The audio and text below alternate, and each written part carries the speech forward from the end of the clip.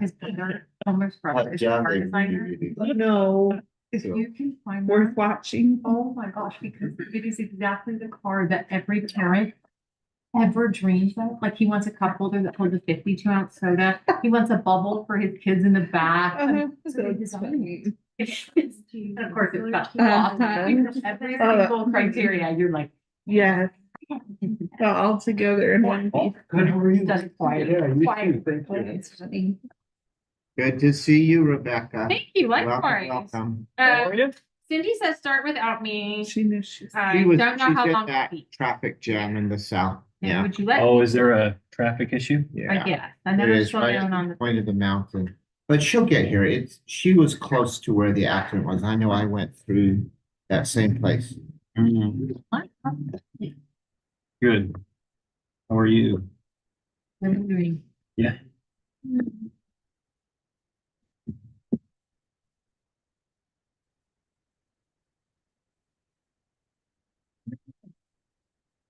Good morning. Hello. Right there. Right across. Let me know if you want me to plug your computer in. Oh. Eventually, yes, I don't need it. Okay, perfect.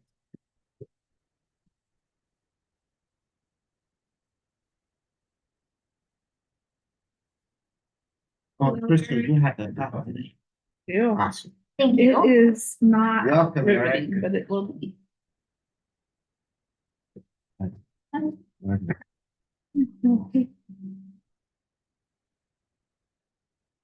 All right, Lisa. Welcome, Marilyn.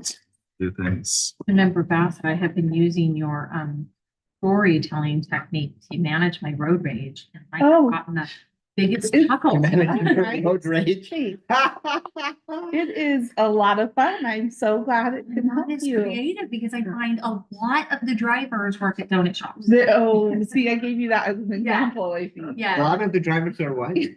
they are in such a hurry because they're the top glazers of donut shop. And if they don't Aha. get there on time, nobody will get their glazed donut. And so you're saying, come on, you guys, let's Yes, move. just let it Oh, go. no, run. You do need to cut in front of me and be a big truck so I can't see. Because Because people people need, I need- need that maple part.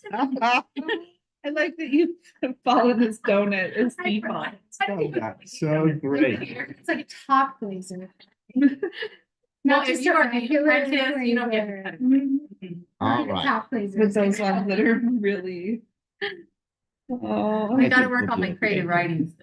Maybe that could be a student assignment to give you Maybe some prompt. Chat GPT, I need road rage prompts.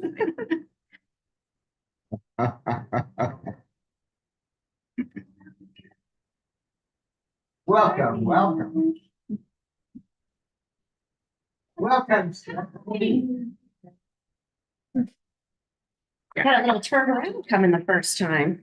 We have a couple people that haven't been here, right? So that's Member Olson and Member Spiker. Yes. I didn't even think about that. What's that? Good to see you. No. Cindy will be here any second. Okay. And, And we have a, is there a Wi-Fi? but she said, go ahead and start. So.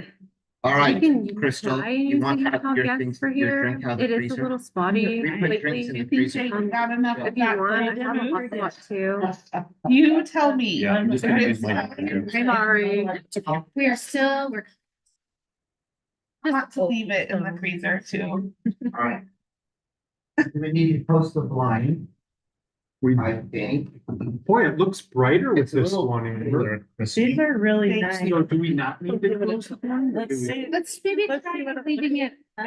Or just a little bit to reduce glare? This one is more clear than the other one. Much more clear. really nice. I Mhm. Hey, Yeah, that's good. Perfect. Been sporty this morning. Well, I have an explanation for that. Oh, okay. I was gonna say, I like your look. I was gonna say. I hope you're okay.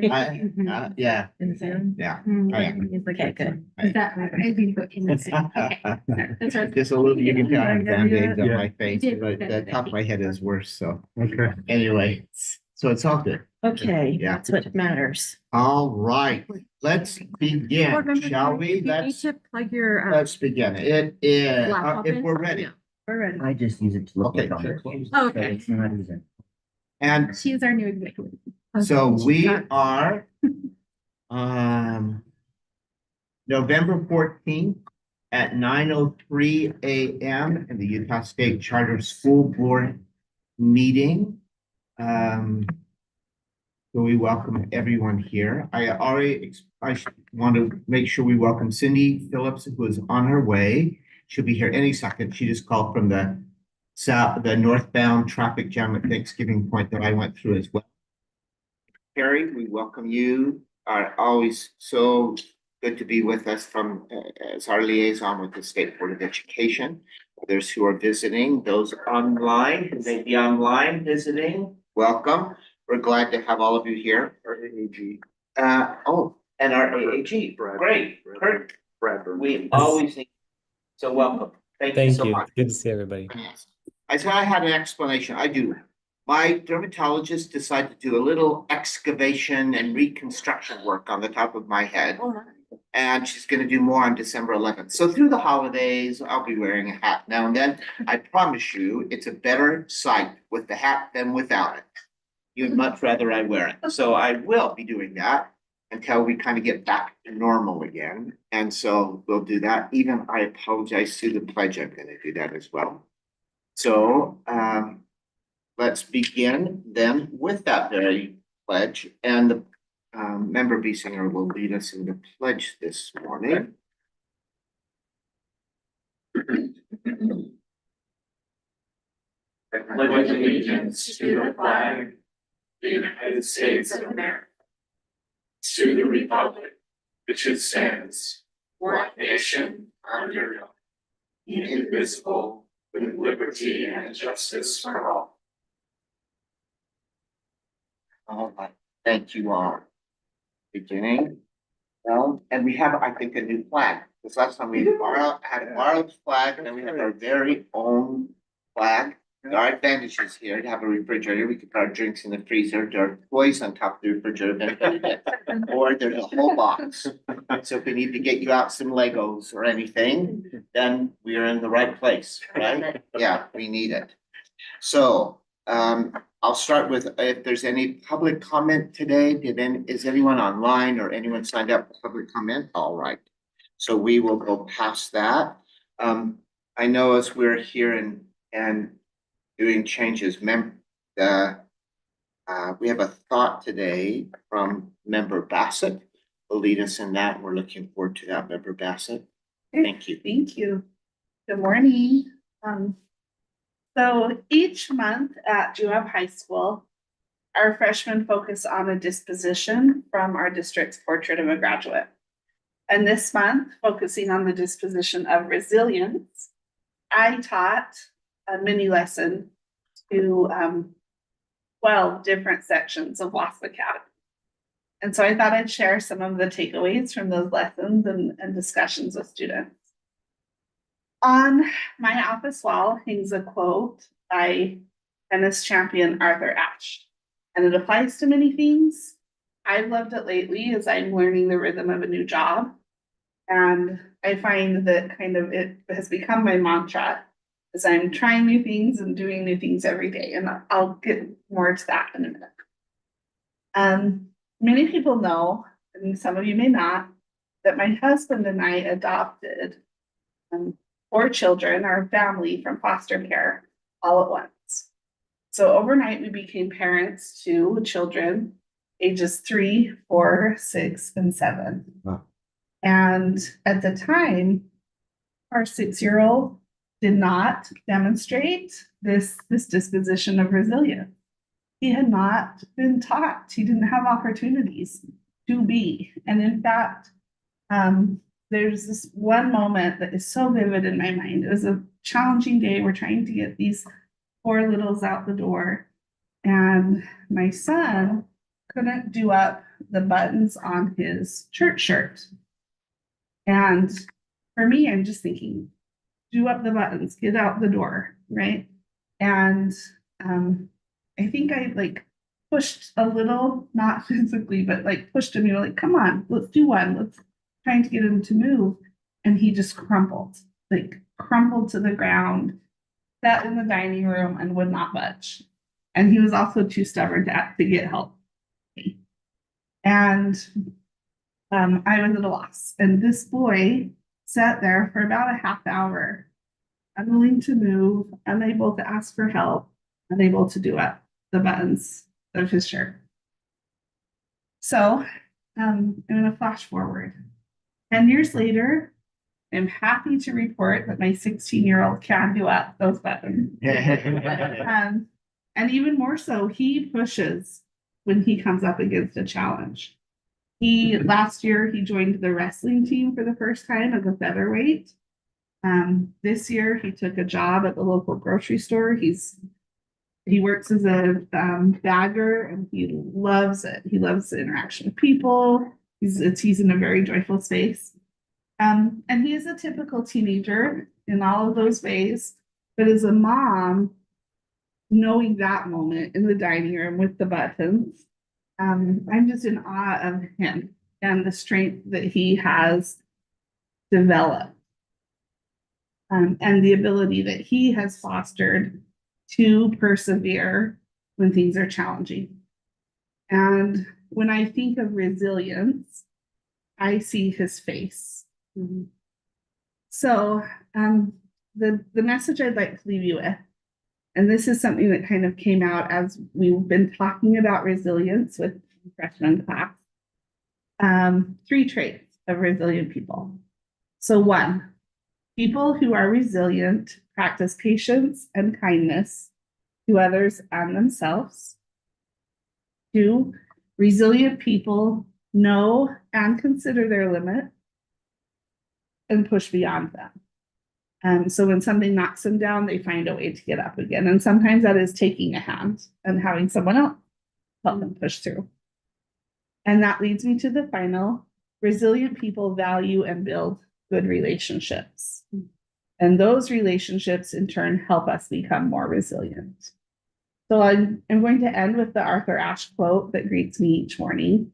And it's probably familiar to many of you. Start where you are, use what you have, do what you can. And that's my message for you this morning. Beautiful message. One we all need. Thank you so much, Member Bassett. Yeah, we all need to be thinking about that. Oftentimes, I think our angst and concern comes from being so rigid that we don't have that flexibility and ability to adapt and adjust. We need to hear that. Thank you so much to go through today. Thank you for preparing that for us. Thank you so much. I'll be thinking about that whole meeting and beyond. All right. Let's move to consent calendar. We have regular minute approval, if you've had a chance to look at that, and some financials. We also have a nice thing of moving one of our schools off of a warning status, which always when they meet those criteria, we want to do that. That's why we have that ability to move folks on and off as they need some support. This gives us an opportunity to say they've done that. So does anyone have a motion relative to consent calendar you would like to propose? Welcome. Welcome. Yes. Chair, I'll make a motion to approve the consent calendar. All right. So a motion from Member Cisneros to approve the consent calendar. A second to that motion? I'll second it. And a second from Member Olson. Any discussion about any of those items? Yes. I have one question. Yes, please. Also thrilled to see school moving in a healthier direction. I tried to read through this yesterday. I know why the deficiency occurred. Yeah. Do we know the ratio that they did meet? I know it's above the necessary level, but do we know what it was specifically? Is it 1.2 or 1? We do. We're seeing Smriti. Yeah. Nod, would you like her to? Please. Yep. If it's easy, if you have it on top of your mind. Yeah, I think it was approximately 1.88 is what, based on the AFR reports and the work. 1 point what? 1.88. Okay, And our that's very threshold is 1.1. Yeah. Of course, we don't have their audited financials yet, but based on the working track balance and the AFR reports that, we got Okay. hold of, that's what we landed on. Thank you. That's great. That's Thank very you, helpful. thank you for asking that question too, so that we're specific. So thank you for that response. Boy, she just knew right. Boy, yeah. Very impressive for all those schools. That's so great. Add on that, it could be little, up or down. Yeah, yeah. With what, Yeah. what comes with the actual Audited audited financials. finances, but we are on that safe space to say, Yeah, I was gonna say, what's great about that is it's not just barely above the threshold. Yeah. Right. Right, Right. that's in a very healthy. Yes. That's great to hear. But that's why we do it, right? So we can say we need to be cautious. We have this caution and we have some concern and then help those schools to meet those thresholds. And I suspect that's why Smriti knows it so well because she's been engaged in helping that. So thank you. Thank you, Smriti, also. And congratulations to Rockwell as well for being able to achieve that goal. Any additional discussion relative to the motion to approve consent? Seeing none, all those in favor say aye, Aye. and any opposed? All right, that passes unanimously. We are ready then for, as we always are, an executive director report from Dr. Rayner, and you're ready. Sounds great.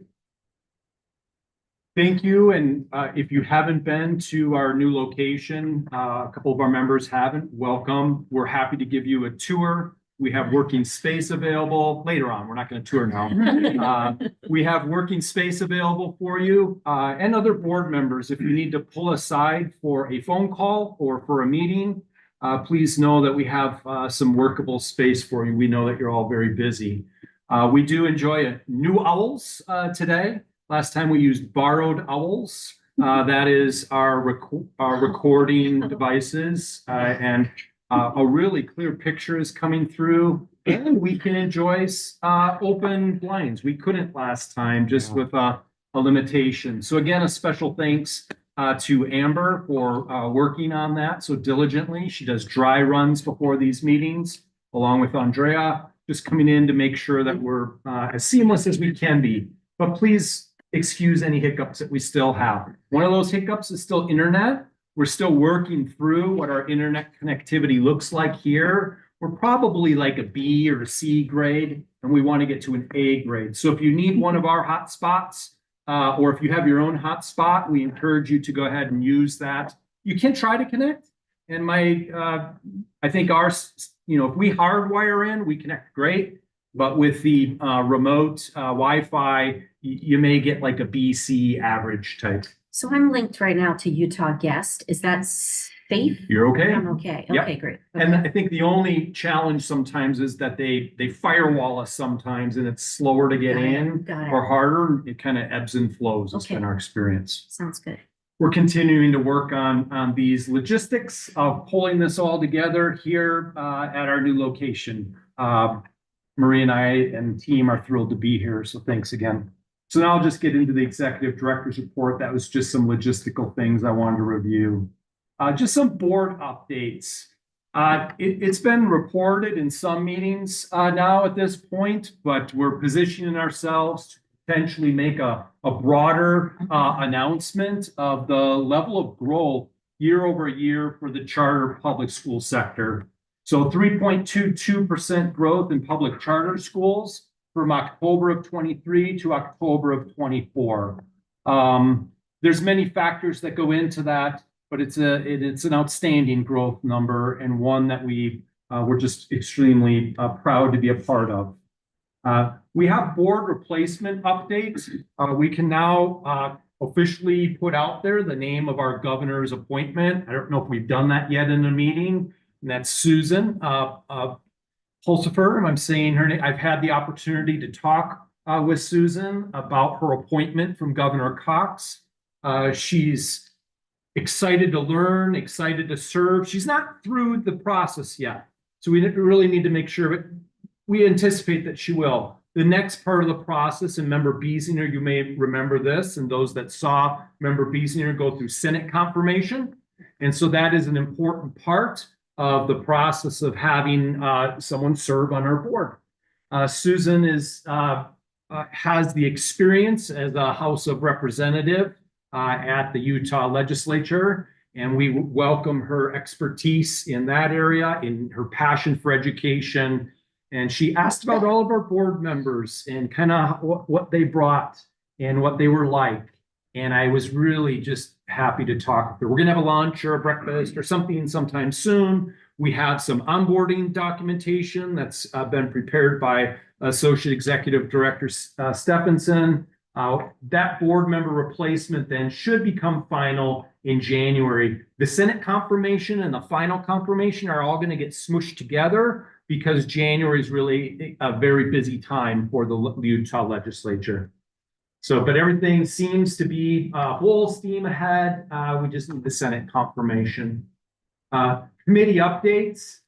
We see Member Spiker in her role as the vice chair, and we so appreciate, yeah, perfect timing, right? In the right role here, as you all as a board elected her to be the vice chair, and she will continue to enjoy the support from previous Vice Chair Phillips. I know that there also seems to be a seamless change going on there. And we're really excited. The executive committee has been, as always, Chair Bowles is incredibly engaged and active, meeting with Marie and myself. And we continue to enjoy leadership from both new Vice Chair Spiker and Chair Bowles. For the authorization, we didn't have a meeting between October and November. There was not an authorization committee meeting. Reason being is that there's been a lot of agreements that are in review right now. Remember, we had our party for the two groups last time. It's grown to 14 additional agreements that are under review between our staff and with the operators. And so that's tremendous. And the authorization committee will be busy. They don't look at everything related to that, but they are part of our process to review. And so we hope to have more of those signing parties coming up, but you can expect the authorization committee to convene between October and November to do a review of these approximately 14 agreements. The finance committee also did not meet between October and November, but we do anticipate meeting soon to just review some school fiscal year 25 expenditures that we have. And then the innovation committee also, I would call it as soon. There was no meeting in.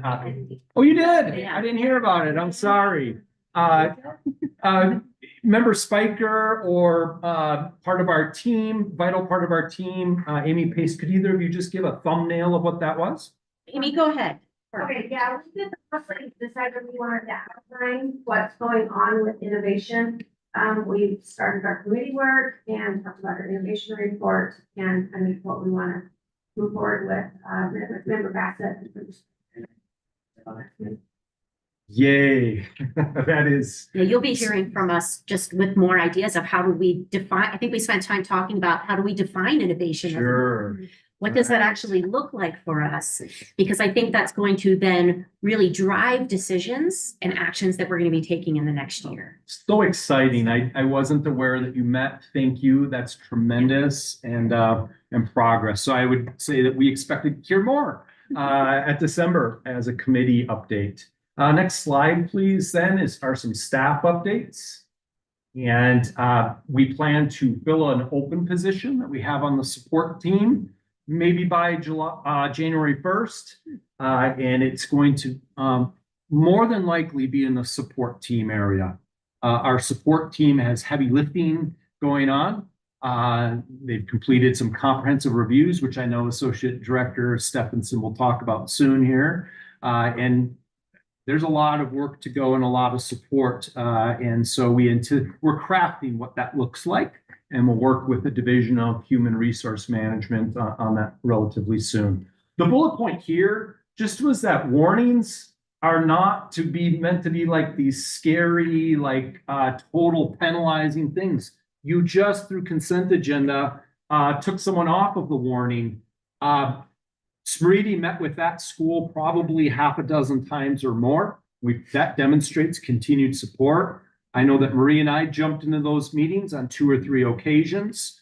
Wearing a different hat, Vice Chair Phillips helps boards with their work. And again, wearing a different hat, not as a board member, but I know that she was instrumental in helping that school and that team make some turnaround, just getting off warning. So the point here is just the accountability and the warnings and these things lead to support, and not meant to be penalizing. And I just think it's one of our best examples of you're on warning and you're off warning, and that's what our hope would be for schools.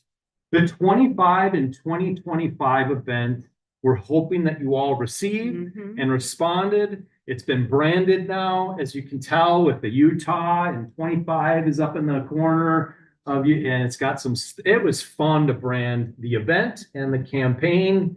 Andrea did a great job. Pace Strategies, who's our partner. We're going to need your help just a little bit personalizing for response rates. So you'll see an email from us that you can then share out with people that you might know on our list. And then you could say, hey, you probably received an invite for this. I'm personally inviting and making sure that you're there. You may have relationships that we don't have, right? Board members. So we need your help to just get the response rate for our priority guest list and for our schools. That's kind of our 2 groups. We have a priority list, and then we have our schools.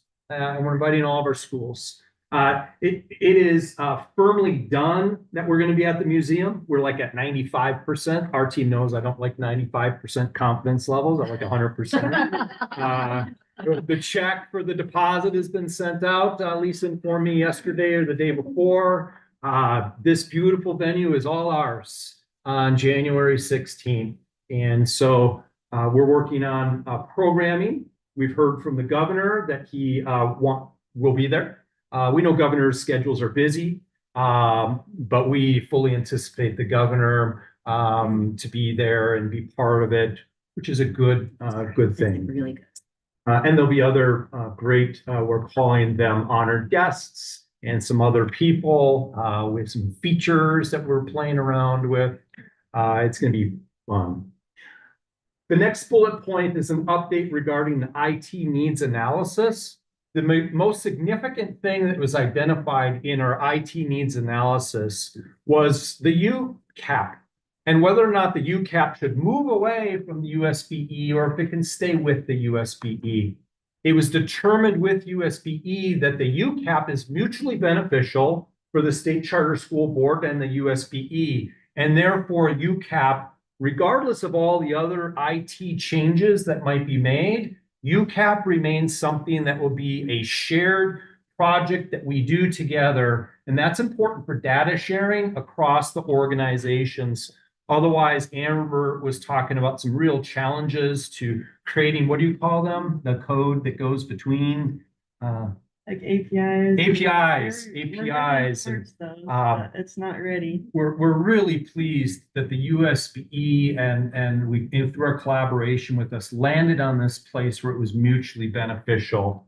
We're still analyzing the other IT needs. I would say our most important priority right now is the internet connectivity, but there's other priorities that we're working through as well. But I wanted to report in this executive director's report that highest priority of UCAP has been figured out, and that's really good. Regarding the financial needs analysis, we also had one significant change. Kind of came through our analysis, but it also came through our collaborative work with the USBE. And that is that we now in the future will work directly with the Division of Finance, Utah Division of Finance.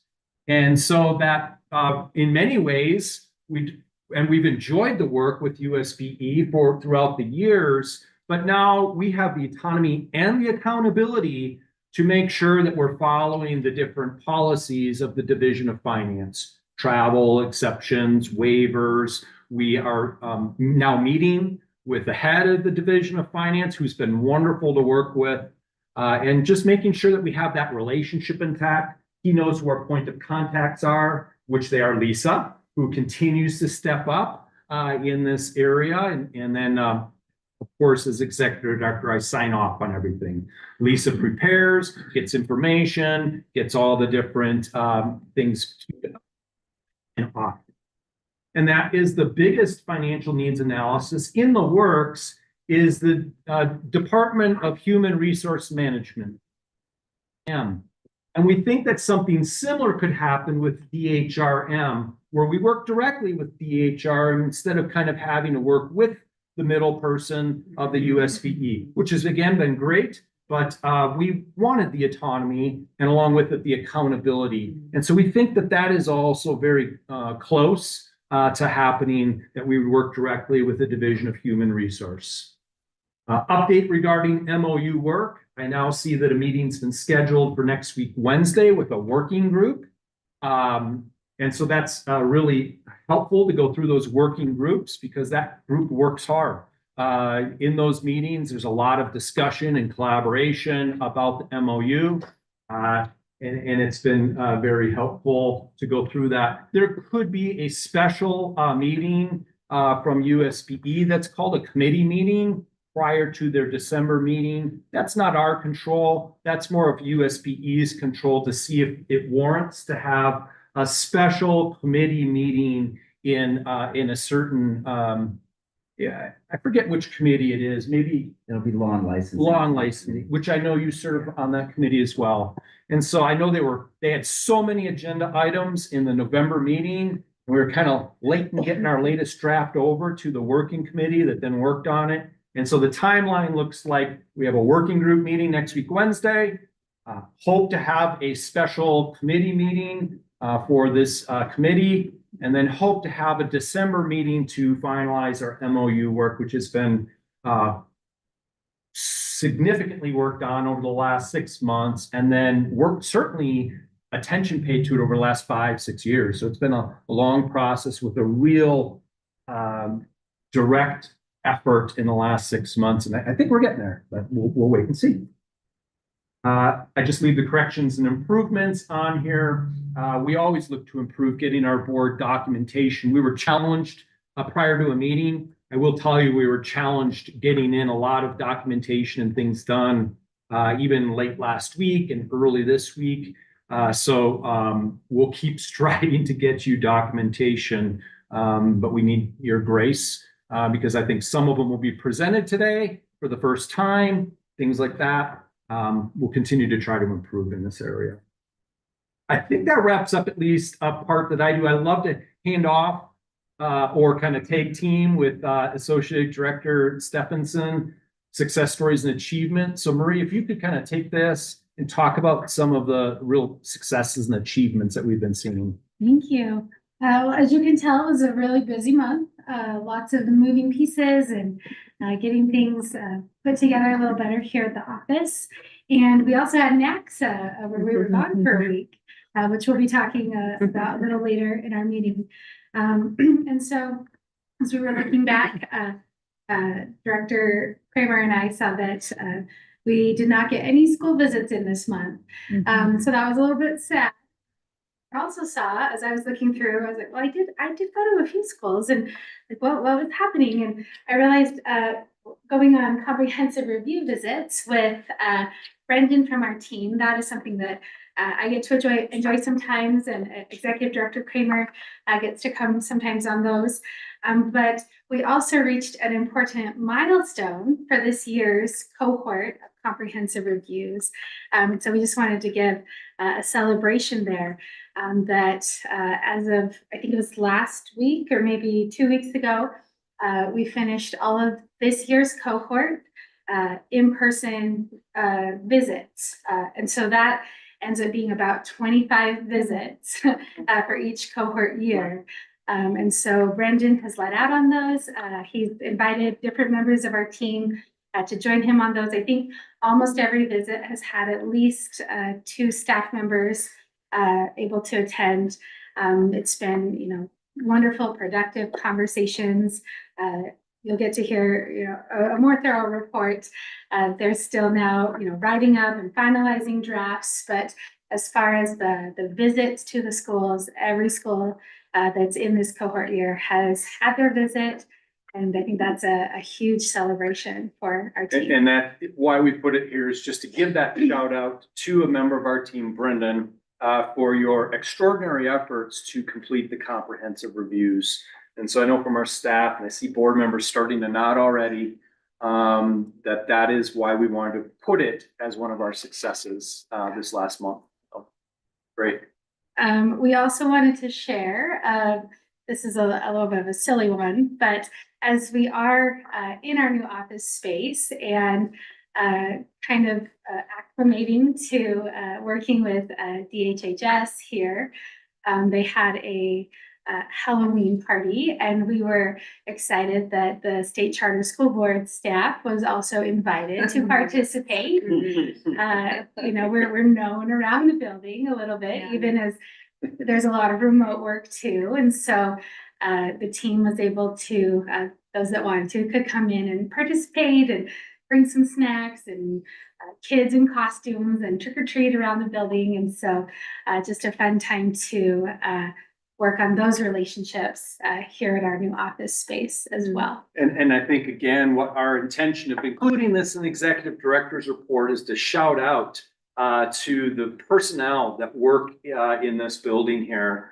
They're extremely professional. We can be very transparent with one another about, our new shared building space. And they're inviting us to parties, and that's fun. And it's a great, I think, evidence of our work together with the personnel at this building.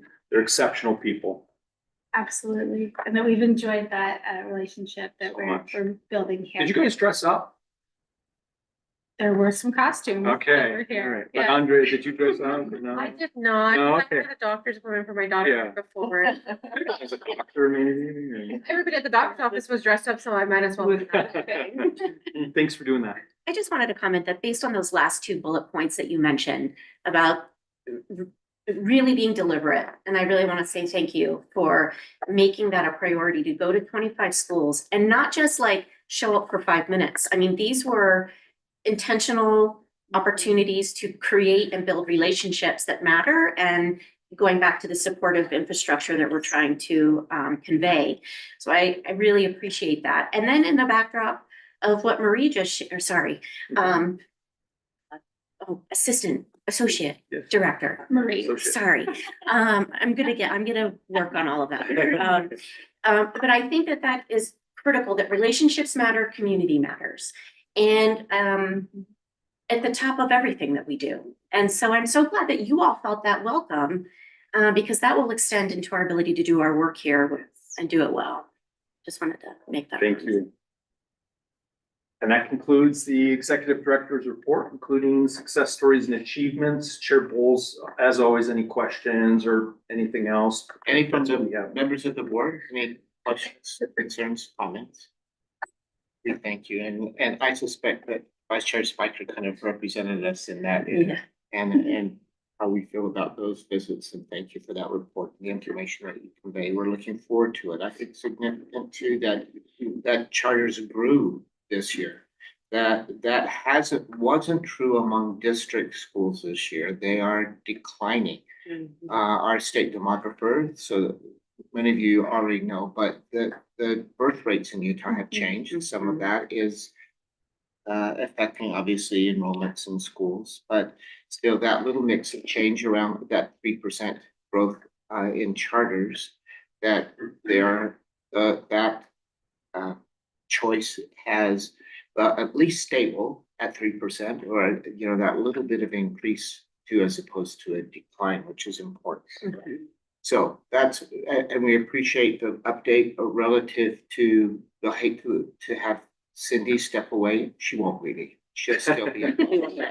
And she'll engage during the legislative session, with us as well. But it'd be nice to have this nominee in Susan Pulsifer, as she potentially will join our board, and to have that background.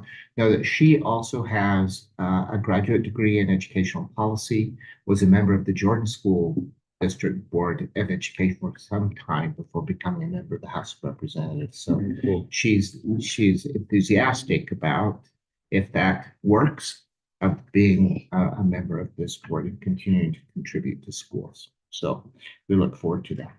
All right. Let's move to our next agenda item, and we are fortunate to have with us, I don't see Shannon, but maybe online. Is Shannon on? She's online. Online, all right. That's a good sign, but I knew you weren't right here, Shannon, right? I should say, Shannon's not here, but I know her. It's But can you somewhere. hear me this time? To be online. And Taylor Smith from the Utah Association of Public Charter Schools are going to talk to us about their. Taylor Swift. Did I say That's Taylor what I Swift? heard. I was a little confused. I Check the hope I record. said Taylor Swift. I was like, what an unfortunate name. I hope I didn't mix it up. All right, good, okay. But sometimes I do things like that, so you can tell I didn't readily defend myself because I could have easily. So anyway, from UAPCS, a great partner with charters throughout the state and with us as well. And they're going to talk about their incubator program as part of some of the new work that they're doing. And they are full out busy, these guys. So who's going to lead out? Taylor? I would be happy to introduce him. Can you hear me? Yes. Yeah. Perfect. I was worried that maybe we might have a repeat of last time. So we're happy to be here today to share with you our incubator program. And this came as a while ago, we began the conversation of how can we support schools? We saw a high turnover, particularly of those who began charter schools, and what can we do to help support them and help them be prepared for the day they open their school? And that's where this program came from. So Taylor Smith, which more than one time when I've asked people if they would be willing to work with him, they've said the same thing, Taylor Swift? So I'm sure he gets that a lot, and this is not the first time that that's come up. But Taylor Smith is the inaugural UAPCS Charter School Incubator Fellow. And again, like I mentioned, that's the part of the UAPCS intent to support charter schools and leaders in their programs. The Incubator Fellow program is designed to prepare new directors or new administrators as they open and lead their own charter schools by rotating them through 4 site schools, 1 each quarter, where they gain valuable leadership experience and they work right alongside the director. So they're getting the hands-on that you could only get by actually being in the classroom or in the school. So this year's fellow is Taylor Smith. And he just completed his first rotation with Mountain Heights Academy, and he's currently with Freedom Prep Academy. So he's here today to share some insights and experiences from the program. He'll be opening Thrive Point Academy next fall, 2025. And when he's finished with the things that he has prepared to share with you today, feel free to ask any questions, anything that you might be curious about, any insights that he's gaining. We've met with him a couple of times through this process to make sure that things are going as expected. And he shared some insights with me that I think have been valuable for him. And hopefully when he opens Thrive Point in August of 2025, he's better prepared for having been part of our program. So he's there with you in person, and I will let Taylor take it from here.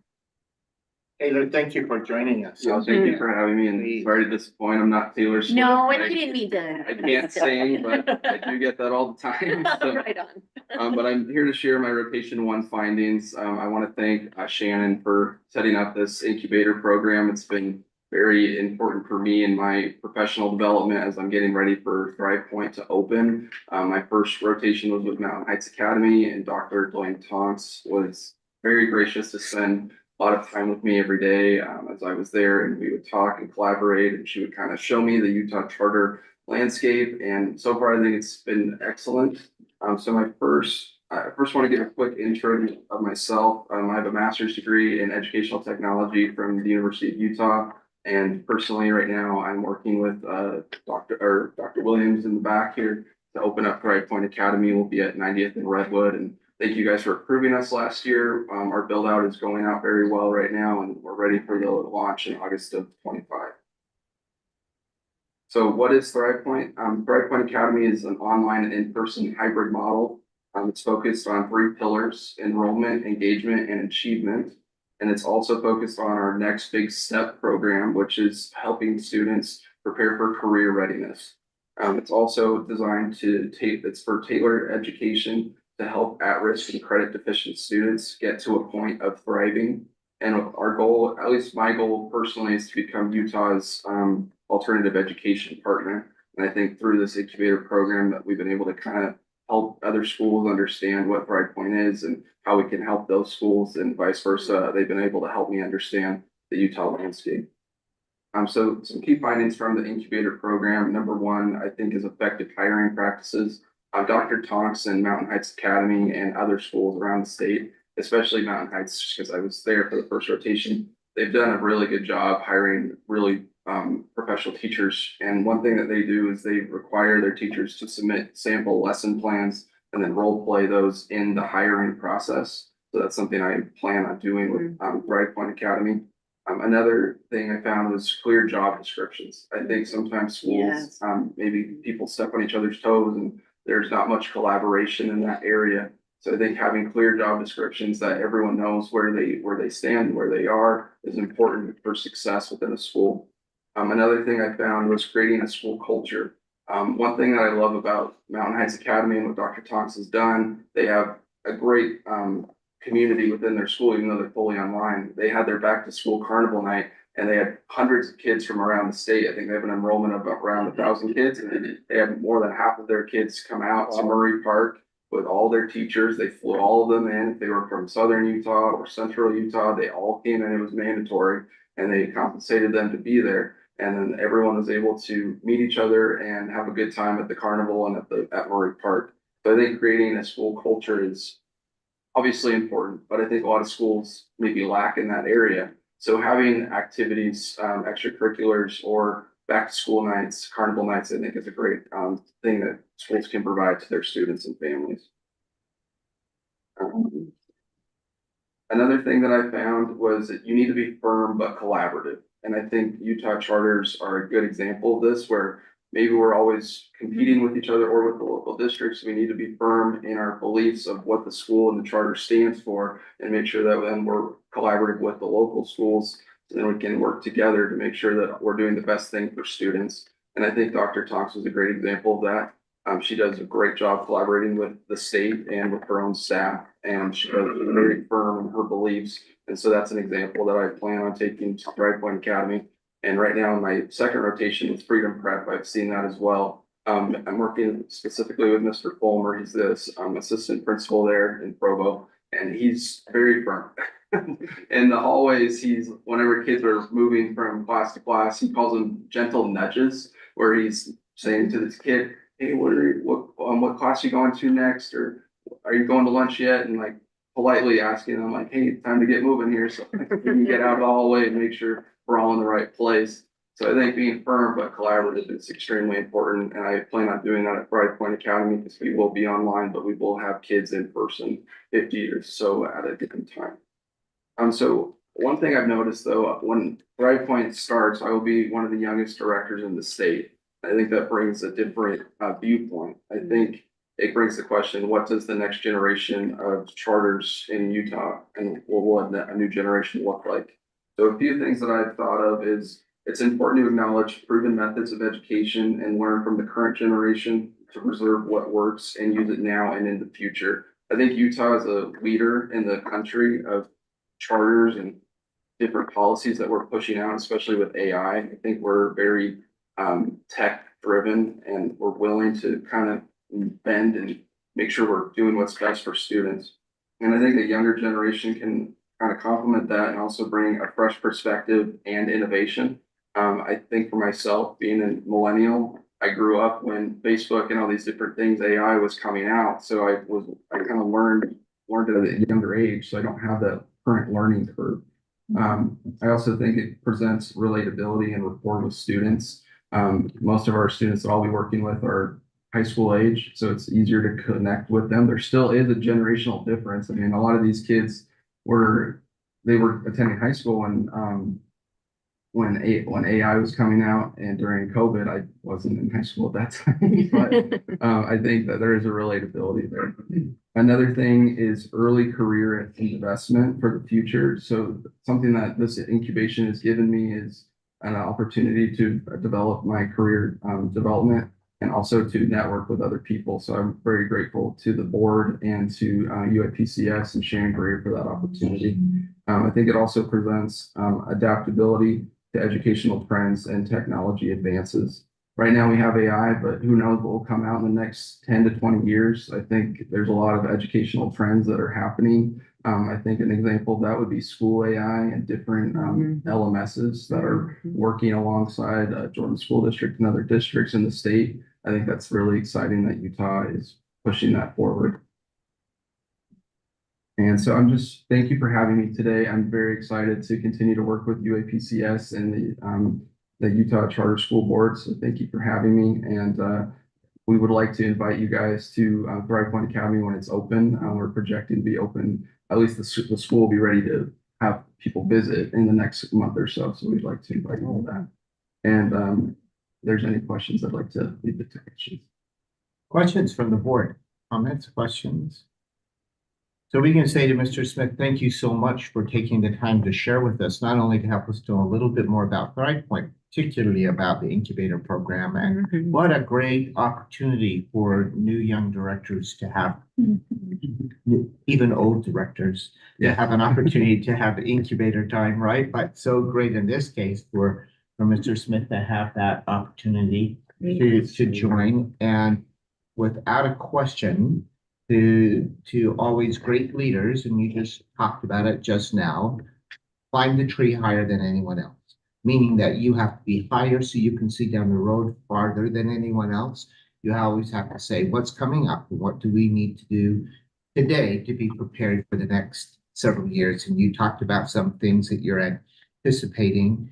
And we depend, those of us who are digital immigrants, on those of you who are digital natives to continue to grow that work. And we're in that wide spectrum from native to immigrant among all of us, and for that work to continue with the potential and possibilities of a school like Thrive Point. We're looking forward to that opportunity, and that you've had this chance to work with other directors. Dr. Thompson, actually, as you highlighted, probably what I always, among her strengths, one of those you talked about, she doesn't just hire folks, she really selects carefully. She carefully selects individuals who are going to work in her organization. And so that's a great takeaway that you wouldn't have been able to have without the incubator program necessarily, that you see how carefully she selects the right person in the right seat on the bus to get the right people ready to do that work. So we so appreciate that. Thank you. Shannon, I don't know if you had any other closing thoughts you wanted to add. We thank you for this opportunity for folks. And as you can see from Peter, what a great opportunity that is. And to start the school down the road as opposed to trying to catch up, right? Sure. Thank you for giving Chair Bowles for allowing us to join you today to share the program. He'll be joining you again throughout the course of his time to share his updates, to share his experience. Just by way of information, we are funding him through the Daniels grant this year, but because we were committed and because we were excited and we wanted to make sure that we had that in place in the state, but we also wrote it into our CSP grant. So next year we'll be able to offer this to additional individuals, and that funding will come from the CSP. So we're thrilled with the award so that it allow us to continue this program. And we look forward to, we'll be rolling that out in January, and we'll be looking for next year's fellows beginning then. So thank you for allowing us to come today. We appreciate the opportunity. We appreciate all that you're doing and your staff are doing to support charter schools in the state. And thank you. Thank you so much. Thank you for that work, and what a great partnership and work for folks across the state. So thank you so much. Any other comments anyone want to make at all? All right. Thank you. We appreciate having that information and for you taking the time today. to be with us too. So thank you for helping us with that. Let's move to our next item. It's an information item. A group of us attended NACSA, the National Association of Charter School Authorizers. We always think among us, we said it's important if we are expending dollars to go to a conference, to take time for something, that we should report on that. What was their purpose behind it? What did we gain from it? And so we'd like to take, I say we, in those of us who attended, which included not only Director Kramer, Associate Director Stephenson from the staff, but also included Amy Pace was there, as well as Lisa as well. There's Lisa over there, and Lisa Cooper as well. For our team, we know what we learned. Yeah, Amy and Lisa, thank you so much. We know what we gained, and we've had time to talk about just things that we've learned, not discussing necessarily things that should be implemented, because that would be something we would do in an open board meeting. But we've had opportunity to kind of say, oh, I just came out of this, and I spun this idea for me, and these kinds of things we've talked about. But from the board also, we want an opportunity to speak to all of you as well. Vice Chair Spiker was there, Member Olson was there, Member Biesinger was there, and not all of us. I think that's the full total. Yeah. All right. So we would like to share and with the public some of the things that we saw, or something that was significant from each of us, something that we saw that was made it useful, a useful time, and some potentials that we saw from that meeting. And we're up and going. I saw us blink out for a minute, but we're up and going. Our two owls look bright-eyed and ready to go. I was gonna ask Amber which one she named Hedwig, but of those, you should, Hedwig can let us know what the other one might be. You made two new names. All right, so who'd like to lead out? Would someone like to begin with something that you gained? Please, Member Biesinger. Yeah, I know. Appreciate the chance just to speak to this. I was grateful to go. I enjoyed, amongst other things, one of the things that stands out first to me is the camaraderie, able to get to know fellow board members and the staff, just an amazing group of people. A couple of thoughts that I made notes of. Observations and takeaways.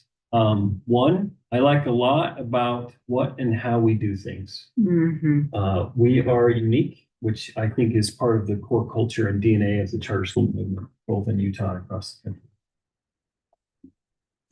I made a note though, and I'm going to just read this. We have one of the nation's biggest portfolios and one of the smallest staffs. I'm encouraged by, this is just my own thoughts. Yeah. I'm encouraged, that's factual, I think, that part, but this is my thought. I'm encouraged by that innovation, but I want to make sure our staff is sufficient. They have more than adequate support, access to good technology, culture. I don't want them to be overwhelmed. I'd like to reach out and learn what other best practices are with other groups. This is in keeping with our board priorities of one-year goals.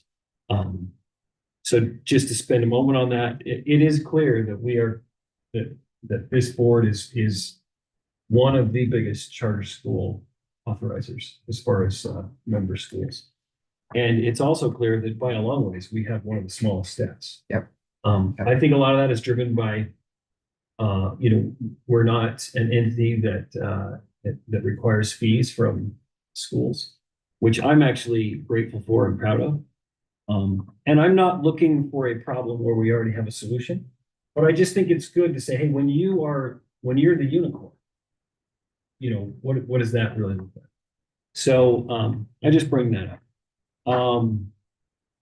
I see a thread of commonality in the presentations that this is a public meeting. I want to be a little careful with my thoughts, but authorizers seem to exhibit a lack of trust for their member schools. This theme kept coming back, making sure, and this was kind of my thought, making sure school boards don't make mistakes, because if they will, because they will if you don't, invite or step in and help them. I am glad that we have found a culture of support with accountability. I certainly don't want to speak evil or ill, excuse me, of other organizations across the country because there's some amazing work being done. But I am grateful for this real feeling of respect and admiration for the schools we work with. I think we view them as great entities and individuals doing valuable and hard work, and we want to know how we can help. I also, my last note, I like that we don't vend out the review process of applications. I like that we are not unintentionally limited by rubrics and grading in kind of grading applications. My last two comments were, is I attended the different sessions. I came up with I had two ideas of thought, if we were going to resubmit to present at a future conference, which I think we should. Yes. In the discussions I had, in one breakout session, I mentioned that we have a two-stage application review process. This is, again, my words. We have an initial application review, and then we move schools that we feel like are ready to full review. Boy, that was welcomed greatly by the group that discussed that. They mentioned that often they just have one stage, that those applications end up being 600, 1,800 pages, and it is a tremendous burden and lift by staff to review all those, especially when they said, we often know that a very short time into that review that some of these schools are just clearly, not ready to advance. The other thing is we are unique in the country in that our charters are effectively evergreen, meaning that there's no renewal process. I happened to mention this in the discussion I was in, and the whole room just kind of went crazy. In fact, the presenter said, I'd like to take the rest of the session and ask you questions about how you can have accountability without renewal. And I just simply said, well, it works pretty good. But I actually think that would be, helpful for other organizations to hear our approach. And not that they need to change or adopt what we're doing, but as I always say, the road to perfection truly is always under construction. And I went there trying to learn about what other practices that could be adopted, and I think those things would be valuable for others. Thank you. So those are my things. Yeah, really good thoughts. Thank you so much. Some of us may want to add on to some of those, to talk about some of those. Those are consistent kinds of themes that we could see. Yeah, I'll go next if I can. First, I want to chime in on a couple of comments that Member Biesinger just made, which are spot on. This event was important for us just to have some team building of our own. I think that was really helpful just to be together and build a little bit of camaraderie, which is great. We just don't really have a lot of occasion to do it, as we call each other member or director in these fairly stiff board meetings, but that's just the reality of the type of environment we have to operate in. So that was great. I agree with the comment on staffing. The feedback I got time and again was every other authorizer has a massive staff, which we don't have, which makes me more and more impressed with the staffing that we do have and the competencies that we have and what we're able to accomplish with fewer members of staff. We do an amazing job. I guess on the negative end, there were some presentations I just wasn't super impressed with. I seem to find NACSA as a somewhat political body. There were a few authorizers that seemed to have a significant in with NACSA, such that they were selected to give presentations that I just found not universally relevant.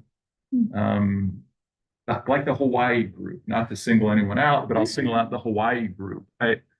They seem to be really, really in with NACSA, but I just didn't find their presentations to be at all relevant or useful to what we were doing.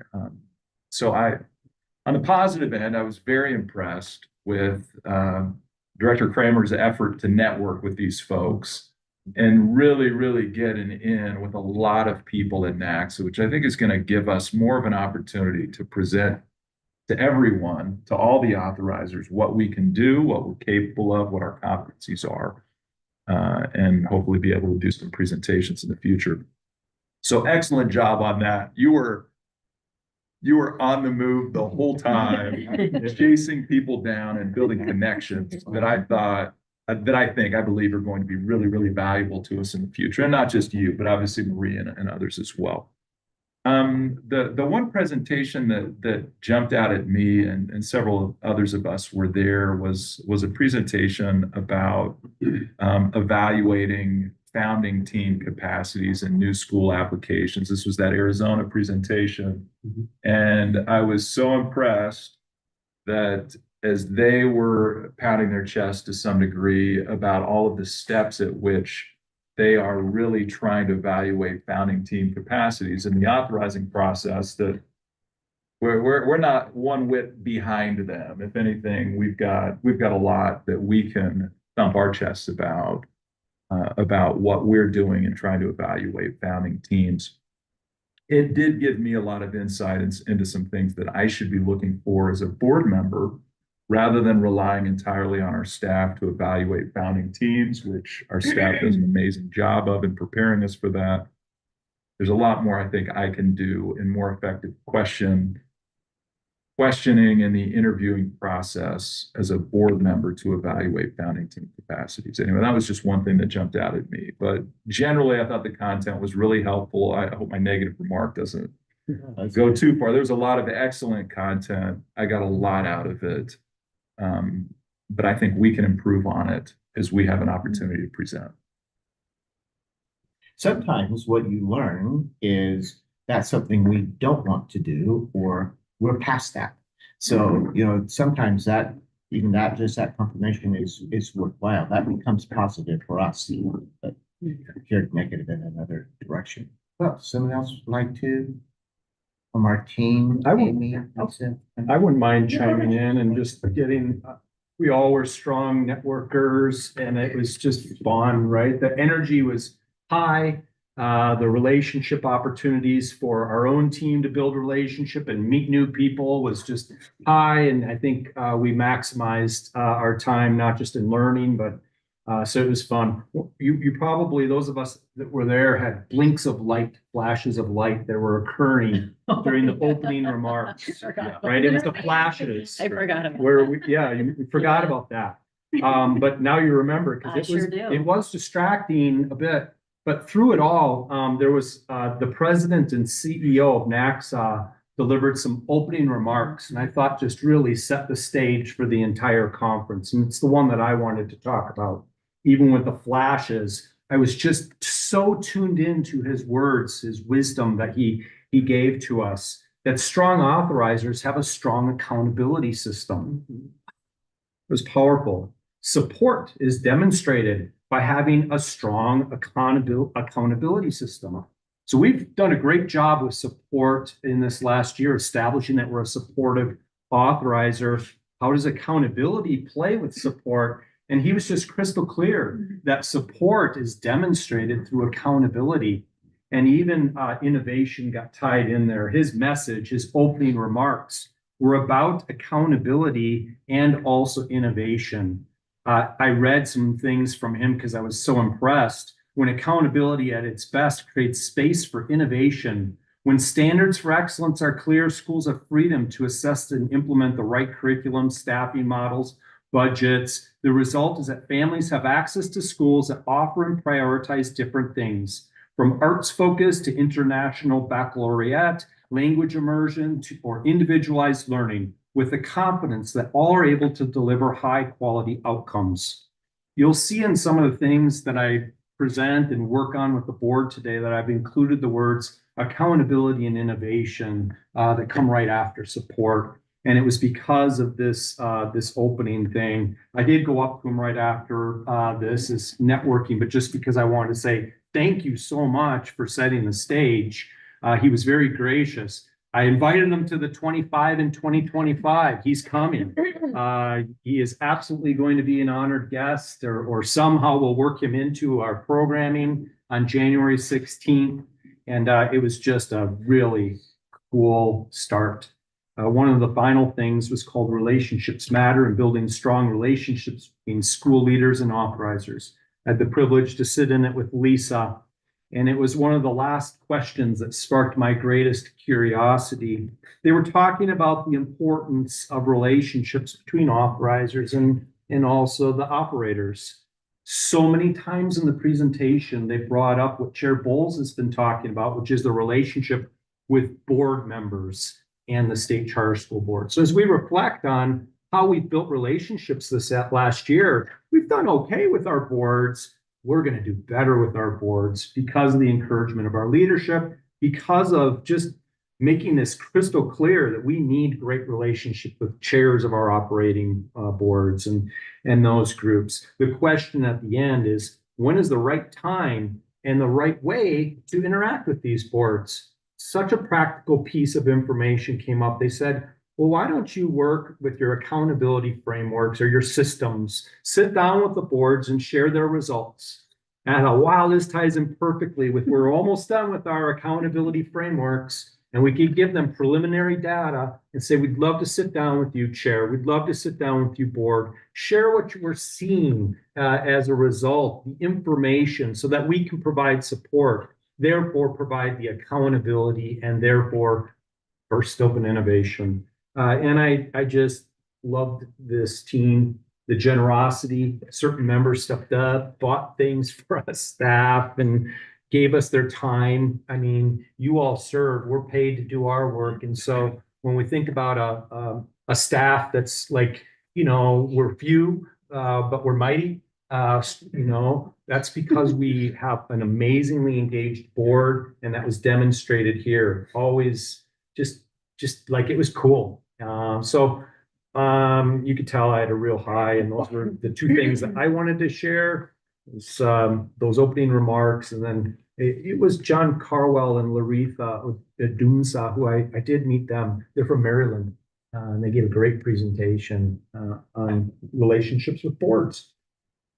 Thank you so much. It was fun. Thank you so much. Let's continue this conversation. Other thoughts? Vice Chair Spiker, you have some? I'll echo so much of what's already been said in terms of the camaraderie, the ability for us to get to know each other. I mean, we genuinely laughed together. You know, we broke bread together. You know, I mean, it was, and I think that those are really powerful conversations. And in fact, for me, some of the biggest takeaways were the things I learned about all of you, right? Because that will make it easier for us in the future to do the harder work, right? Because we have understanding and compassion for each other. Computer of course, just died. I also found a variety of sessions, some to be really helpful, some I sat in and was like, okay, what are we doing next year? And you all know, and then, you know, we've made this clear in public comment that we had submitted a proposal. It was not accepted. We did make connections though, and have had some follow-up emails about how we can be more engaged at a board in the organization, what we can do to set ourselves up for success, because we definitely belong in that presentation space. Oh, thanks. Oh, no, it's okay. It's on it. Oh, okay. Oh, no, thank you. You're so Sorry sweet. about that. I thought you need to come. No, it had just gone dark. Okay. Oh my gosh, you can come home with me.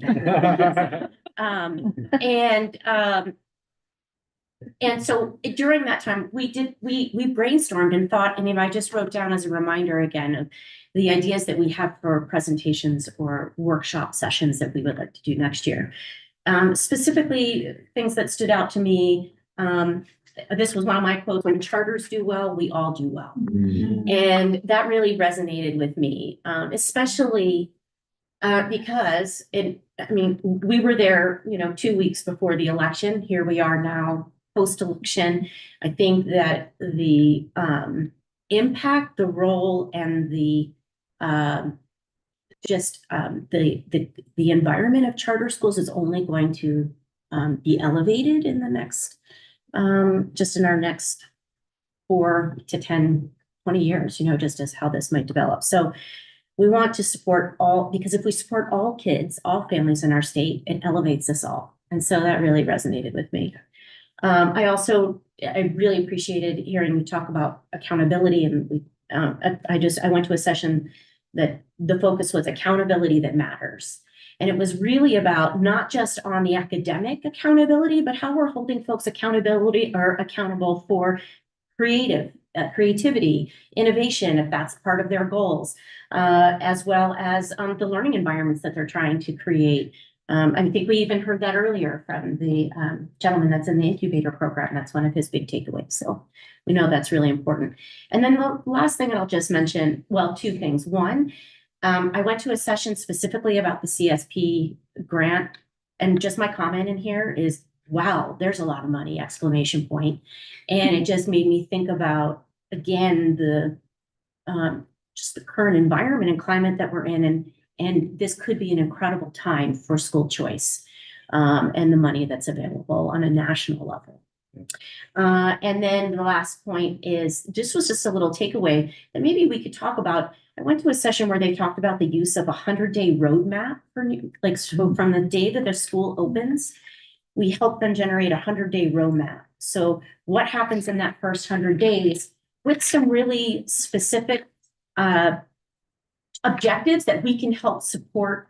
And then it's also for us, wow, if this hasn't happened within the 100 days, we can say, okay, now let's come in with some targeted support, because we all know even the first year, but those first 100 days, it's just a whirlwind of a new school opening. So those were my big takeaways. And I just want to say thank you for wanting to provide the financing and, just the budgetary nature to be able to support us and going. It was so valuable. It was so valuable on multiple levels. Yeah.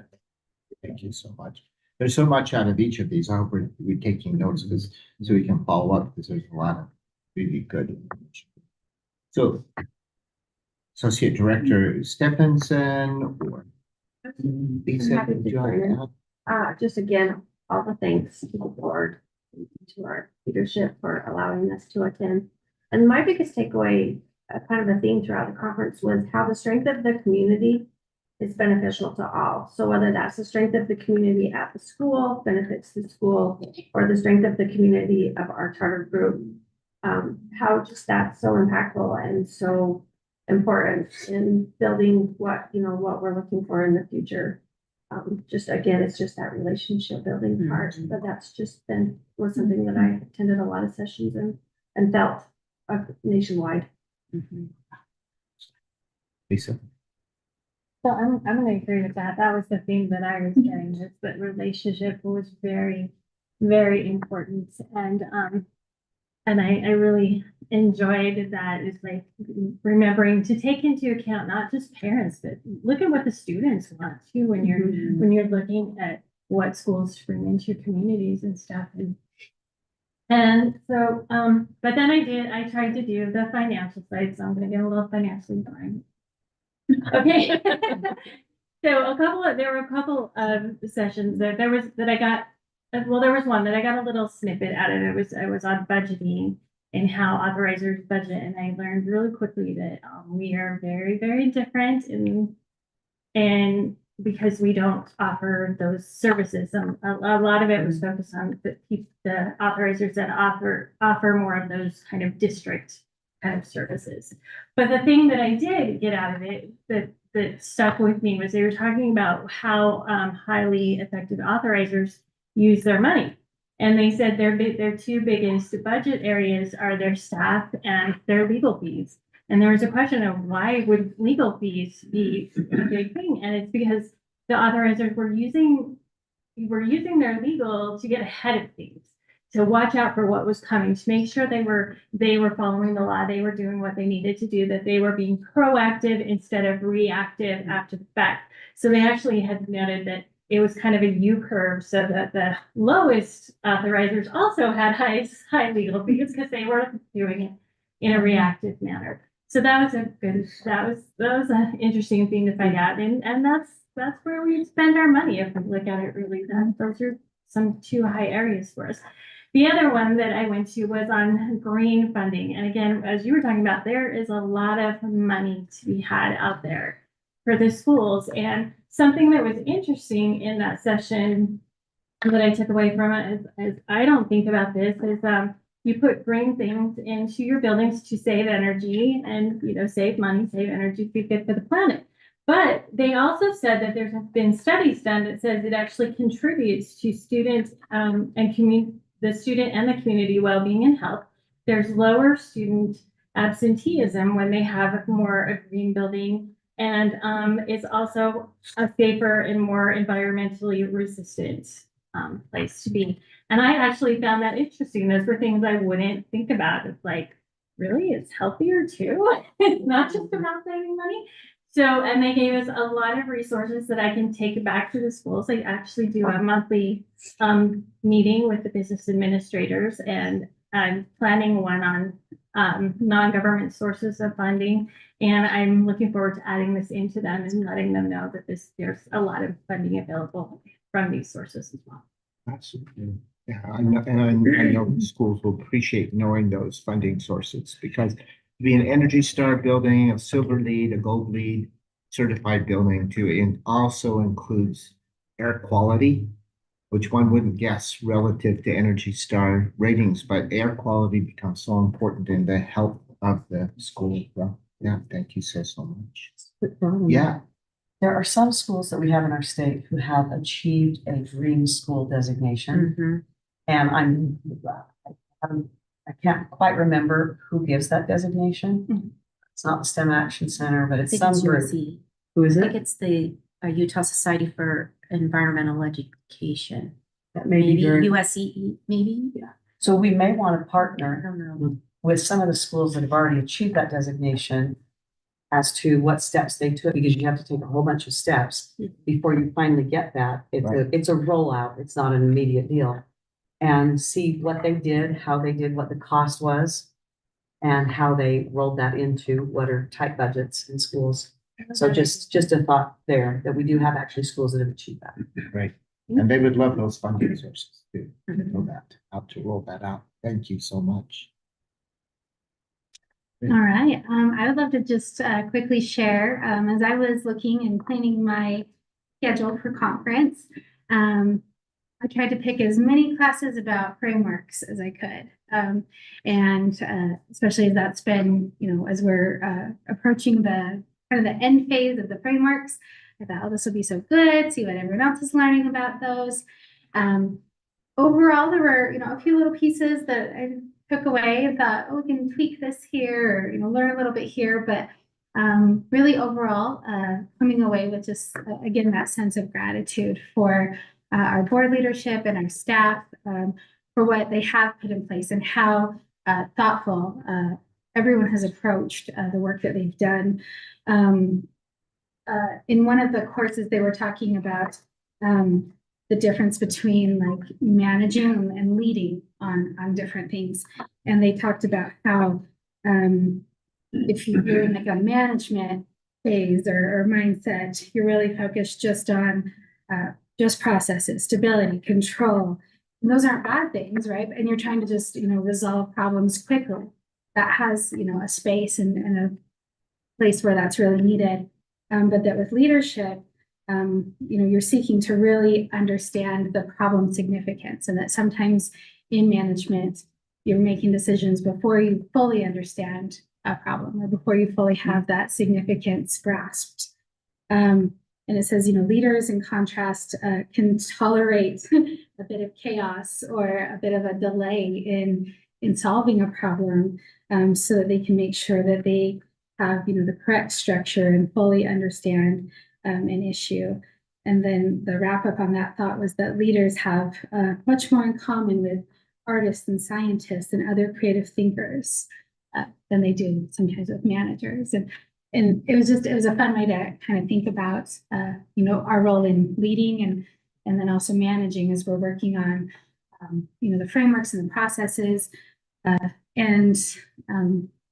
Again, just looking at, there have been, some delays, but some also really thoughtful conversations that have happened. And it was also a great space in that reflection of how small our team is and the work that everyone has done. To even just take a moment and shoot off some quick texts or emails and trying to express that gratitude as I'm sitting in sessions and saying, I'm listening to this and you've already done that. Like, thank you to our staff. And so that was a really like special time, I think, to just reflect on the incredible work that our staff has put in on that. On the other side, I did mention to Director Kramer when we were talking about this yesterday, is that, you ran like everywhere at that meeting. So I love watching him network. I love going to conference. And then, getting so many emails and texts after and, set up a meeting with this person. Let's talk to them. Let's do this next. And so getting those relationships established across the nation is exciting and fun work. And really putting Utah like on the map and sharing those awesome things that we're doing here. And then, of course, I know everyone's talked about it, but just that time spent together was awesome. You mentioned, laughing together, breaking bread together. I was going to say dipping my toes in the ocean with a few of our board members. But it was just a wonderful time. And so absolutely loved NACSA, as I always do. So thank you for the opportunity to go. Thank you so much. I'll say a few things just as we finish, and anyone else, if something else comes to your mind, we want to make sure to include it. And I'm mostly going to say amen to everything everyone has said, because a lot of that are the things that I took away as well. But I want to start by saying thank you to all of those who did attend. You didn't waste money. That money was put to good use. No one sat in the room doing, just hanging out or went off to do your own thing. Everyone was in the meetings. We were in sessions. We tried to divide and conquer to get to most of things. And sometimes we were in those sessions together, but to a person, thank you. You really represented us well and were there. And I know others have on occasion, member Phillips, member Bassett, member Cisneros have been able to attend in the past, and they have appreciate that.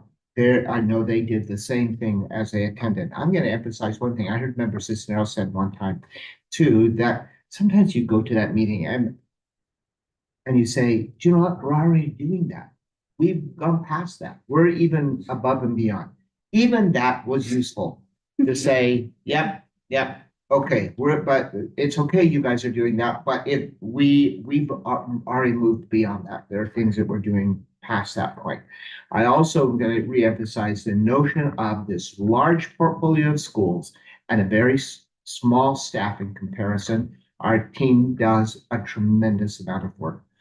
I'm in saying that, I know we're saying not necessarily we need to double our staff so we can equal everyone. This is not a race for how many that you can have a big team too. But it does say, I think as Member Biesinger was saying, don't shortchange what we could do for schools. Maybe we need to continue to think about that as well. But this is a large portfolio with a very tight team. I also like that our philosophy was one of support. Our philosophy is not, we're here as authorizers to get you. And that was often the thought. We are the police force. We're out to get schools. Ours is always, what can we do? Not to catch you doing something wrong, but when we see things, what can we do to support you? What can we do to brag about the good things you're doing? What can we do to help to support you? We are a partnership authorizer as opposed to a police authorizer. And I really appreciated that as well. I also was shocked that some of the boards didn't review the new schools that they authorized. The board was not even involved. Just others did that outside the board and would say, here are the new schools that we are recommending, and boards would seem to me not very engaged, would just approve or disapprove based on what others did. And our board, I so appreciate that we are engaged. We talk about issues and we're talking about schools and we are very engaged and involved. So I really appreciate that. It just confirmed the work. I'm going to add one thing that no one else has talked about at this point, but is in there. And I'm going to say this a little bit. I want Member Carey to hear as well as just a thought, because it has to do with our district schools, because I've worn that hat in the past as well. In addition to this one that's covering my head. But they talked about that they've had some success in places in the nation as districts are shrinking and or a neighborhood had started to shrink, to close a school. Instead of closing that school, they converted it to a charter school and allowed that community, instead of being angry, to help to convert that school to a new purpose and to have a lot of say in what that school could look like. Additionally, some of those were what we call nest schools in the state of Utah. We have nest schools, which are necessarily existent small schools. And they are in places in our state that are in remote locations. Ivapaw, for example, is in a remote location. We give additional funding to that school to support it because those kids need to have a great education and they are connected to the district. And I think those districts care about those schools. I'm not saying that they don't care, they do. But they have had some success in converting a very remote schools into charter schools and making that conversion so that those schools instead came through a different funding source. They were supported through a charter kind of source, and they had a lot of autonomy in directing what that school should be like, not necessarily connected to a larger district for what that very isolated community needed, which made a lot of sense to me. I thought there is something we could talk about. If we are in the mode of closing schools, we see a lot of people who are very kind of tense and upset in some part of the Alpine community, for example. Just this month, Alpine School District has now been divided into thirds, and partly because motivated by a closing of some schools. And is it possible that instead that brick and mortar investment could be used for a charter school conversion? Here's a school building. Could it be used instead to serve a community in that area, maybe broader community based on what that school does, but without closing the school on the community, to do just repurposing it, to do it in another way, which made really good sense. We have some contacts of folks who have done that.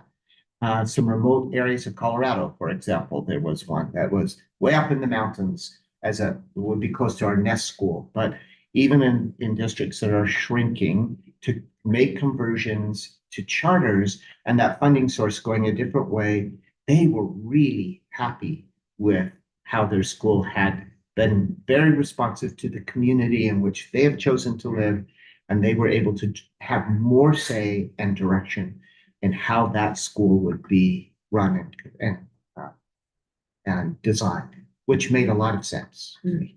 Anyway, that's another little piece of thought as we go along, if there's some things that we can think about as opposed to losing that brick and mortar investment, repurposing it to other ways. Okay, thank you all for your comments. We are past even our break, but we're going to take a break. Yes. It's quick. I just want to say how wise you are, sir. I think one of the things that I hear oftentimes from our board members when we go to something like this is just the wisdom that you bring, the leadership that you bring. And I just, I wanted to shout out, we're kind of shouting out a few other people, but you truly are wise in how you lead us. Thank you. And just, even to that, your last point where you're talking about public schools and closures and how the charter sector can step into that space. You're right on point. Its potential is December because our phone rang for this actual thing to happen. And so our December meeting very well may include our board taking a look at a situation like this happening in the state. So you've kind of primed it nicely for a potential December item. It's just a way, not only do we as a board partner with the schools we've authorized, but how can we partner with education in general? How do we partner with our communities and children across the state to have the kind of schools that they would like to have, the opportunities for their children, which could be charters, which could be a district school, could be a private school, could be a lot of kinds of things. But this is just a way for us to communicate. Yeah, thanks. It's just my old grandpa thoughts. I had to say it, Bill. I'm glad you mentioned it. We should name one of the owls, Brian. Yeah.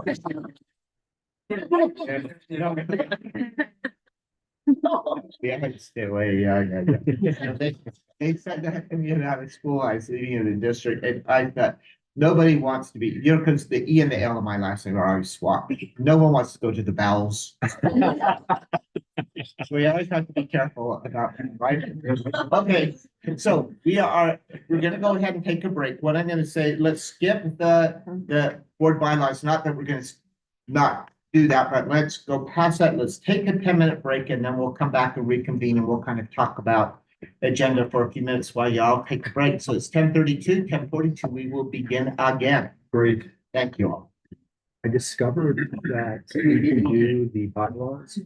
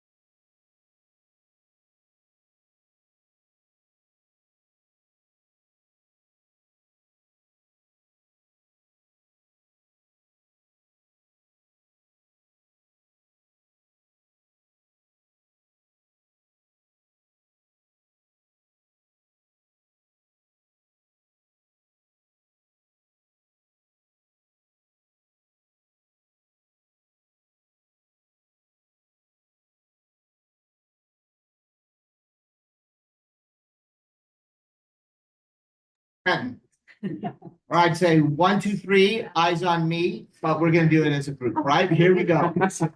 And so as we start again, we're going to, Director Kramer is going to talk to us about the board bylaws, but we think we can do that fairly quickly, and then we'll move to our next agenda item.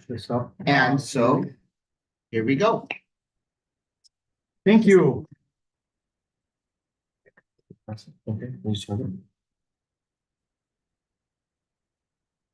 All right, so I had a chance to talk about this agenda item, which is bylaws. Make it just a little bigger, Marie. Thank you so much for casting it on the screen. Some of the direction that we've been given is to make very few changes to the bylaws because they've been working really well for us. We have a lot of change going on. And so per the direction of just getting some input, I shouldn't say direction, but kind of input from Chair Bowles, make very few changes to our bylaws. So I want to scroll down to one important part of this bylaws. So if you can scroll down to a highlighted part, Marie, I'll point out when it's there. Keep going. Keep going. Oh, it's slow. Okay. Yeah, kind of the timing. Staff has had an opportunity to review this, and it, by and large, we think works really well for the future. So it's consistent with making very few changes. But then in our bylaws, it talks about the vice chair's responsibilities, and it says right here, number 2, that the duties of the vice chair, and so this would have been something that Vice Chair Phillips led us with, and now Vice Chair Spiker will lead us with. And so we've had a chance to briefly talk about this. And so it's prudent for us to wait and put this on the agenda next month in December, because in fact, the vice chair reviews the bylaws annually or as needed and initiates amendments if necessary. So if we follow our bylaws, we're giving this back to Vice Chair Spiker to lead us in this effort over the next 30 days or so. Expect to see it on the agenda again in December. Thank you. All right. Sound about right? That's perfect. And I'm just any- stepping into the role. Just stepping in, so that's why. Yep. Any objections from our team that she'll go through those bylaws? We're asking if Vice Chair Spiker will go through those bylaws, make updating primarily, not that they're bad bylaws, actually they're really, really good. And just updating and making sure we're current with the process that we've got. Quick comment, Yeah. one of the ways that our bylaws have been most significantly changed in the last handful of years, were that, they were, very much strengthened in terms of, resolving and both the statements about, and then the procedures and processes for resolving, disclosing and resolving conflicts of interest. So, one of the things that, you may want to look at is just whether or not there's enough clarity around the fact that the board itself decides whether something is a conflict and whether some things that are suggestions should be clarified as requirements in terms of resolution. Thank you. Because that, and I should remind the board that push to do that better came initially from the legislature and the Administrative Rules Committee because of some complaints from the charter world about our years ago, our either sort of maybe lack of response to conflicts of interest or perhaps even just inadequate procedures to resolve conflicts of interest. So we really worked hard on addressing that, and we did address it to the approval and satisfaction of the legislature. But it may be something to look at because you're looking at systems, and when this group isn't here, because this group is very well intentioned and has done a good job at doing that, but will future groups if that isn't clarified.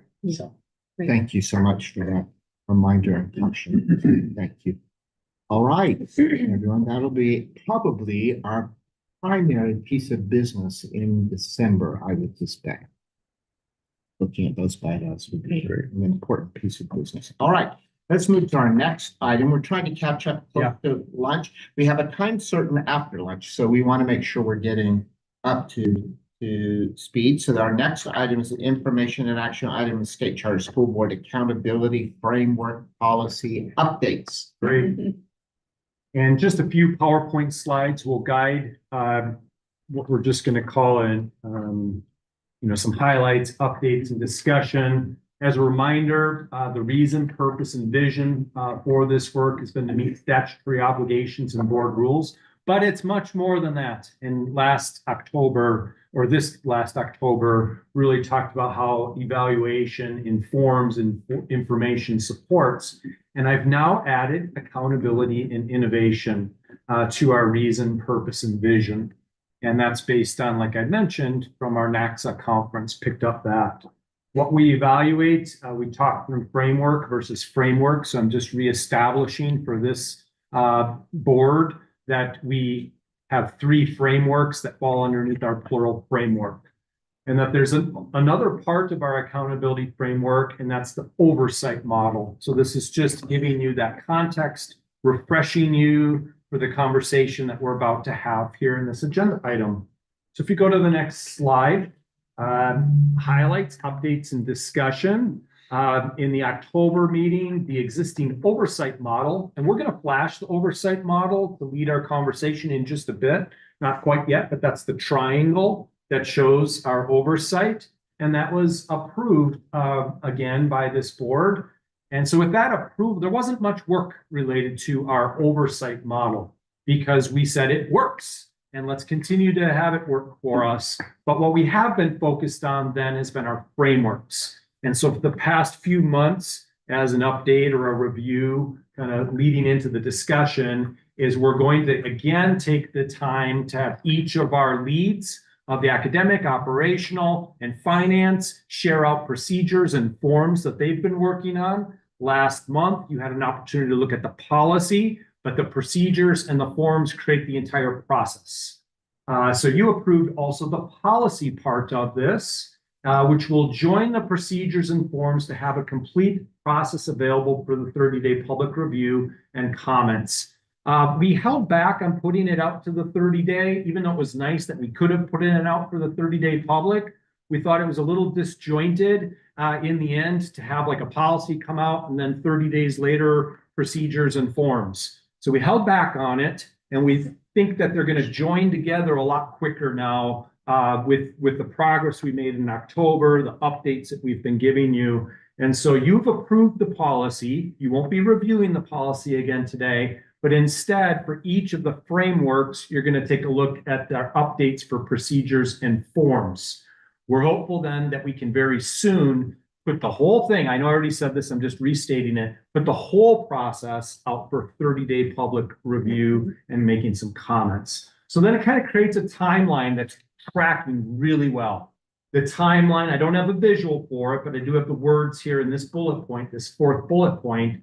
It's now set for a December final review, which could be pretty quick actually, and done through your work between now and December, because we could populate that stuff for you to review outside of our meeting. And we think we're really close if we get one more round of input. And then after that final review, probably early adoption of the whole accountability framework in early, we're just calling it early 2025. Could be January or it could be February. That has to come after a 30-day public review.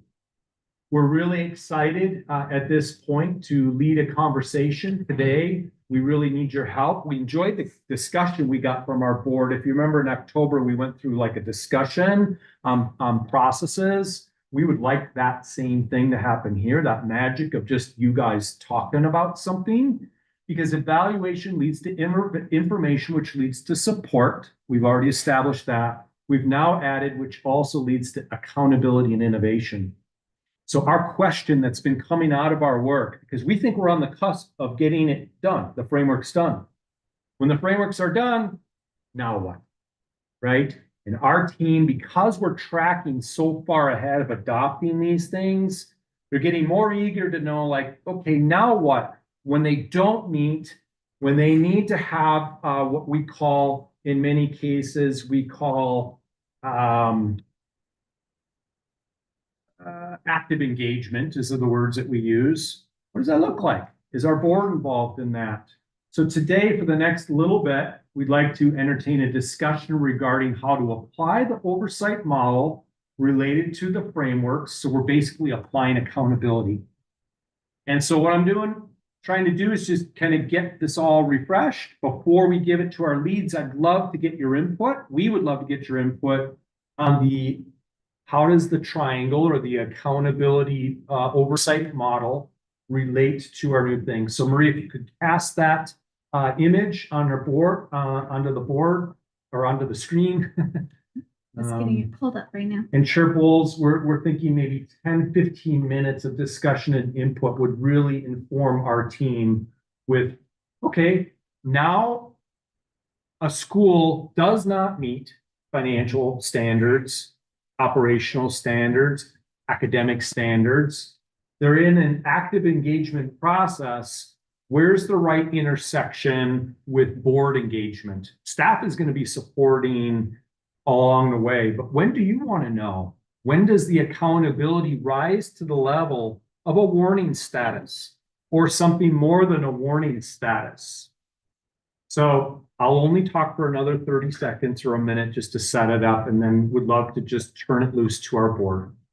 So we kind of get the idea on when we should get active engagement from you as a board with the warnings for some things that happen. You've seen that happen with Ruckwell. We put them on warning. They came off warning.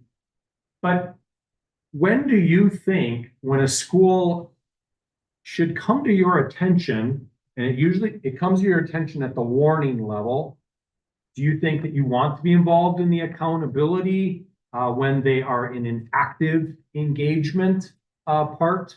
Do you want to be involved a little bit sooner? And so, again, we just could really use your input because our team is starting to ask the question, once this is all approved, how does our board see themselves working with the does not meet and the active engagement aspects of this? We have time. We've said that we're going to roll this out over 3 years. That's probably what it's going to take. But when we give that data to a board, when we sit down with them and they do not meet, or they are in an active engagement, where do you think that they fall into our oversight model? Now I'll be quiet.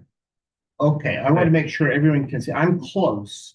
And I think that Associate Director Seppenson has tried to enlarge it. Let me read to you. The dark green says review and research. Let me just talk and then you add if I'm inaccurate. At that point, our team is looking at schools, gathering information, some of those models that we looked at prior. These are the trigger points. These are the things that folks are doing well, but that also could initiate some triggers or some red flags to us. Then they could then move to that lighter green, which says notice of concern.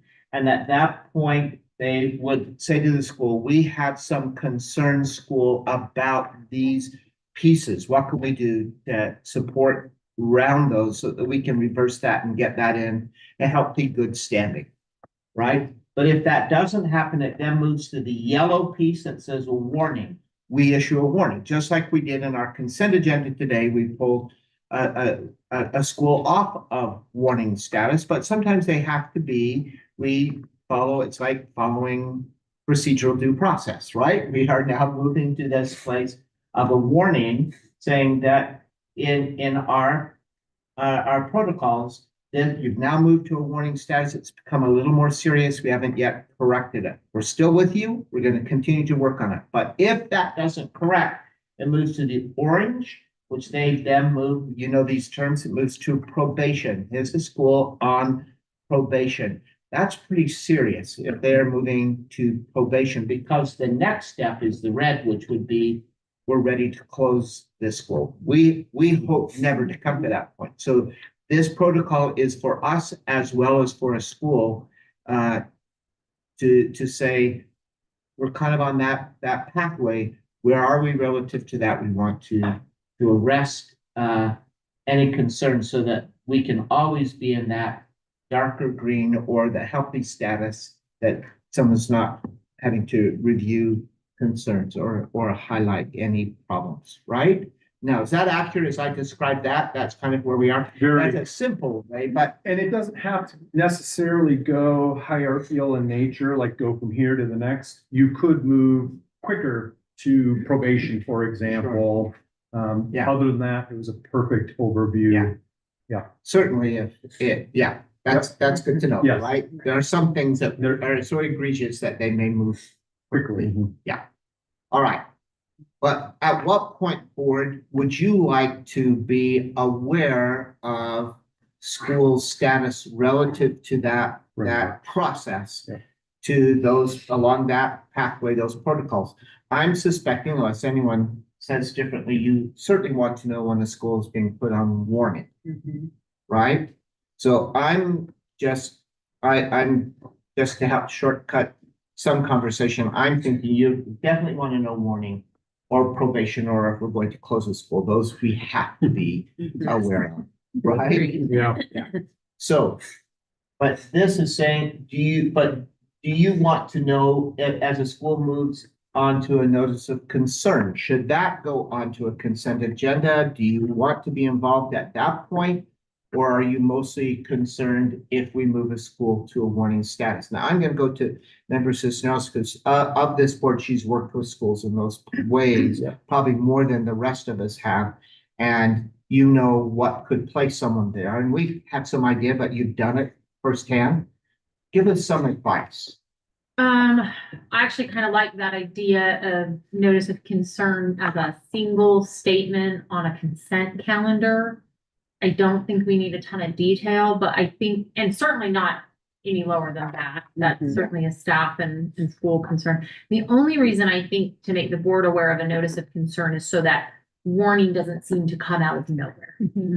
I think sometimes that's the feeling is just no context for what has happened prior. But if we are able to see a pattern through consent items of what has happened on that notice of concern level, warning doesn't appear so arbitrary. Yeah. And also we can get a notice of trends happening throughout the charter movement.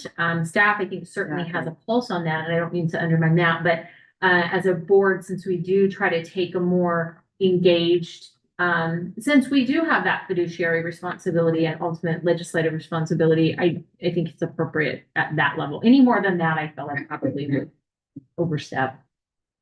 Such good advice. That's why I asked you. Yeah. So others want to add to that additional thoughts? Member Phillips, please. So although Member Cisneros and I often come to a consensus, we also often play the devil's advocate for each other. Yeah. And I would say, so many of the notices of concerns, one of the reasons we didn't publicly bring them into the meeting, even on consent agenda, is because they are based on data that require us to go and talk to the school. And it turns out that 90% of the time they're either easily resolved or not as much of a concern as we thought. So we might see a little something, and then when we learn, we say, oh, that's actually already been resolved, that person has shifted off the board, or, oh, that's because they bonded this year, so their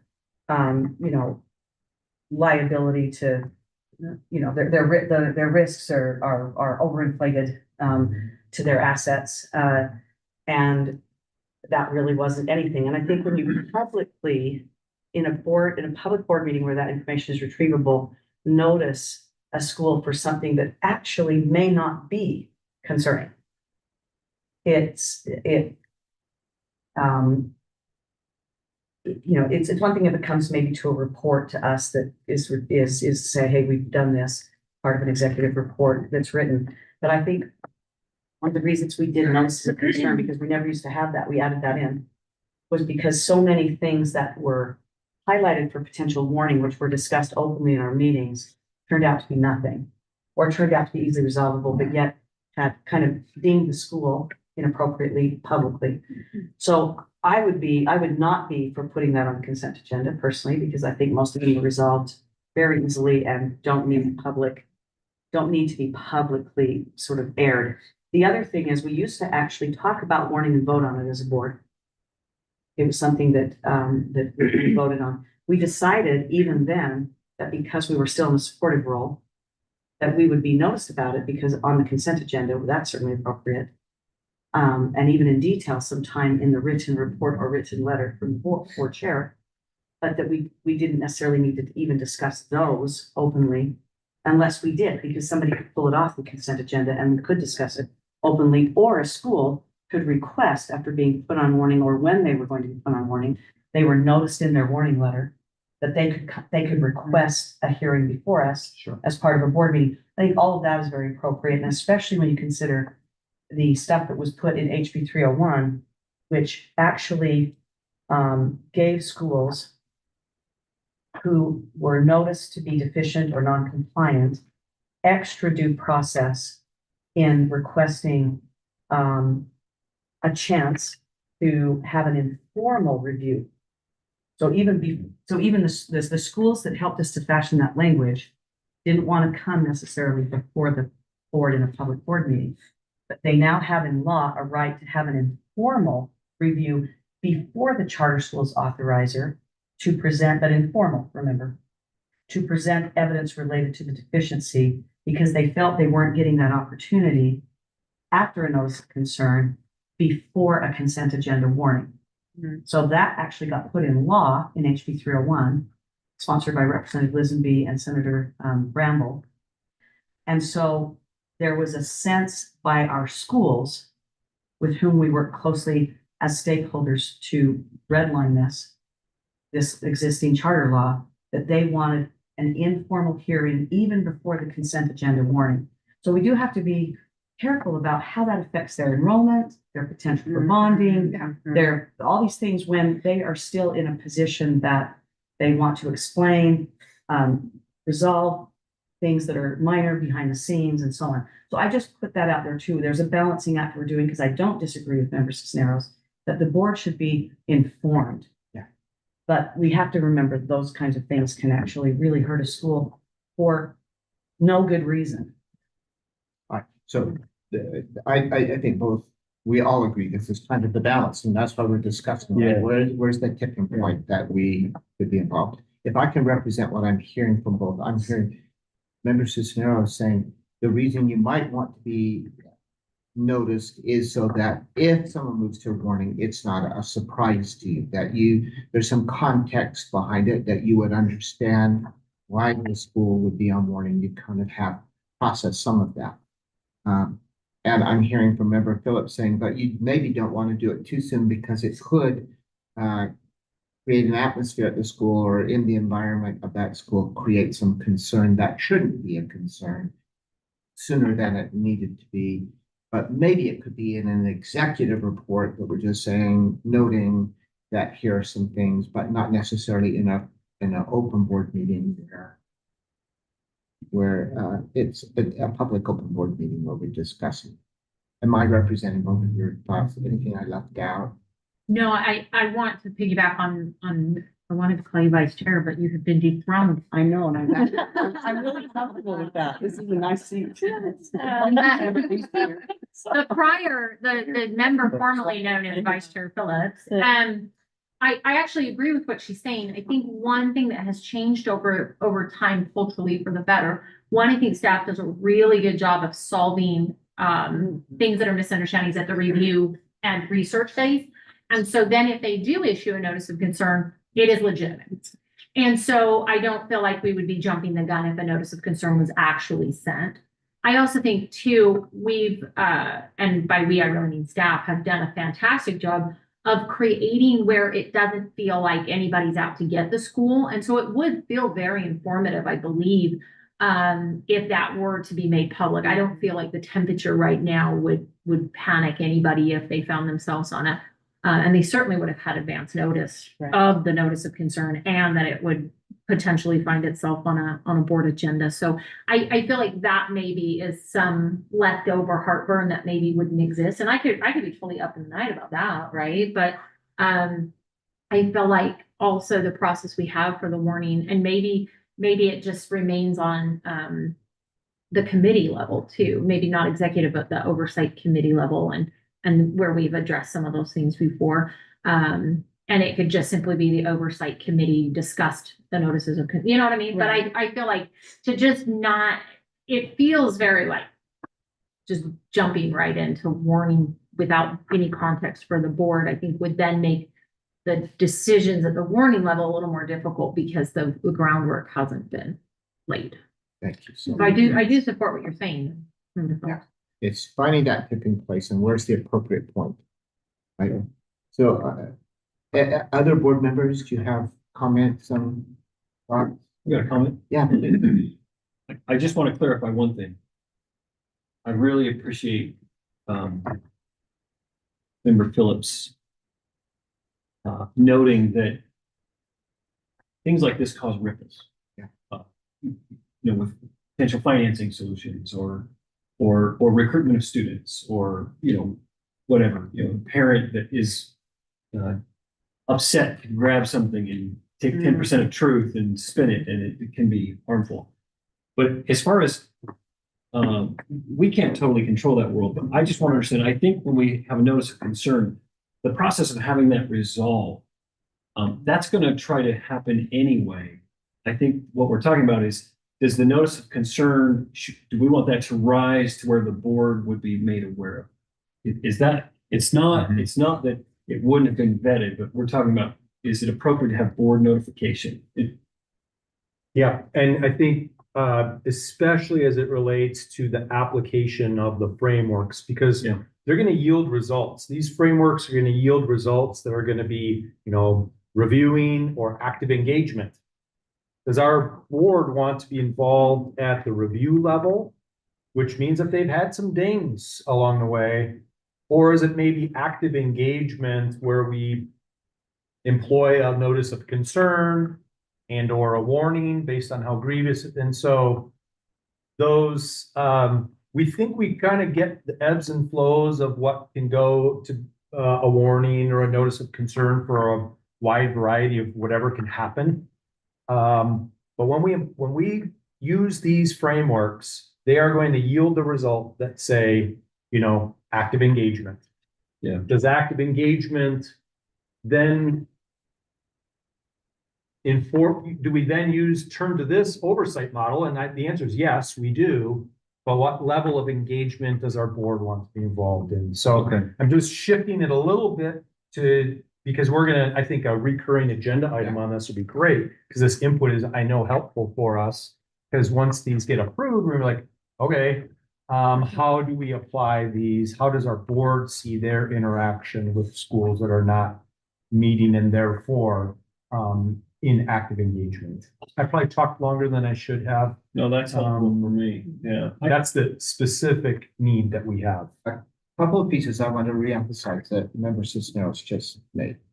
A couple of points. One, probably they would go to a notice of concern disingenuously because, or it wouldn't be something that should happen, because that would be, we would check that in the review and research step. We're not going to put someone there that something that could easily be, just misinformation or should be resolved. The other piece is that the other thing she just offered as a solution, which is because we haven't been meeting in our committees as consistently as would be wise for us. I'm saying from my perspective that maybe the notice of concern goes to board members, but in that oversight committee, and that oversight committee reflects on that prior to coming to the full board as a warning, which makes, from my perspective, makes good sense. So I just want to weigh in on that potential idea. That makes good sense to me. That would be my suggestion. That way it does come to the attention of the board, but through an appropriate committee process. I'm just so leery about us developing or maybe circling back to a reputation as being this policing organization that's just out to publicly ridicule schools. That's not the goal of any of this framework. But in trying to develop those trusting relationships with schools, are we going to jump quickly to calling them out in a public forum? Or are there other more sensitive ways we can do it?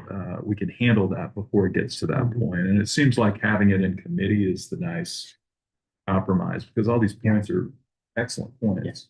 Yeah. Go ahead. Member Chair, Dyer. I'd like to weigh in. I would echo a lot of what I'm hearing from you, and I think that is a supportive choice to go that committee route. We keep the information, we know, we're aware. And I would also say ditto to that. We do need to meet more often as committee and say those things out loud. Committee process has been very useful to us, and maybe this is a good time to say that right now. Yeah. That have, that oversight, our innovation group would like that, finance group are doing some of that. That kind of committee work is really useful. It helps, allows board members to dig in a little bit before we just are meeting here, which is a great idea. We really should do that. We have them. We maybe just need to reaffirm that and provide the time to make sure that that happens. Great idea. All right. I was just gonna, and I think also, if I think back, because I had served on the oversight committee previously, and I really valued those conversations that we had, because not only were we made aware, but it was a great opportunity for staff to brainstorm with us. And then we could look for trends or themes that we were seeing that was happening across schools, which I think I heard Member Cisneros mention. I'm gonna get better at your, I'm still in NASCA, let's do the first things. But I think that would be a really important as well as part of that process. Thank you so much. Just one quick comment to Yeah, follow up. I just want to remind people that this red line is only 10 months old or less, and when it finally got passed, it's only about 7 months old and getting signed. Yeah. And becoming law. Right. And that means it was brainstormed within the last year-ish, a little bit more, by stakeholders in our world, our charter schools, who at the time felt the need to have more due process prior to the publication of perceived problems. Right. So while we do feel so much better about, to Member Olson's point, where we are, where our staff is, our direction and our strategic plan, our supportive authorizing, our leadership, staff leadership. Our charter schools are going to come to that realization more slowly than they're not going to feel as good about it right this moment as we do. They're going to experience it and then feel good about it. And some already have, right? Some already have, and I've seen that. The other thing to note is that we have put, even this great group with our new direction, new tone, have put schools on notice of concerns, and I think rightly so, before there has been an enormous amount of research and review, because the concern appears to be significant. Right. And we've jumped to that, and I'm not saying inappropriately. They have to know, look, this has come to our attention, it's kind of big. There hasn't been time for a lot of research and review. So if that's suddenly in a meeting on a consent agenda, because it's kind of big, these have primarily been financial things. The research and review comes after that, because we do have to watch our schools and let them know we're concerned, and let the state know. Maybe it's the charter authority, for instance, know that we actually have noted that this could be big. Doesn't mean it is, but it could be. So I would just as a correction say, there isn't always all this research and review before we put people on a notice of concern. By necessity, I'm not criticizing that. Some things rise immediately to a level where we have to notice the school that we are now in immediate supportive mode.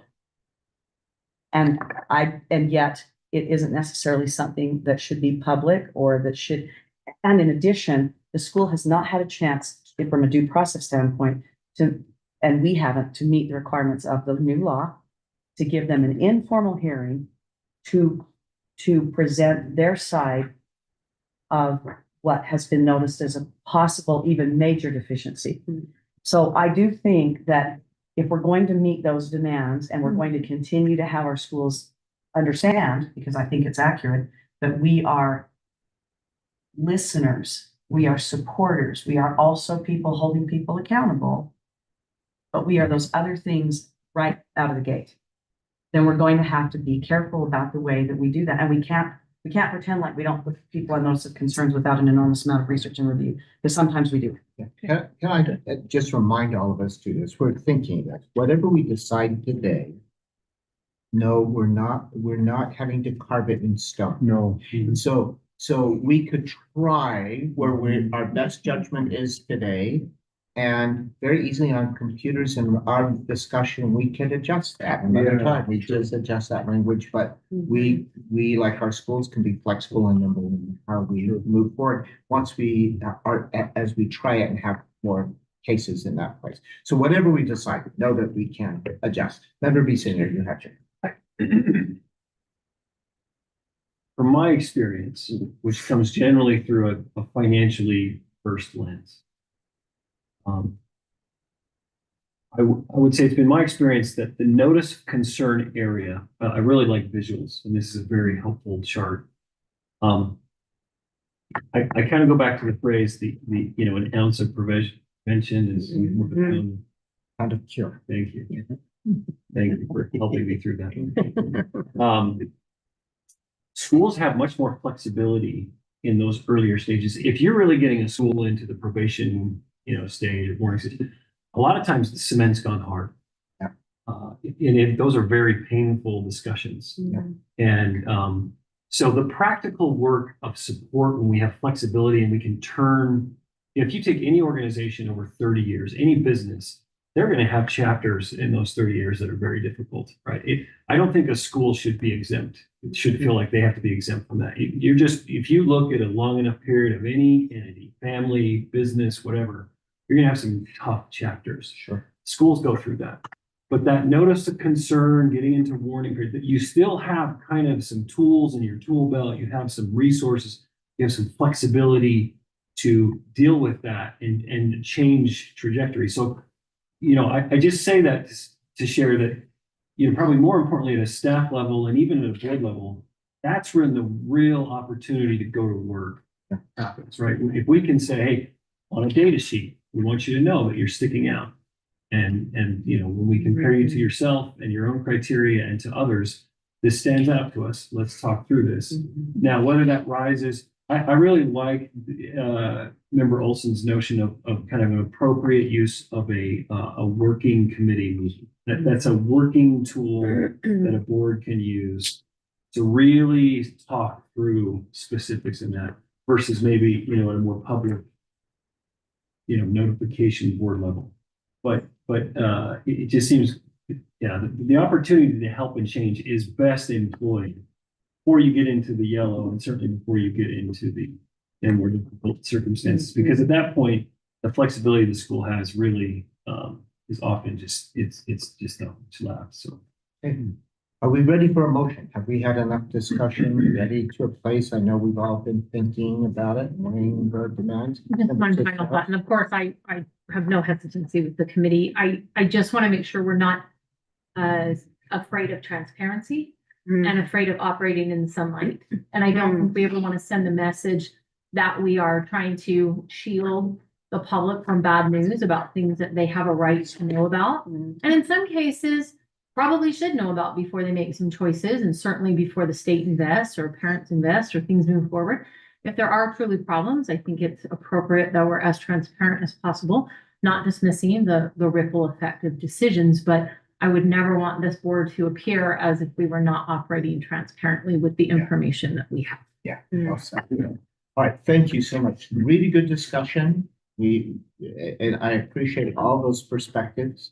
I still need a motion from one of us, if we will, if you're ready to that point that we can discuss that motion.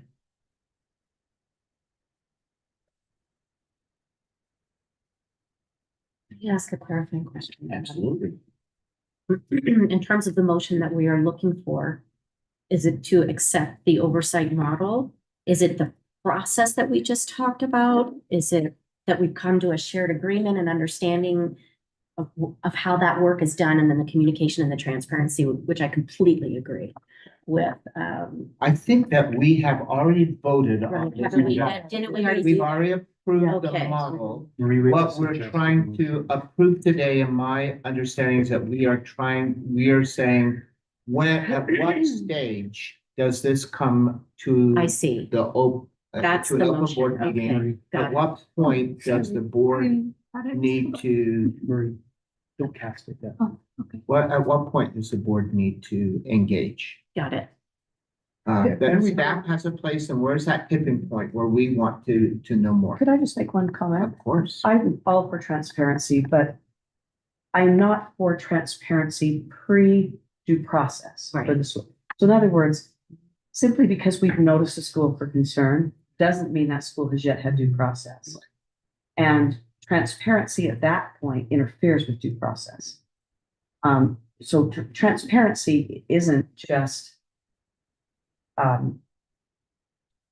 people knowing the knowledge, what they know and at what stage is very important, because what you've been transparent about may be erroneous or have the school or a school has had a lack of an opportunity to respond. Having been in that situation as an LEA before, not before this board, but in a different situation before a department of the USBE, I can tell you that feels not only very unfair, but is very unfair. And so I think before I would feel comfortable about the motion as to when it comes before the full board and therefore is open to the public, I think I would have to have reassurance that a notice of concern that comes before the board, because right now only warning does. And that means notices of concern have not been addressed.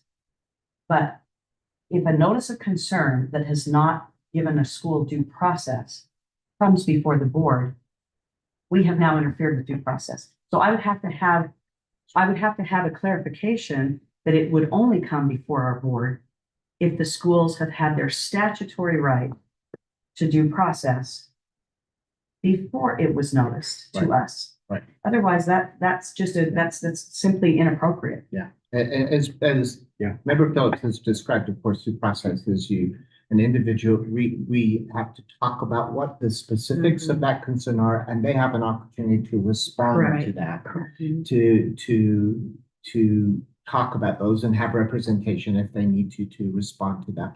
So it isn't due process if we are not allowing that, and I think that was your point. No, and the point is that if you notice a school about a concern and then notice the board without that step of response, which might in fact resolve the notice. That's right. Then we should not bring that into a public meeting. So it's at the definition of what ought to be brought to this board's attention. Yes. Isn't just sufficient to say a notice of concern, because we have to first know what the process is for bringing that notice of concern to us. Yes. Not in its initial notice before due process in terms of response, then I would vote against that. So are you ready as a linguist, which you are, to create a motion for us to consider? And not in Latin, because the rest of us can't do that, but perhaps, I don't know if there's some. Can I ask you another clarifying question? Because I thought the question before us was, at what point do we want to be made aware? So to me, there's this public notice and then there's made aware. I personally would like to be made aware, particularly if I'm on the finance committee and there are financial situations, let's use that as an example. I would like to be aware through a committee meeting at least in the notice process. Or excuse me, I would like to be made aware in the whatever the second process was, it's not up that I can't see. Yeah. Notice of concern. And I think that's a different consideration than, do we want to make a public notice? So I'm trying to understand. But the like, motion can be, I'm thinking the motion should be both of those. Where's the tipping point that's gonna come here? Well, I think point's well taken. When does the board want to be informed? In what manner will it be informed? And in what manner does the full board need to be informed? So I think both of those could be covered in a single motion, potentially. Yeah, may I? Yeah. We do have a suggested motion as staff, but it's for a different part. It's related, but it's a different part. It would come on the heels of our leads taking maybe 5 minutes to talk about the procedures and forms. We could wait on the motion that as it relates to the interaction point. We've been operating, we don't have the framework that's done yet, right? It hasn't gone through the 30-day. And so while, we've gotten all this input, I mean, we've just gone through a really helpful session by design to collect your input. And you wouldn't have to, as a board, necessarily, you can do whatever your choice is, of course. Since it's on our Right. agenda, Mhm. let's, and we've had this good discussion, I Yeah. hate to leave it, because then we'll have to come back and review that discussion. Member Olson. Can I just make a motion? Yeah, Just please. try to cut to the chase. Can I would move that the board adopt a policy that notices of concern under the accountability framework be presented first to any appropriate committees before being presented to the board as a whole. And the board as a whole, it would be presented at the, may I add? Go ahead, at the please. letter of warnings. Exactly. That would, And may I add, with an opportunity to meet a statutory obligation to provide the school with an informal hearing. Right. So they To could. committee or whatever. Yeah. Not formal, but informal, because So- that's statutory. So what you're saying, with, along with the letter of concern, and the notice could be, go to the school that said, if you would like to respond to that, we would. Informal, so, Yeah. no, so it goes to a committee and perhaps the informal hearing is even in the committee. Sure. Because that is informal. could be, but it doesn't have. But it doesn't have to be, but I second the motion. All right, so a motion from member Olson that, if I stated correctly, make sure I'm saying this correctly, that the notice of concern, when our school rises to the level of notice of concern, that certainly our appropriate committees would like to have an opportunity to see that and to know about it in their, as part of their committee work. That's not I'm adding more than the motion needs, but that if something rises to a letter of warning, at that stage, should come back to the full board with the idea in mind, as Member Phillips is talking about, that notice of concern also allows opportunity for response to that notice of concern. Is that accurate for both the Sounds maker good of to the me. motion and seconded the motion? All right. So we have a motion from member Olson, a second from member Phillips. Any further discussion? Member Clarifying Cisneros. question. Yeah, So to member Phillips' point, are we obligating committees to invite schools in at that point? I would not support that idea.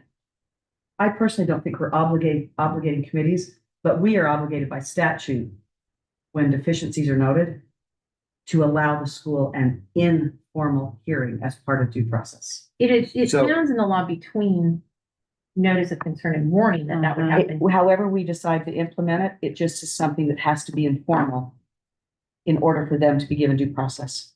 I would just like the committee the flexibility to operate as a committee without the school in attendance. I absolutely, but the point being that before we ever dragged them into a formal due process, they have the right to an informal one by statute.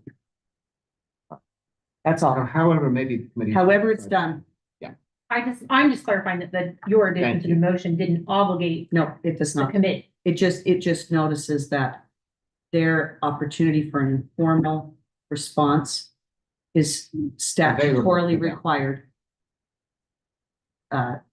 It's statutorily required for us to provide that. An informal doesn't mean a formal board meeting where they're dragged in and brought to account. It says informal. That language was very deliberate in the law. So I think what member Cisneros is asking, and a good clarification, is that our motion would not obligate that hearing, but that option would be a potential. The statute obligates the hearing, but the statute doesn't say how that is supposed to proceed. But it does. The statute- Obligates the informal hearing hearing. or the opportunity.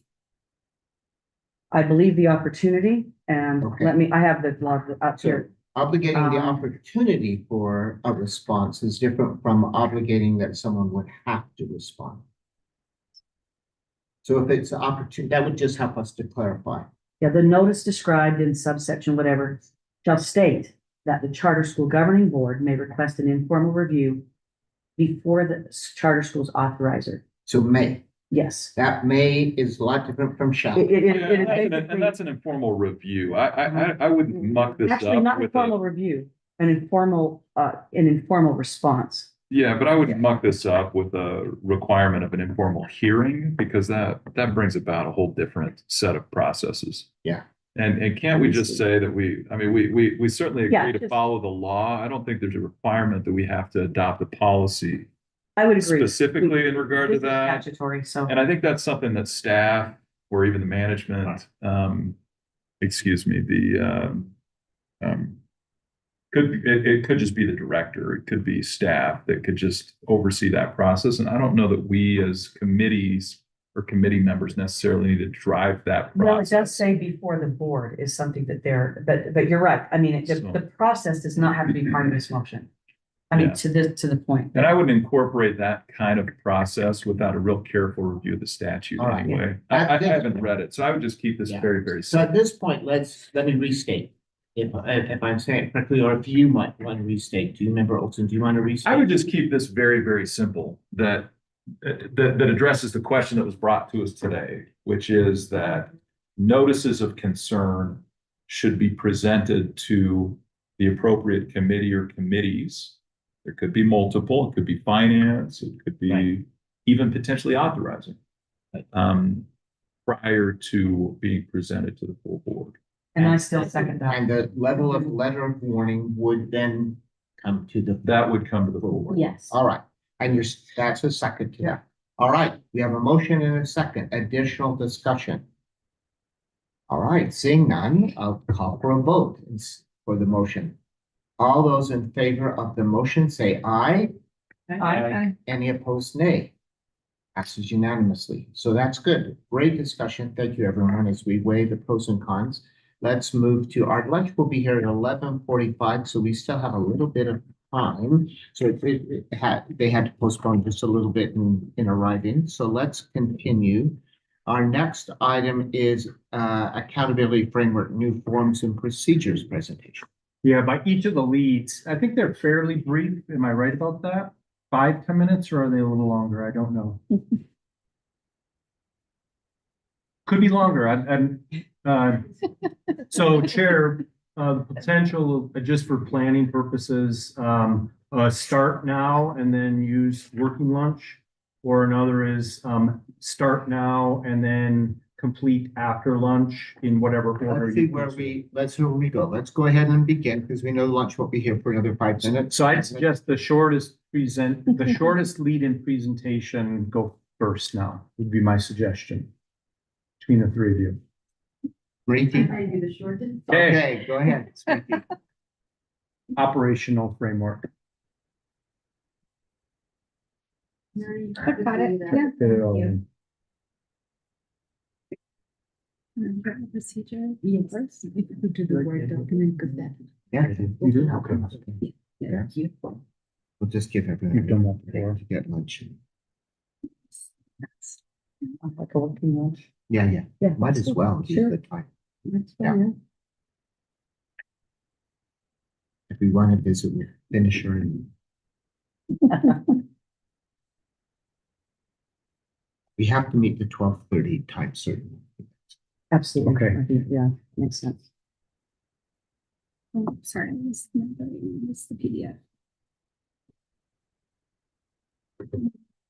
But may I make a correction on something I said earlier, just for the record? Absolutely. The statute says not that it must, the informal review must be before the board, but before the charter schools authorizer. So I think that could be interpreted by our staff in a variety of ways. Right. To be the board, to be a committee, to be a group, to be members of staff. That's helpful. Thank you. But so I just But- wanted to correct that Okay. because forgive me Thank for you. Thank just you. not reading as carefully as I should have. But it's important to talk about that. They should have opportunity to respond. That's it, you're Absolutely. fired. January, you're out of here. Yeah. Wait. We're hanging on in other ways. There we go.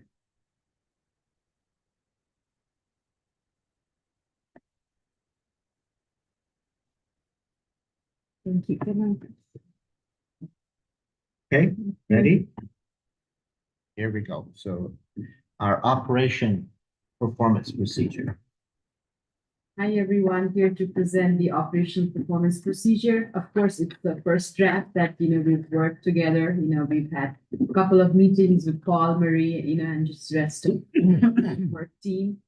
So, so basically just want to go through it real quick, so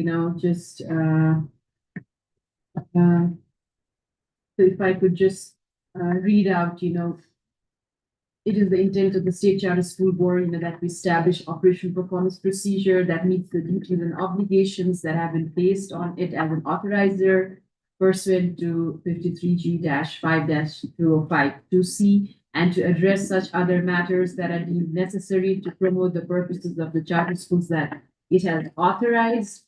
And the operational performance procedure outlines how SCSP staff implement the operational performance framework embedded within the Utah State Charter School Board's accountability framework policy. And moving on to the purpose, the operational performance framework evaluates the performance of schools and governing boards in meeting essential statutory and contractual obligations.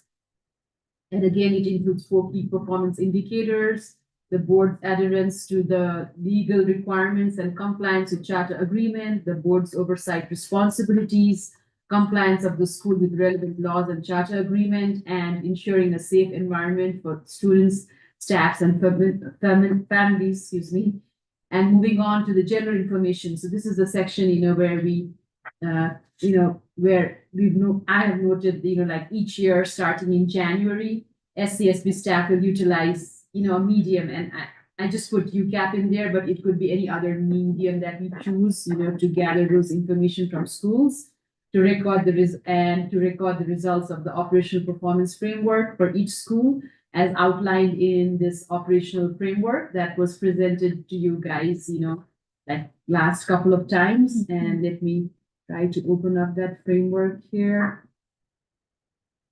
Okay, so this framework that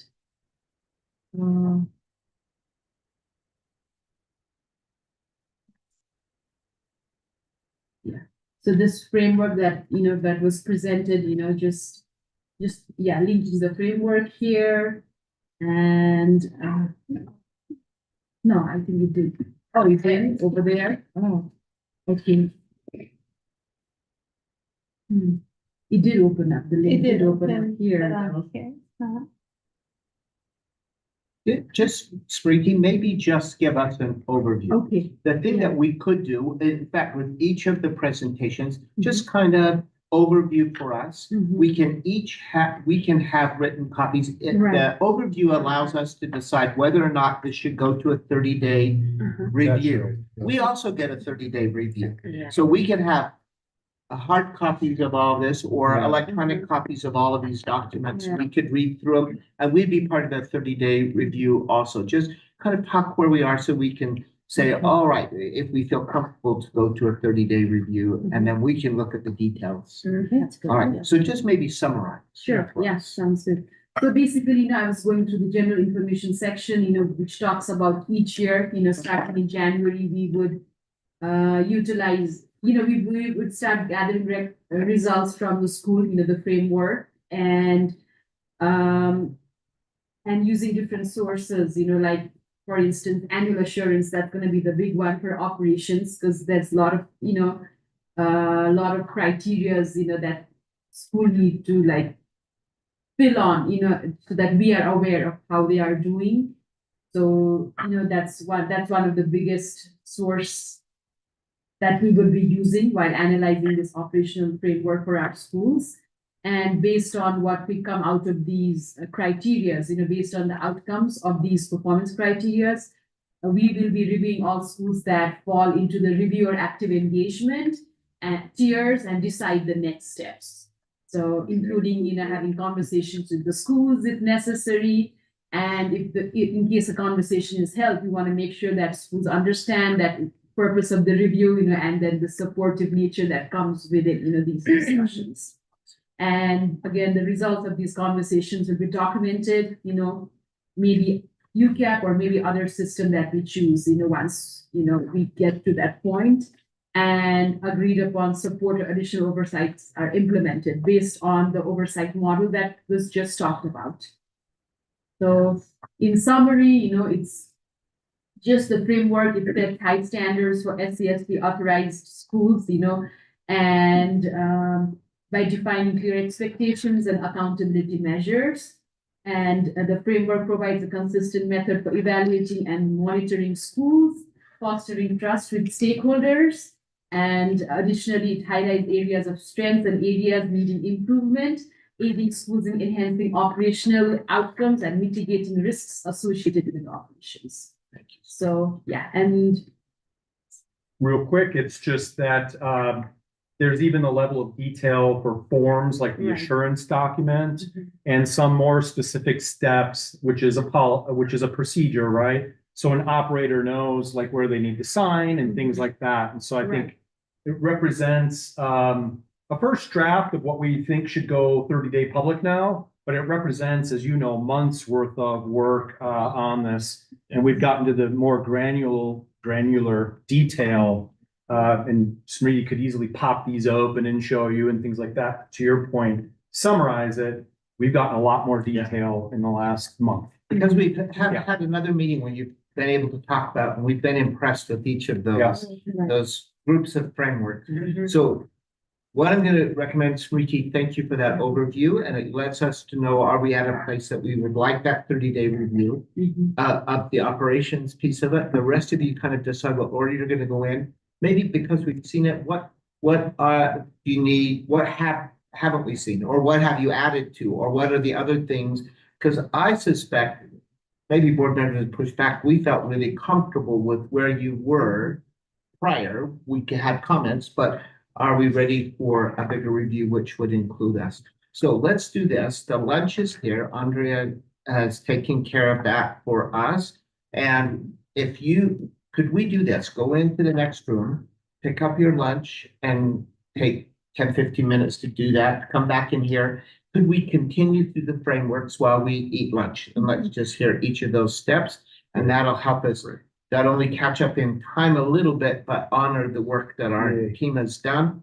We have one time certain, we really need to meet at 12:30. So that's just 40 minutes away. So if we can go pick up a lunch, 10 minutes back in here at noon, and then we'll keep going. Okay, great. Go get your lunch, everyone. Very nice.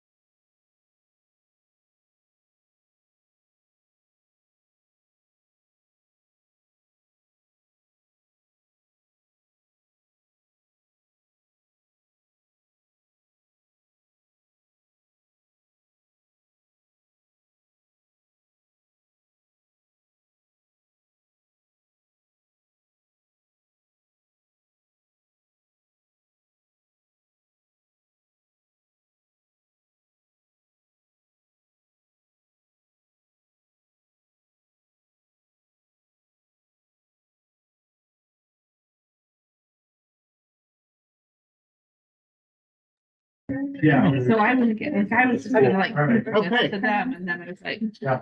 Cranberries. Thank you. You were just creative. You were just creative and persistent. Thank you all for being willing to just continue through lunch. So we're up and going again.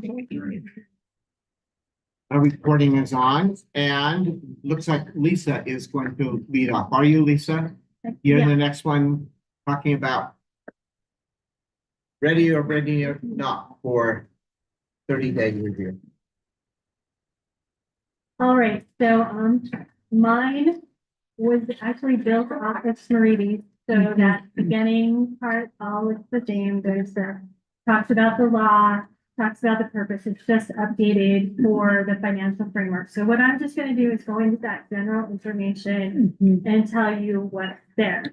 So it basically is just, is giving you what's in the policy. It's talking about how we're going to implement it, of course, because it is the procedure. So we're gonna take those 6 primary metrics that we have, and we're going to do 2 reports. One is called the Financial Performance Framework Preliminary Report, and then there'll be the final report.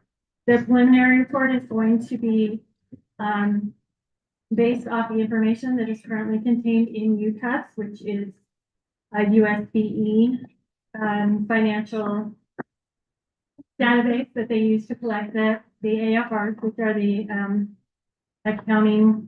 financial accounting reports.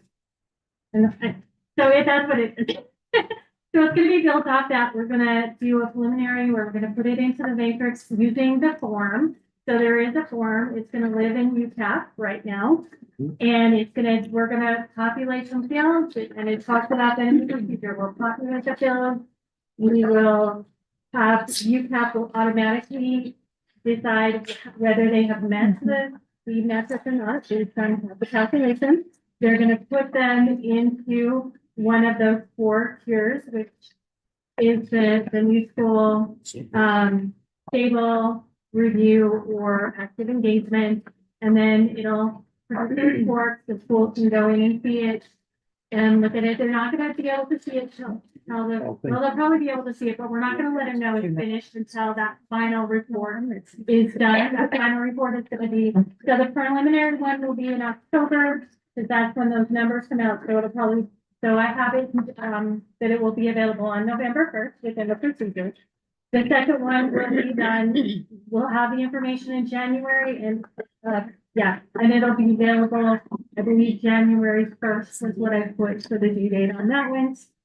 And it'll be the same thing, only we're going to add in those 2 secondary measures, which are debts, default, and if there are any material audit findings. So it's all going to be done through UCAP. It's going to be calculated. The form actually has all the information that they need, exactly where they're going to get the information to populate the field within UCAP. So if it says we need cash, this is where you're going to find cash in UCAP. This is where you will find cash on the statement, the audit statements, depending on which one you're working on. And then the form also gives instructions on how to go and populate it and get that report ready. So that's basically it. It gives timelines. Within the procedure itself, there are a lot of links. We tried to keep it very generic so that if something changed somewhere else, all we had to do was relink it. We did not have to change the procedure itself. So that was very important to us. So that's basically it. It just gives you all the information that you need to do or on how the procedure works to get it into framework, what's going to come out. It references the triangle that we talked about, the oversight model, for next steps after we've determined from the framework where you fall within the tiers. Basically, just all the information on how it works and how to. Any preliminary questions you have for Lisa, knowing that we can have an opportunity now to review that, take some time to sit down and really look through it some. You're ready, Lisa, you're saying it's ready for a 30-day review, ready for folks to look at and give feedback. Because that 30-day review gives additional feedback, which we consider in the future, right? All right. Any others? Lisa, thank you. Thank you for your continued work to make that happen. And and to use technology to do it, which will really be great. That's what I was gonna say. I love that we're able to use the systems that we have in place to help us streamline our processes and actually do our job better. Thank you. Thank you. All right, Brendan.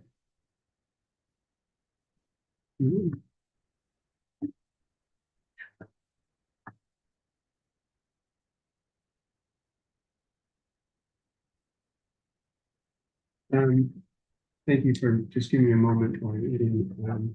So to answer the first question, which I know you and I spoke of, which is, are the procedures ready for a 30-day review? I would say that perhaps not. And the reason is that the last time that I presented the framework as it was, I had not met with USDE statistics, data statistics, and their accountability team, which I've now met with them twice since I presented to you last. I've also had 2 stakeholder meetings this week in which I presented the framework to charter directors and gained their feedback. And so although there is a procedure written, which includes forms for all the things we want to accomplish, I think there's a chance that there may be some variations, and therefore I think it'd probably be prudent to wait just a little bit before reviewing that procedure. So if it's okay, I wouldn't mind just giving the board a little bit of the feedback that I'm receiving from those groups so that you can process, and if you would like to give feedback, it'd be appreciated. Okay with the time? Absolutely. And just very briefly. As you remember, Brendan uses as a foundation some reports generated by USBE. So, yeah. I did have a couple slides, and these are just, and I'm not gonna make you look at slides, so don't worry, you can eat and it's okay. But the main thing is that when we circled on purposes, and I know, Charles, you had mentioned that, yes, we are evaluating, we are identifying, but we're kind of trying to do something up top. And I think what we're trying to do up top is identify or understand the impacts of the schools and then ways that we can support and help improve educational outcomes. I think that's really for this particular framework, those are the 2 high-level things that, at least in my mind, and of course, take feedback, of course. And we have the 3 pathways, and we've gone through these at length, and just as just a reminder of we're trying to find something or create something that has unique performance metrics for the schools. But we did have to make a change. And so remember, with the pathway 1, we're essentially aligning with USBE. We're taking their academic framework, and that provides our base structure. It has a lot of statistical strength. It has a lot of value.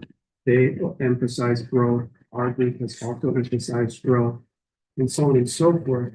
But there has been some changes, in this slide that shows the main one, which I wanted to communicate to you, which is that at the suggestion of USDE and through conversations in many analyses, it looks like growth as a bonus idea is too predictive of the percentile, meaning that schools that have high growth were already in the higher percentiles and so on and so forth because of the emphasis of growth in the framework itself. And it didn't allow schools at the bottom of the percentile to show maybe what they're doing in terms of growing their students. And this was skewed significantly by the pandemic, as I explained in past. And so USDE and their data team went back before the pandemic and realized there's just too much of a link between growth and their percentile. It's just too predictable. So we took that out. Can you explain that further? Because I guess I should be specific about my question. Are we simply seeing too much parallelism between growth and proficiency, or Or is the growth, anticipated growth metric that is used within the rise itself? Because that's the only tool being used there for growth, right? And Aspire, but yes. Oh, yeah, right, and Aspire. Too prescriptive, like we're looking at 10% or we're looking at 15%, so that it doesn't actually become a metric that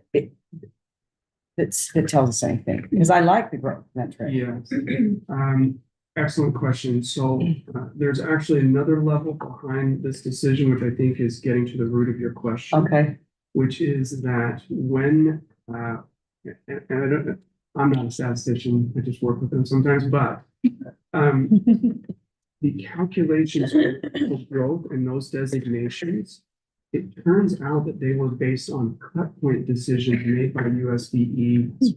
Yes, that's what I was getting at. Made over 6 years ago. Okay. And not on a bell curve, which then made it not robust. Right, for sure. Okay. And so we removed it. Wow. But Could schools yes, use another yes, more accurate and meaningful growth measure if they do NWEA or iReady or Star 360 or some other thing? or even IXL. or even USDE's Rise and Aspire data, but not the designation. There still is a bell curve in there. It's just not for the designations itself. And therefore, it just was too, for me, unstable, and I didn't feel like it was fair to the schools themselves. I think that makes sense. They don't intend to update that. Not according to, I think, There's a Discipline. and I think it would be safe to say, I'd love for USDE representation in this. But sometimes somebody has to ask the question of how you're doing this for it to come to light. And so through those conversations with UFBE, when I presented, this is what we're going to do, how are you getting this information? I think maybe they may reflect on it now. Okay, but at this point. At this point, but there's no, there's nothing that they're gonna change it immediately, if that makes sense. And so, No, but yes. yeah, getting to Member Phillips' question, what I decided was that perhaps a school would like to focus on growth in pathway 2, and if they feel comfortable in that system, it's available, but it wasn't applied broadly to And the whole it portfolio. wasn't tied into the USDE's metrics. Right. It would be a separate metric. Exactly, With it'll a just be different tool. that bonus, however, we as an organization, their staff. can recognize. So either a different tool or the USB's tool, but with a different, Exactly. okay, all right. Sorry, I'm taking up more time, I apologize, so I don't want to, I know we've got time crunch here, so the other thing that we did in the last, since I last spoke to you, is that because we were kind of breaking away from that bonus, we actually changed the percentiles for these exceeds, meets, review and active engagement. Now, we're going now kind of breaking away from the industry standards that we had talked about before. I want to highlight the fact that the 10th percentile for active engagement is very intentional because USDE's accountability system with federal mandates starts at the 5th percentile. So we're saying, well, at the 10th percentile, we want to get involved. We want to make sure that the schools don't fall below. So that active engagement at the 10th percentile makes sense. There's justification for that.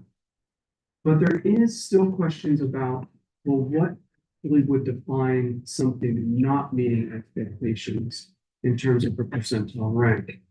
So, and now I'm kind of blending the feedback from the stakeholders and saying, well, you have 30th percentile as, well, if you're below that, you're in a review or developing. What is that based on? And honestly, after looking through literature, that is just a value based number. There isn't anything that says 25th percentile school is any better or worse than a 30th percentile school. There may be context provided by the school in which the 25th percentile is actually performing very, very well.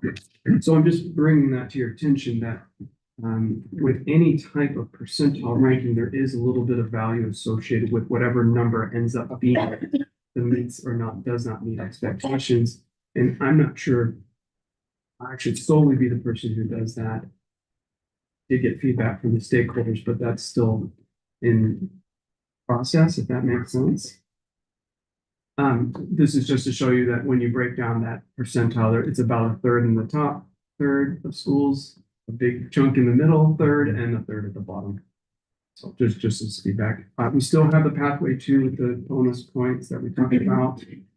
The schools really appreciated it. And Member Phillips already brought this, that schools can use growth in this as well as many other things. Pathway 3 is the same. I did want to just give one snapshot of the questions I'm getting from USDE and stakeholders. The first one is that USDE, because this percentile ranking is their accountability system that they use for CSI and their springboard schools and all those things, that they're not planning to change that. So that gives us comfort there. A lot of schools have talked about, and USDE has really been, what's the right word? Clear in their communication to us that there are always statistical trade-offs with using percentile ranking. We have to be aware of that as we go through. And there always are going to be equitable issues with percentile ranking, we're aware. Some schools have talked, some USDE representatives have said that if we have an alternative assessment, does that mean that we're not going to allow schools to, or we're going to disincentivize RISE? And the answer is no. RISE is for public schools. They have to do it. But if they want to do something else, they can, and we support that. We're still in negotiations for how pathway 2 and 3 are going to work procedurally, getting to Chair Bowles, that question that we talked about. Are we ready for a specific procedure for those? No. And then one more piece of note is that there is confusion on an annual academic framework versus a comprehensive review. And that is a stumbling block with both USDE and the stakeholders of the charter, the leaders yesterday, was that this is just how can we get a snapshot of the academics, perhaps be able to gain context, provide support, acknowledge excellence, but it is not replacing trend data, right? We're not going to make any judgments on academic overall performance based on this data point. And that has been a sticking point with some. I hope this is helpful. I'm just trying to give you, a lot has happened in 3 weeks. Describe for this group the difference between that trend, that trend data compared to the snapshot that we would get yearly. Why do we need to look at that trend data? Or why is it important that we have a snapshot? So I think that's a great question, and there's a lot of ways to answer that. And so I'm going to go through that in a piecemeal kind of way. Okay. The reason that we need a trend is because there can be statistical things that happen to a school in a 1-year instance, and sure, and of course that's the case. And so we need to look maybe broadly as to what's happening at a school over time, and then providing the support to them if they need it to show improvement. So I think that, a 5-year average of the percentile is probably more representative of where a school may be overall in their performance. But the snapshot is important because in the past, the academics were only looked at the 5-year marker.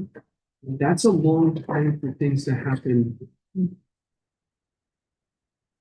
at a school level for students, in which somebody should have stepped in earlier. And so that's why having these yearly check-ins with the framework is important. And lastly, and this has been brought up by both USDE and by the schools themselves, is that as smaller schools participate in the percentile ranking and they have less students testing, there's more variability in where they are in the actual percentile rankings. Yeah. And so therefore, to just take the snapshot of a school that tests less than 50 students is maybe not representative, and we need to get additional context. But over the 5 years, perhaps there's a way to look at that data and parse out how they're doing it. Does that answer the question? One comment there, Just, and we have a lot of K through 8 schools, for instance, who are testing their 3rd through 8th graders and only have 2 sections in each grade. We have a lot of our schools with too low of a data, and then you have some opt-outs, too low of a data sample for the RISE test to often say that much at all. Yeah. I mean, that's the other reason why some alternative testing is perhaps more accurate. But we're giving you the feedback that you should be getting in that 30-day review. Yes, exactly. So that, and unless the school's brand new, they're always gonna have 5-year data. So why I separate that out, but those are things that we can talk about as we have time to review it and look at it in that 30 days. Yeah, it's a really good point. And just the last, we had fantastic turnout with our charter school directors yesterday and on Tuesday. And this is just a summary of what their feedback was. It was generally positive. They appreciated the direction. They really appreciated being asked their opinion of the framework itself and accepting their feedback. They had concerns about small schools and small sample sizes.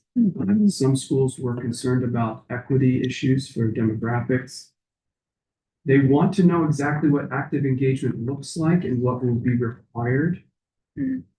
Some schools felt like standardized testing is not capturing all the learning in their school, which true. Absolutely true. Doesn't even test all the subjects. Right. Just as a starter. And they asked how we're going to quantify non-academic missions.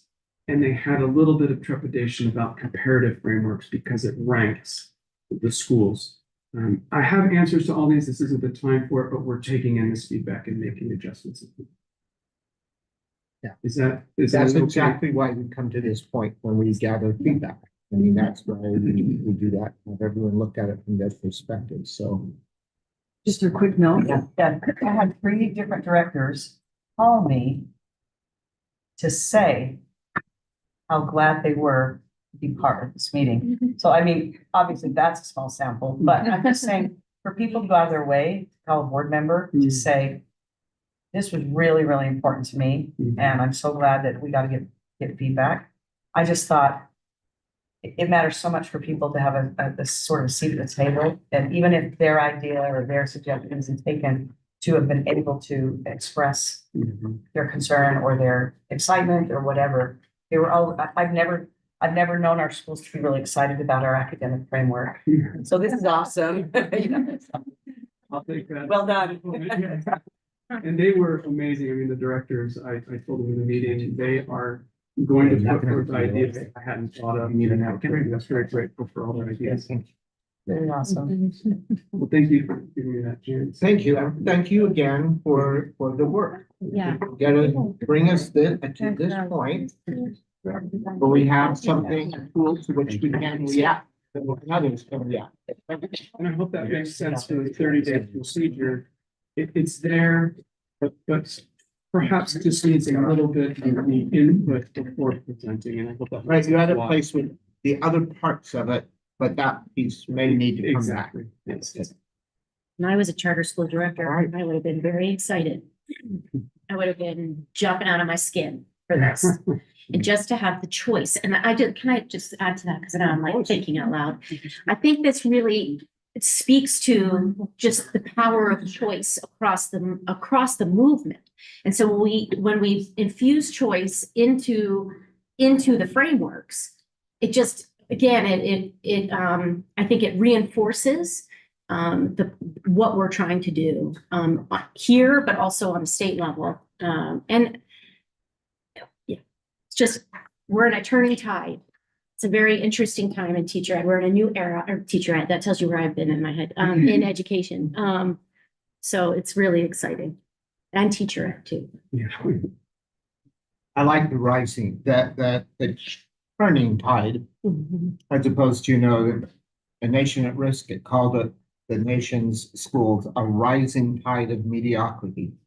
So we are combating a rising tide of mediocrity by working hard. Yes. To provide really good choices for them. Yeah, great. Absolutely. All right. Here, I got just one Yeah, question. please. When this goes to a notice period.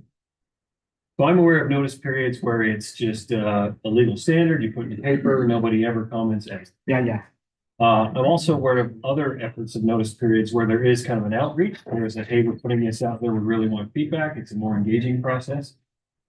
Where on that spectrum is this notice period?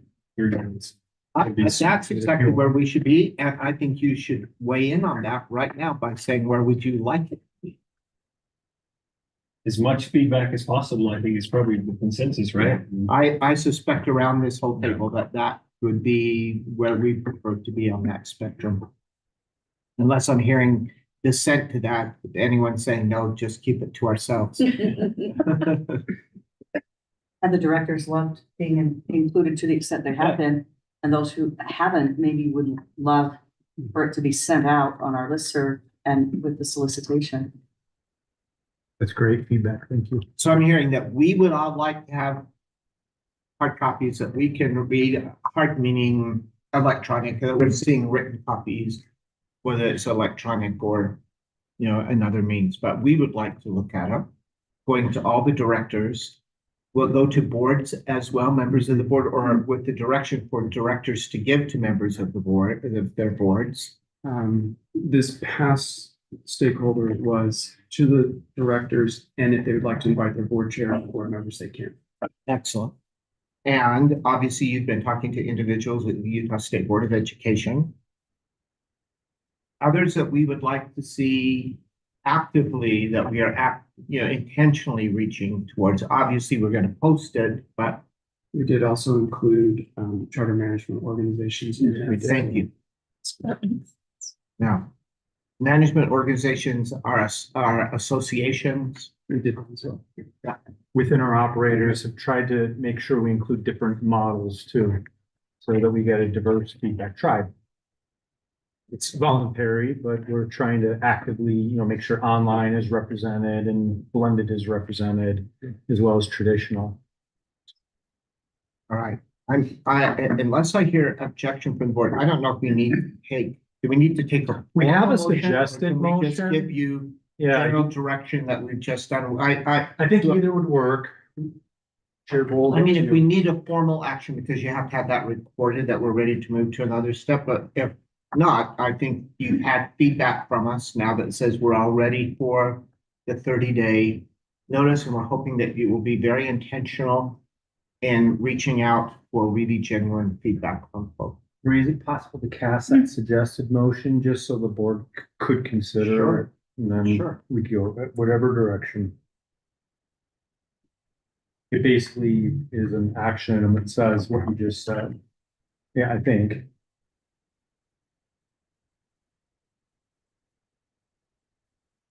The only concern I have is we don't have 30 days between now and the December meeting. We almost do, but not quite. And we could share where we're at with it. So statutorily, we want to present something for a 30-day notice. We really couldn't reconsider until January. Which really meets our timeline too. We really think early 2025 is when this whole thing wraps up. So I'm going to recommend that we go ahead with 30-day. I think others, I'm just representing all of you. We will have to consider it the first of the year, and January might be a very busy schedule. We're going to hear from that from Maria in just a minute. We may have to even wait till February. Okay? Which is okay. We're hoping just to get, we have a system in place. We're just working to replace it. Comments, feedback from board members? All right. So All right. I don't know if we need to take a motion to move it forward. I think you have our feedback, intentional gathering of information, and that we will expect to see it sometime in early 2025. We've had time to review. We're also going to, everyone, be reviewing a lot of things between now and January and through the holidays. So just as you're keeping that in mind, it'd be nice for us to have that little bit of time, right? All right. All right, so that takes us through in our agenda, accountability framework, new forms and procedures. Talking about that, we're recommending it go out for 30 days and that feedback come back to us in 2025. We need to look at the new school application reviews. I'm gonna ask Marie, will you hold that for a little bit? Because we really are at a point we have now, a guest we've invited, and I don't want to have him wait because he's come at a specific time, and I think we should honor that. We're going to talk about transfer of authorizer for Cambridge Academy, and we're at that place and ask Mr. Lockhart if he'd like to join us at the table. Let's have that. Thank you, Mary. That discussion now, and then we'll come back to Marie's item, which is give us some help and direction as we prepare for January. Yeah. Board, I think you're going to hear a lot from the board chair, Stan Lockhart, soon. And I assume there'll be continued discussion. And so these slides are meant just to refresh us, and they're just meant to set the stage a little bit. It's a transfer authorizer for a pre-operational school because they're have already been authorized by the Utah State University. It is innovative. This doesn't happen very often, so it's an opportunity of sorts that we have. What we've analyzed is that it has the potential to be a high achieving school where student outcomes are the highest in the community, state, and nation. Another strength that we've seen is that it has the potential to be a strong collaborator with the Utah State Board of Education. And then just a reminder to well, I know you know, but just a lot of time, energy, and resource has been spent and already committed for this with the first process that they've gone through. And then Stan and I and members of our team meet routinely per the board action, which was to put resources towards this. We have been meeting every other day, I would say, just to support the collection of information, the presentation of information. Next slide just further sets up what we're doing. Today, we kind of broke it down in some different categories of conversation. Marie will start off just kind of reviewing statutory requirements, board rules, and et cetera. Associate Director Stephenson will also just kind of talk through or walk through some supporting documentation that we've received. Then we'll engage on some enrollment projection conversations because that was one of the biggest points of conversation. And I do view that last time we reported that we were more conservative going from 3,500 to 1,800. We've taken another more conservative approach together in working together. You'll see Mr. Lockhart report on a max enrollment request of 985. So again, that's different. And then reminder that the opening date would be set for the fall of 2026, which is the school fiscal year of 2027. And so we'll kind of take that all as Q&A and discussion from Mr. Lockhart and the board. We think that a good amount of time should be spent on the location because that was something that was brought up by this board. There is an LOI in place. We're going to actually cast it on the board so you can just see aspects of it. It's been heavily redacted, not to jeopardize the business deal, but there is one in place. And then there's a preliminary market analysis. Mr. Lockhart will report on their last board meeting, which I think was 2 nights ago. So there aren't meeting minutes that we could put into this package for you all to look at, but they'll report on it. Then there's recommended motions. One is that you approve the transfer if you think you are there with stipulations, if you think there are any, or part of that recommended suggested motion is continue to devote resources for the December board meeting. So with that, I think that we go to Ms. Stephenson's kind of review of those first two items, and then we'll really direct and engage with Mr. Lockhart on the enrollment and the other pieces. So thanks, Marie. If you could kind of share with us where we're at with docs and things. Yeah, let me get those pulled up now.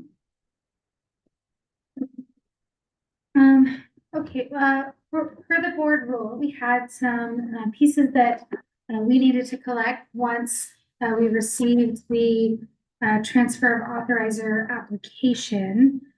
And two of those important documents were a position statement from their current authorizer, as well as a position statement from the State Board of Education. And both of those entities had 30 days to send that to us. They both actually completed it really fast, so that was really nice. They got that done, so I can get those pulled up here for the board.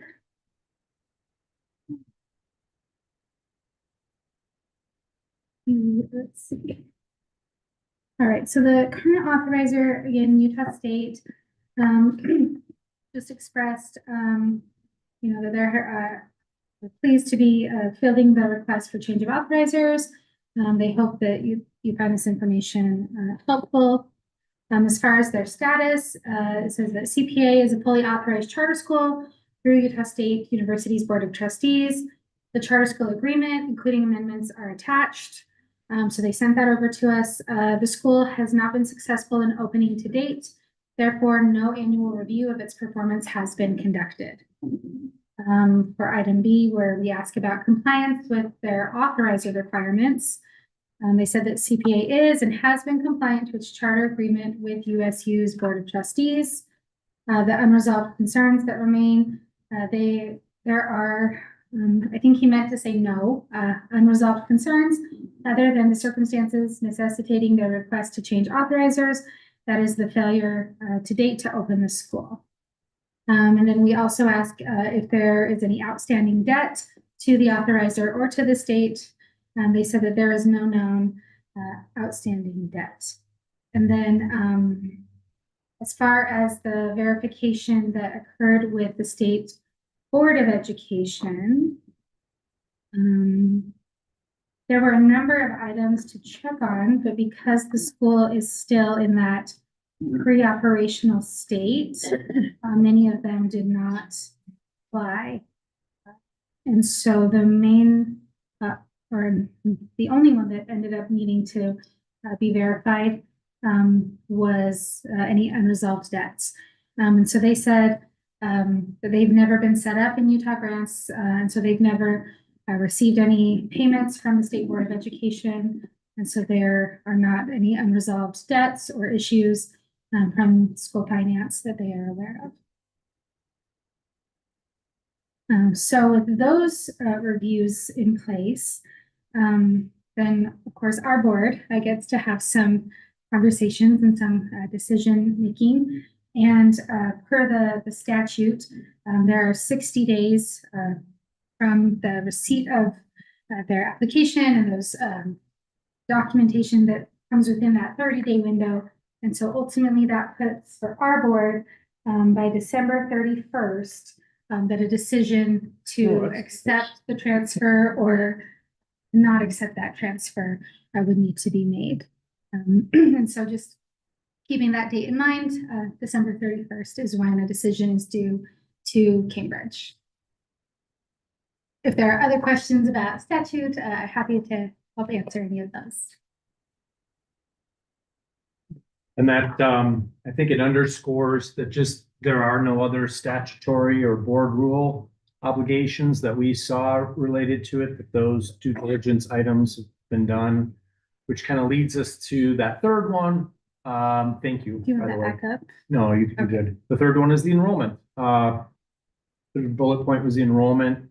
You can go in any order that you like, board, with the discussion, but we just thought the enrollment, the location, and then also the board, characterizing the board's recent decisions. Those were three important areas to explore. Yeah. Okay, that's right.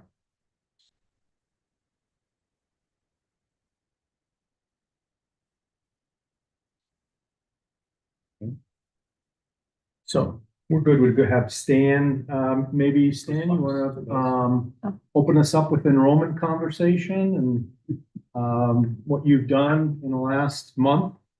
I think that would be helpful. Thank you, Chairman Bowles and the rest of the board for the opportunity to be here today. We were encouraged after our last board meeting when you said you wanted to see what we could do. We do have an LOI in place for property, and it is approximately 2 miles away from our last location that fell through at the last moment. So the market analysis is very similar to what we had before because it's so close in location to where we hope that we'll have that land under contract soon. But the fact that there's a letter of interest and general agreement between the seller and the buyer is I felt like I had just won the lottery when we got that done. So, in terms of numbers, I think what's important for you to know is that your staff is superb. I've dealt with many staffs. They are professional. They are respectful. They're even kind, but they're willing to have crucial conversations. And we've had several. They've rocked my world on occasion this past month as we've been talking about these numbers. Here's what I think we've come to in terms of enrollment. We believe we can do more. We have a partner that has done this before many, many times, and they've done it at scale, and we feel like they can do it again at scale. You have the experience of approving 150 charters over the last 20 years. And so you've seen this over and over. And I'm guessing that you've seen many people in my shoes sit there and say, we could do more. We can have more kids than you're willing to give us. And I'm guessing that you've seen the consequences of those assertions. And so I think we start from a place where you've got the experience of doing this many, many times, and we need to go with your lead. With Utah State, while they were an authorizer and a regulator of our charter, they also worked hand in hand with us as a partner. And my sense after working with your staff for the last month is that you'll do something very similar. And all I would ask on this number is that as we go through the next year and a half, because we're not opening until the fall of 2026, if we get additional data that suggests that the demand is higher, we'd just like you to consider that and maybe relook at that if we come up with something that's different, something compelling, that we can at least have the discussion with you. And so that's what I'm assuming that we could do at any time. We could come and make a request to come back to the board. And that's generally, I think, where my board is, because we still think we can do much, much more. But we will build a facility directly proportionate to what we're approved for, because otherwise we won't succeed financially. Well, and the way that we're going to deal with that is that we're going to build in phases. And our design is going to be built around the idea that we can start with close to 1,000 students today. And then if there's higher demand and we need more, then we can build on with that and make it look like it's still a part of one master plan building. So that's what we've chosen to do on that front. I think that's what I have for you today. I appreciate some of the input that we've received from board members and from staff, and looking forward to beginning this journey. I'm already 7 years into this journey, by the way. Can I ask a question? Yes. Thank you, Chair. Thank you for being here. And thanks for your willingness to look at others' perspectives. Can I ask, I thought I saw up there, you've adjusted down, so 3,500, 1,800, 985? Is that, and that's a maximum number. Can you just walk me through, if you have it, all of 26 expected enrollment, fall of 27, fall of 28? Are you ramping up to 985, or do you think you're hitting that out of the gate? Mr. Biesinger, let me tell you, today we have a difference in opinion between what the board thinks that we can do, what we think we can do. So the answer to your question today is I'm not sure. Okay. We're going to have more clarity as we get closer to ramping up a marketing campaign. And as we start going out to the community in a more assertive way. Once we get approved, we're going to start asking parents, would you like to come to Cambridge Preparatory? Would you like to send your kids to Cambridge Preparatory Academy? And based on, an interest list, I'll be able to tell you a lot more clearly months down the road, whether that'll be year 1 or year 3 or year 5. And if I could, this is for fall of 26. I just want to make sure I'm good. So I would imagine if you're building a new building on land, that would have to start in fall of 25. Less than a year from now, 9-10 months from now. So as I'm just thinking this through, if this were to all move forward, when do you expect to kind of have the data to inform you? Because once you start building it, I actually like the phased in approach. I think it keeps the school from dragging too big of a parachute of debt behind them. And there's a lot of good precedents for that. But at what point do you kind of expect to make the call of we're going to open with this? Would that be next spring, in the summer? Would it be in the fall? Our board has discussed it. We have to have a number by October of 2025. Okay. Because that number has to go to the State Board of Education. So statutorily, before October 1st, we have to know. We're going to go out much sooner than that in just getting an interest list. And of course, we're not going to have parents sign up until we get into January, February, and March of 2026. So we're going to have to do quite a bit of work before that in order to assess what it will be. But long before October 1st, I think we will have something back to you. And I'm happy to come back and tell you as we get closer to that time. What we're seeing out there, what the interest is, what responses we're getting. And I think we'll know whether that's a year 1 or year 3 or year 5 well in advance of October 1st. Okay. 2 more questions if I could, and then I don't want to dominate, but are we going to review the LOI on land? I'm just wondering, Yeah, we definitely can cast it on the screen I can and defer make that. it part of it. Yep, whenever. That was one, we can defer that for a moment. I guess my last question is, multiple years into this, don't want to assume, but I'm going to probably guess that you've also had the feedback that when it comes to indications of interest for a new school, on fair ground, parents will look at several options and may even sign up for several schools, right? Are you saying they're flaky? Well, I'm not even saying it's flaky. As a parent, I think that makes sense, right? Yeah, it does. You got to do your due diligence. What does that process look like? To the degree that you know, on a minimum level, here's a, sign up, put your name and phone number and how many kids you have, and we'll get back to you. Then there are degrees up from that where you interact with them, you get more information. They have the right to move at any time, but what is your enrollment process? And I'm guessing that your partners probably have a pretty robust system in that, but to the degree that you could speak to what that looks like, that would be helpful. Yeah, so our intent is to go out and assess interest. That means that we're going to have some contact with people in the area. We've talked about if they are within a 10-minute drive of Cambridge Preparatory Academy, we should probably contact. Beyond that once they express interest, then we need to engage at a deeper level and have discussions and talk about who we are and what we intend to do. We think that our SMART goals will be attractive to them because our goals is 100% proficiency for all kids in both reading and math throughout their K-12 experience. We're going to look very much like any other district school. We'll have a full-fledged extracurricular program.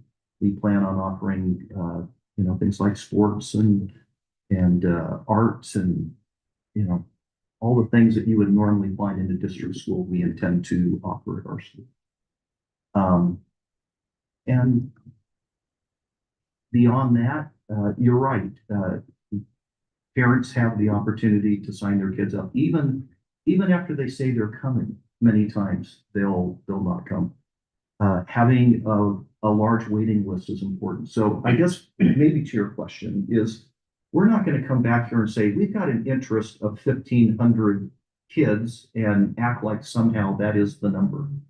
We know there has to be a buffer.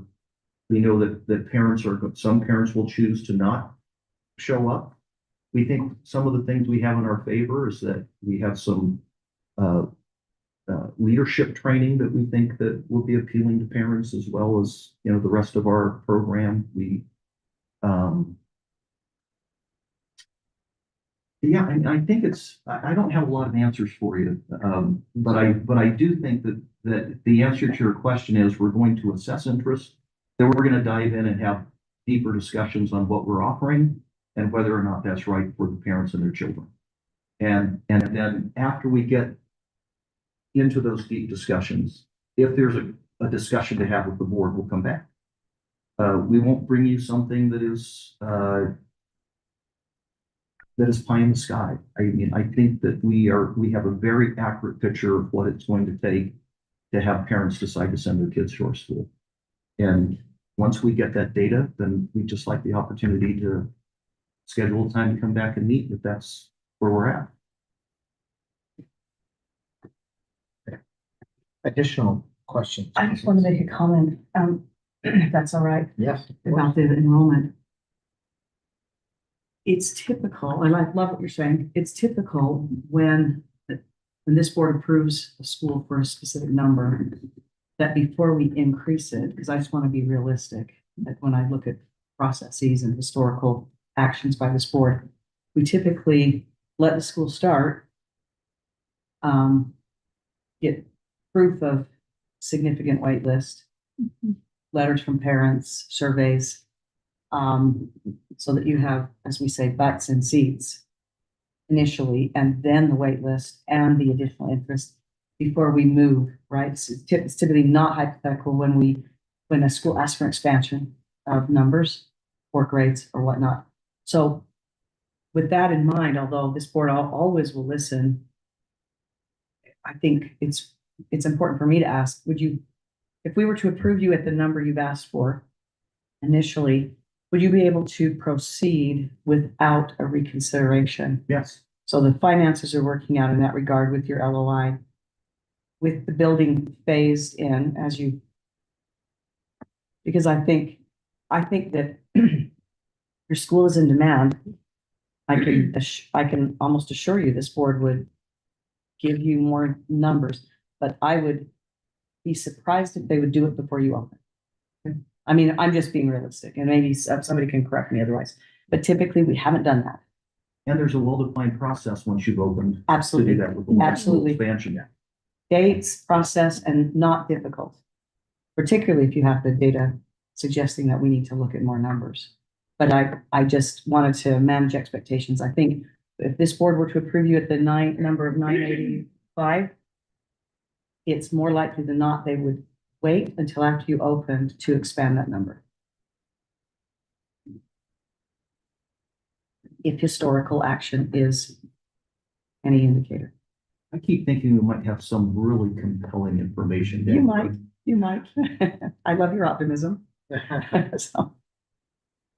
Vice Chair Spiker. Yes, and my apologies. I was out of town at a conference last month, so I wasn't at the meeting. I did take time though to watch the meeting from last month, so I would be prepared for today's discussion.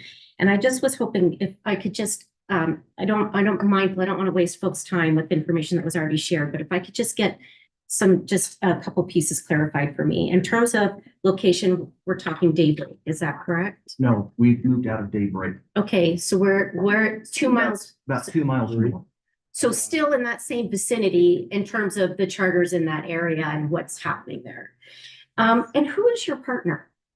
It is Charter One, based out of Arizona. Yeah, we're familiar with Charter One.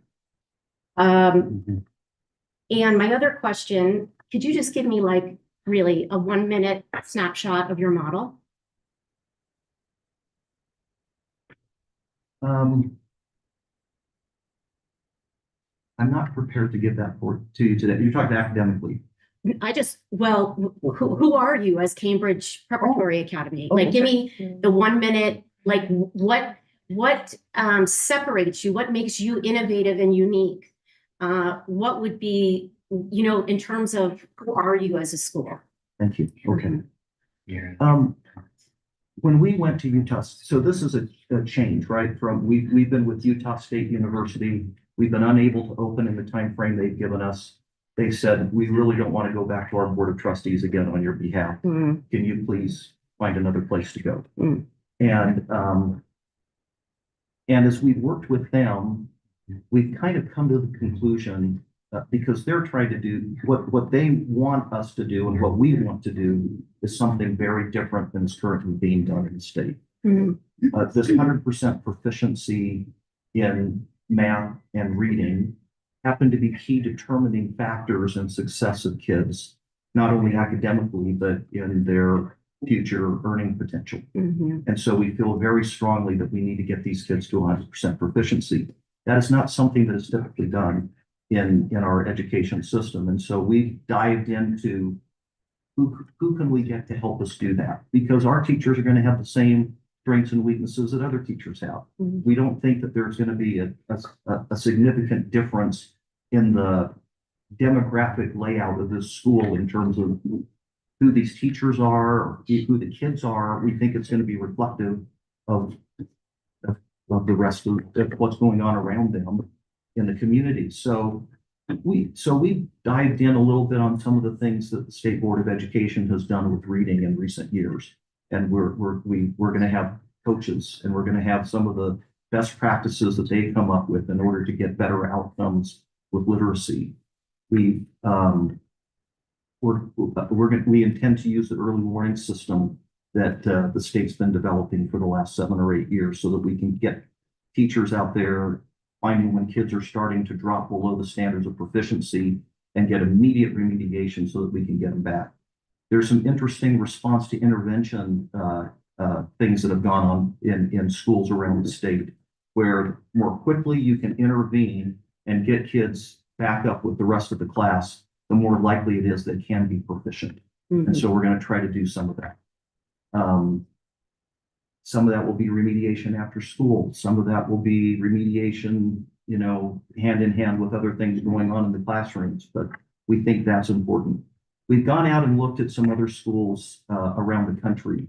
Success Academy in New York City is one that Utah State University and Charter One and our board have spent time looking at what they've done to get success and proficiency in the subject matter. And we're going to follow some of their model.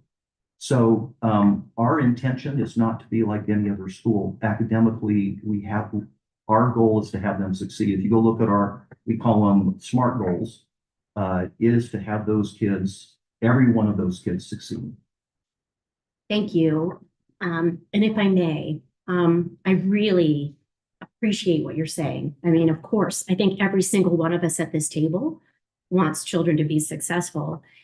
I would also, I'm mindful how I would like to communicate this, is that every teacher in the state of Utah in every school wants 100% of their kids to be proficient, regardless of the school. That isn't innovative. That's happening right now. There are early warning systems embedded in weekly formative assessments that are taking place in schools around the state right now. In fact, on Thursday, teachers are preparing for their weekly formative exam so that way they can make decisions that's going to guide their instruction next week. The grouping strategies are taking place in schools everywhere right now. There is a focus of reading and math in schools across the state right now, especially post-COVID, where we are seeing the needs, right, of our students. And so I'm going to again ask you, what makes your school innovative?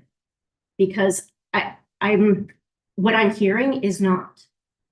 And in fact, and I want to also be really clear that right now, we don't have one school in the state that is 100% proficient. When you think about a pie in the sky, every teacher is trying so hard to make that happen. All of us want every single kid to be proficient. It's not happening. I mean, even in our #1 schools, it's not happening.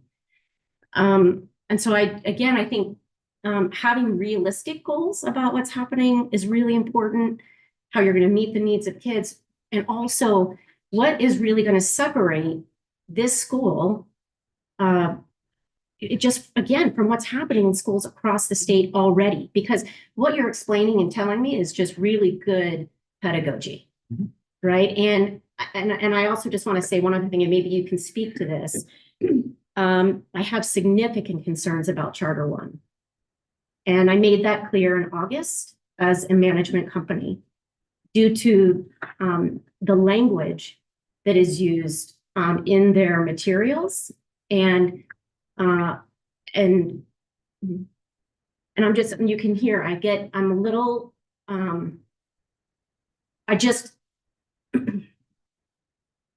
any organization that you choose to partner with that deliberately wants to divide us or wants to belittle the work of the teacher, I think is something that I don't want to be a part of. Now, maybe Charter One misrepresented themselves the last time that they were here with another school.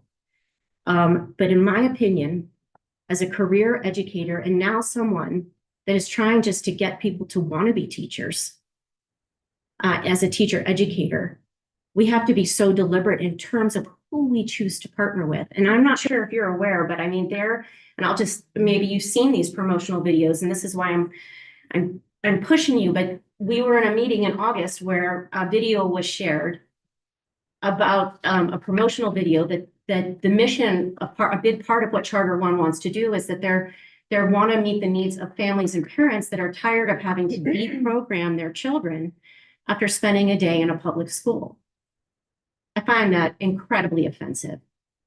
And I'm just going to state again, our job as the adults in the community is we are the models, we are the lights, we are helping our children see how we want to engage as an educated populace and a compassionate populace.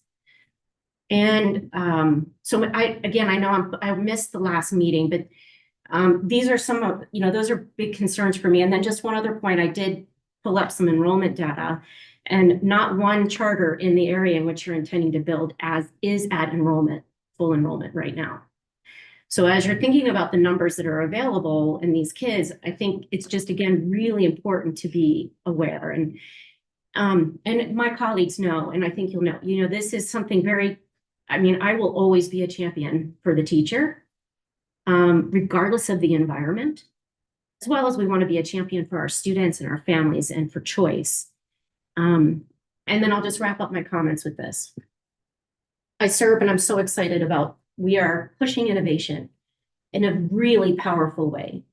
I was just mentioning this, we're in a new era in education, just in the advent of AI and how everything is changing and why students are coming to our schools and what we can offer that is innovative. And so for me, I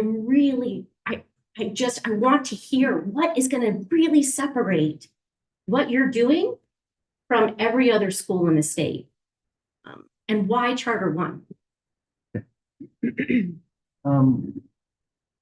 We intentionally partnered with Utah State University because they and us both believed that we could achieve greater success with student proficiency together.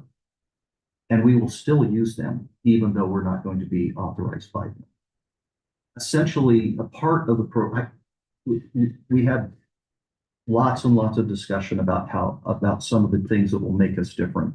But I think the most critical thing that will happen is that we intend to do some assessment of teacher strengths and weaknesses early on and bring micro-credentials in to help them level up in where they need to be in order to get 100% proficiency. We all believe that the teacher is the most important person in the classroom. We need to give them the support and the help that they need so that they can do better. And so a part of where we're going, and again, this was working with School of the Future, which is their whole mission is to try to get better outcomes. I think these micro-credentials were an important part of that. And doing it while they're teaching in the classroom, not waiting until the summer to do it, but doing it as they're beginning. And we think that if we can upskill teachers, keep close tabs on the outcomes that they're getting, figure out where it is that they need a little bit of help, whether it's classroom management, whether it's pedagogy, whether it's content knowledge, but give them the helps that they need, we think they can do exactly like you're saying. We think they will succeed. Teachers are amazing. My parents are both teachers. Charter One. I wish it was that easy, sir. I just wish it was that easy. I don't think a micro-credential is gonna help a teacher when you've got, I appreciate this. And can I just ask one other question? Was there a one pager or were we given anything like an outline, like an overview?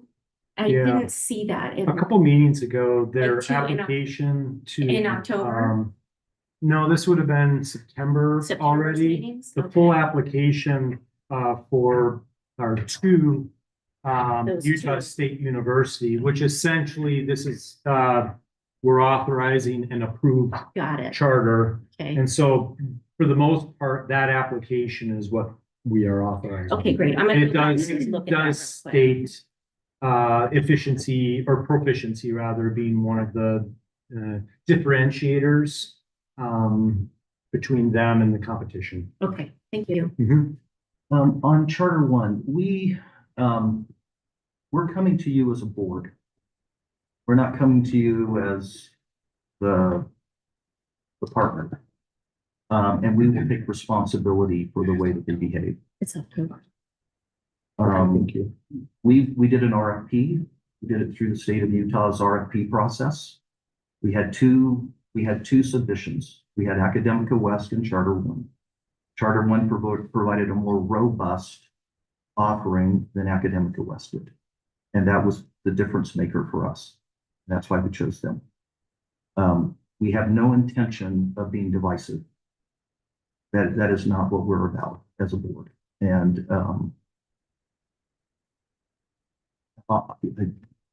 Thank you. you're approving the board. You're not approving them. If we have any indication at all that it's divisive, then we will go in another direction. Thanks. I really appreciate this information. It's really helpful, especially as we're thinking about adding the school to the portfolio and how that enhances what we're doing in the offerings to the state. So I appreciate all of that information. Thank you. What additional questions or comments from board members? Others? One of the questions we asked last time, what other schools are nearby? Vice Chair Spiker said she's looked at the enrollments of other schools nearby. I'm not sure of those who are in that area that are north for sure. Member Reesinger actually has his map pulled up so he can read you all of them. I can Would you? volunteer you since you're looking at the map. Sure. I know that was a question we asked last time. Can I just ask one clarification? Yes. So I don't want to run afoul of statute or rule. And I'm just trying to work this out in my mind as I get my legs and memories for. So I'm happy to do this. There is some component here. Now, this is already an authorized school, so maybe this is a different set of facts.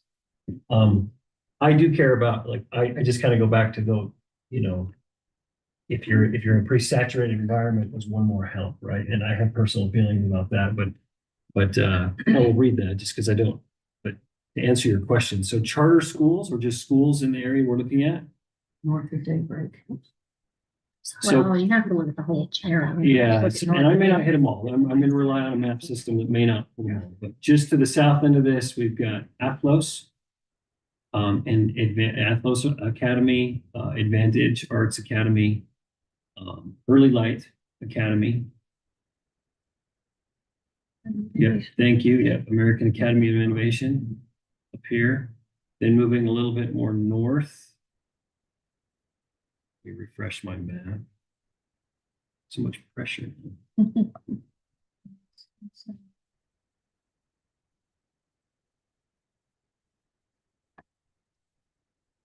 Yeah, to the south, you're gonna have, what was formerly RSL, now Salt Lake Arts Academy. It's our right here. Yeah.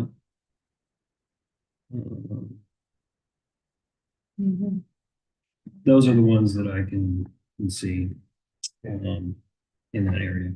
Okay, thank you. That's helpful to look at as well. So I think those were that notion, the nature of the school, and partially enrollment numbers. Thank you for being willing to reduce those numbers. Our purpose was not in any case to say, no, you won't ever do that. You may. We just have that experience, like you acknowledge, that we haven't seen schools open with such a robust number, right? We just haven't seen that happen. And so our intent is to give caution so that you wouldn't make a bigger brick and mortar investment than you would be able to afford, knowing that what we've seen.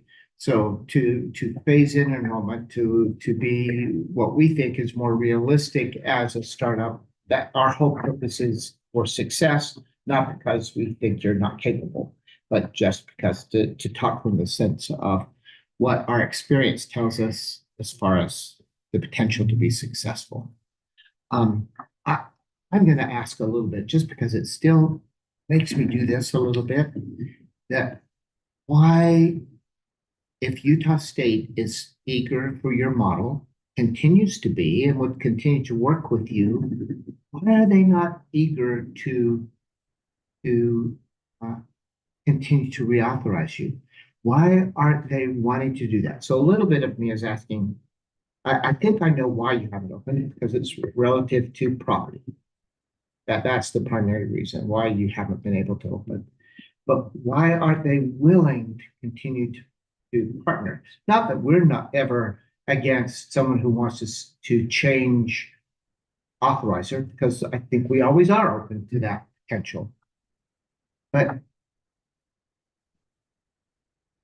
and they're going to continue to work with you, but why wouldn't they commit to you to that full extent to continue to authorize? We tried to answer this last meeting, but and you maybe did. I just still I'm unsure of it. So I think the Utah State University School of the Future is still willing to work with us. We have a great relationship with them. They have highly qualified educators and education experts on staff there. We have really, I consider them to be friends. We've worked together for several years. I think with all of the things being equal, we'd probably still be working with them. Their board of trustees we had a request for a year extension 2 years ago. As property prices have increased, we've just had a tougher time finding property. And it was on the consent agenda, and then a few days before the meeting taken off the consent agenda. And they denied our request for a 1-year extension. And most of the request had nothing to do with Cambridge Preparatory Academy. Most of the discussion was, should we be authorizing charters? Their board of trustees, at least the board that was there for that meeting, was far more concerned about their reputational risk in getting involved in public education than they were about trying to facilitate a 1-year extension for us. So they denied us in March of 2023. 2 months later, they approved it. Some property that we had pretty much a similar, it was a verbal LOI that we were going to get under contract, all went away during that 2 months because they said, you've been denied, you're no longer even in business. And by the time we started again, it was like we had to start over brand new.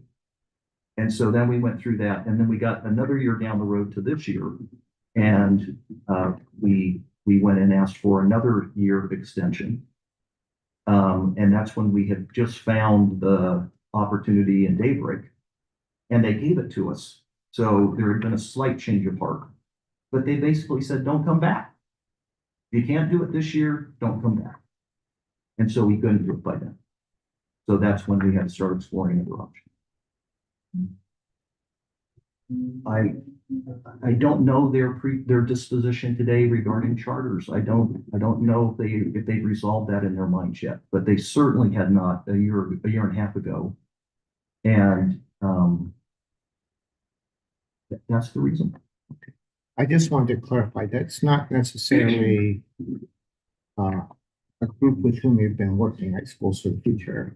It was with the Board of Trustees of Weber State University, who are looking at the philosophy as a whole about, Utah State. what did I say? You said Weaver, but that's okay. Oh, Utah State University. Yes, I didn't mean Weber. but- No, they're See, trying. that's what you Weber's have to trying. always check me. That at Utah State University, that their Board of Trustees, their philosophy relative to authorizing any charter schools. They're not sure whether or not they should be in that business. That's where they were a year and a half ago. Yeah, because how many, the tool actually has to come through, I mean, the authorization actually comes through Utah State, right? So how many schools do they currently have authorized at Utah State? Do you know? No. They got more. We were number 2. They had an online school they've approved. Oh, they closed. Oh, well, then you're right. So there are no, Utah State University has not authorized any schools. What about their lab school, the Edith Bowman School? Wasn't that a? That is a.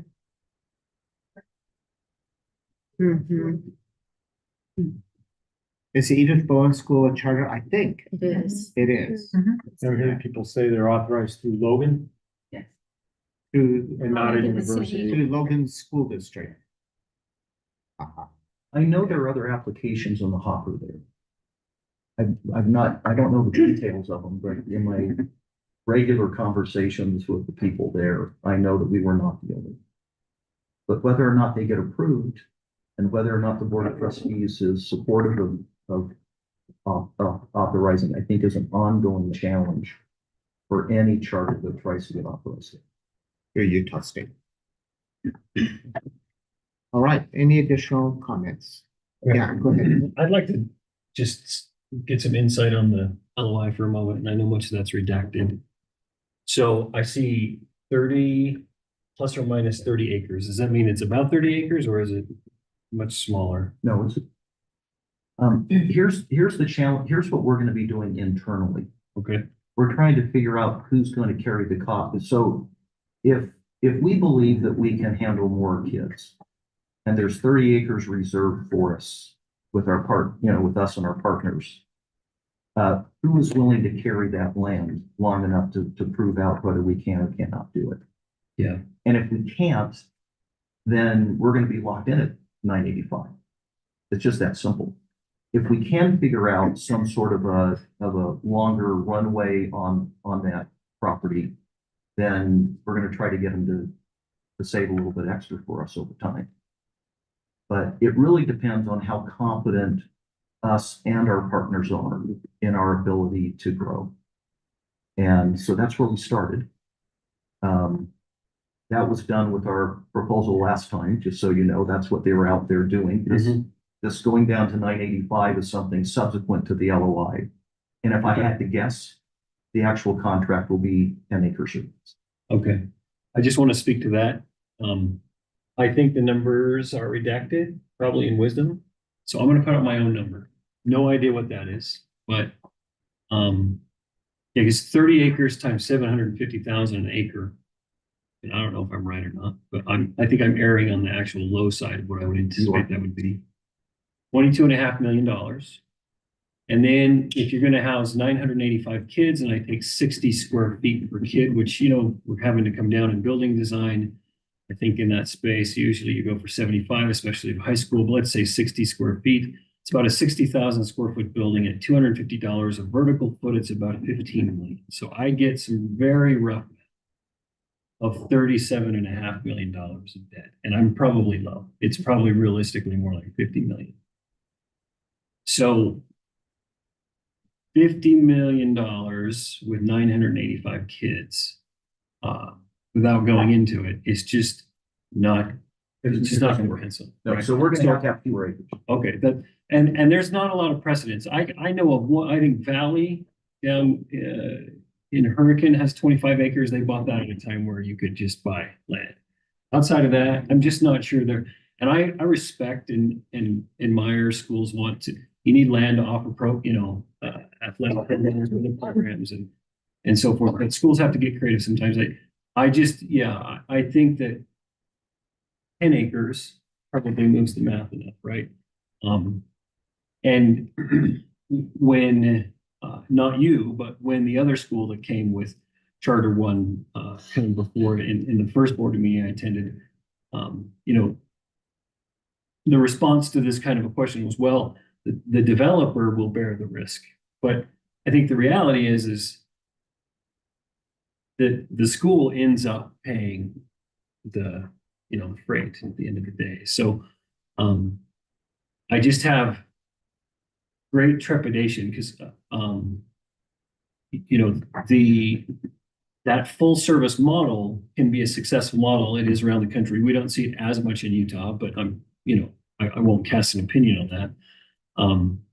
But to pay for that extra service component, you've really got to dial in your facilities, right? You've got salaries are the biggest expense, salaries and benefits appropriately so, then your facility. And after that, there's just not a lot left, right? So you have to get your facility costs right. Otherwise, you're almost moving the deck on the sinking ship, or you're moving the chairs on the deck of the sinking ship.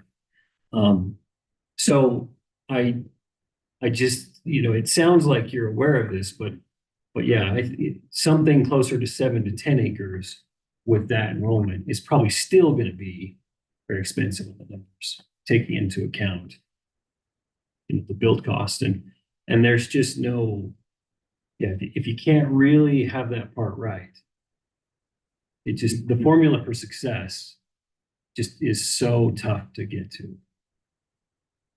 I don't know if you want to make a comment on that, but I agree. I think you did it perfectly. We have essentially here, what we're seeing is that we could get up to 30 acres. We're going to size it to the number of kids that we have. Okay, but the developer or the seller of this land, there is a component of this where it could be sized down. That's what. Thank you. Yeah, it's a K-12. It is. Grade configuration. So there's some separation you'll want for the little ones, for the older ones. And also I temper that by, you don't, when we're talking acreage, if you had a full service high school, which I'm not, you may offer some things, but you wouldn't have a full football field and baseball fields and soccer fields and tennis and all of the things that come with it, plus parking, because high school kids drive. District schools buy about 50 acres for a high school these days. 50 acres for high school, about 25 for a junior high and 12 for an elementary. So it is, you need that for parking and things. Cindy, you're gonna add. Just have just a couple comments, because I think Member Spikers brought up some things that need to be answered, And one of the things that we were all, well, I guess I should speak for the board, many of us, and I include myself, were very put off by Charter One's presentation for another school. But to your point, it was for another school, and we don't approve a management. That's true. We don't approve a management company. We approve a school for a board with capacity, and I don't think anyone doubts the capacity of your board. They were here in force in the previous meeting, and they are all very committed and have been committed for years, literally, on this project. But to Member Spiker's point, we are sensitive, particularly those of us who are teachers. I remember in a recent legislative session testifying just as an individual citizen, not on behalf of this board. And when it was known that I was a teacher, hearing a lobbying group behind me calling me a groomer. And so in recent years as teachers, we have become very sensitive about how we're perceived, how we are divided at times, and what we are accused of doing in the classroom that we know we're not doing. But I think that also comes because we are teachers and we're very sensitive to that. So I don't have any concerns about this board and their capacity or their willingness to put a stop to anything that they would see would be divisive or would be, would undermine what's going on in the classroom, what's going on in their partnerships with schools, with the USBE, because that's not something that the USBE would look would look favorably on either, that kind of a characterization.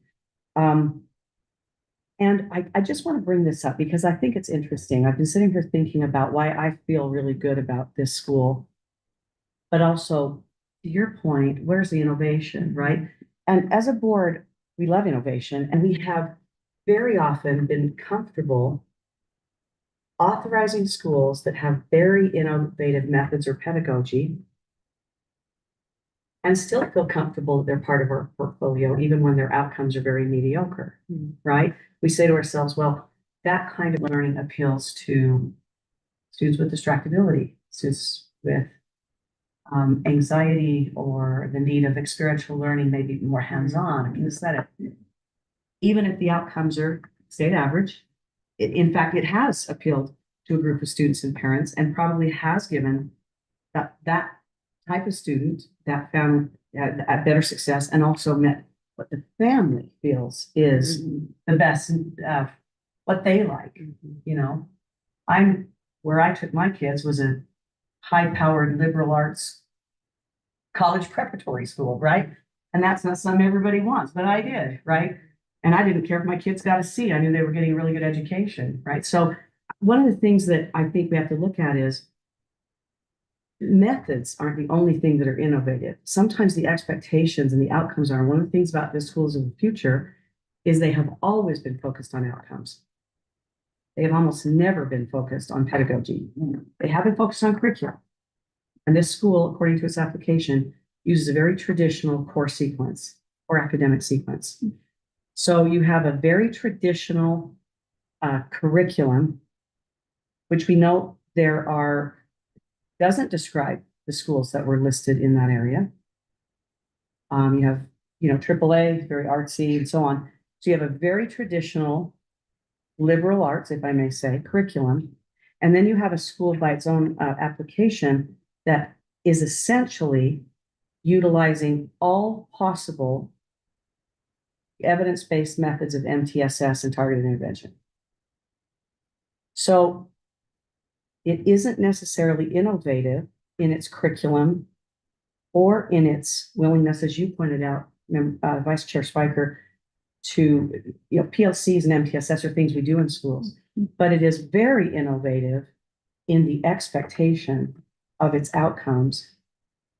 And that tells me that resources, the methods are going to be directed almost exclusively to to sort of a very robust monitoring, a very robust intervention. And so we're looking at probably all kinds of resources directed to things that most schools, to your point, are wanting this, but are they directing maybe a 1-to-5 ratio with their paraprofessionals or their highly interventionist teachers and specialists? So what I simply am saying is that I think it's actually closed-minded to only consider innovation to be methodology and pedagogy instead of outcomes, because that what that is a goal that then directs all your resources and all your decisions. So I just want to throw that out there because for me as a parent, if I had not had the option I did to send my kids to the school where I did, where there were not charters when my kids were growing up. And so I taught at a school so that my kids could go to a school like this might be. And there isn't a school like this in that area, even though we have other schools that are similar in our portfolio. So anyway, I just want to throw that out there. I don't want us to get so pinned into what innovation has to look like or choice has to look like. We have to look at the broad, that it can be outcomes. And for the school of the future, interestingly enough, if you've been to some of the strands that have been taught by David Forbush and various, whether it be at NACSA, by the way, or whether it be at UAPCS conference or just in the state, that innovation is always focused on outcomes for the school of the future. So it looks a little different from the schools we usually see that we call innovative, but it is an innovation in its own right. Thank you. Additional comment? I have a Board question. members It discuss. may seem not related, but I want to quote staff. I'm not a statistician. I just work with some of them. So this is a statistics question. So we keep advertising, and I'm proud of it, but that enrollment of charters is increasing. But this is my question. Is that increase a percentage of the declining total enrollment number for Utah and Salt Lake County? You said, so we have a total declining enrollment of the state, and out of that declining enrollment, we have a subset where 30% chose charters. We're really not saying that that 3% somehow means that declining enrollment across the state and the birth rate, that is not happening, right? That's my clarifying question.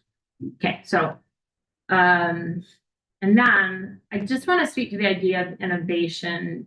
So we keep using that word innovation.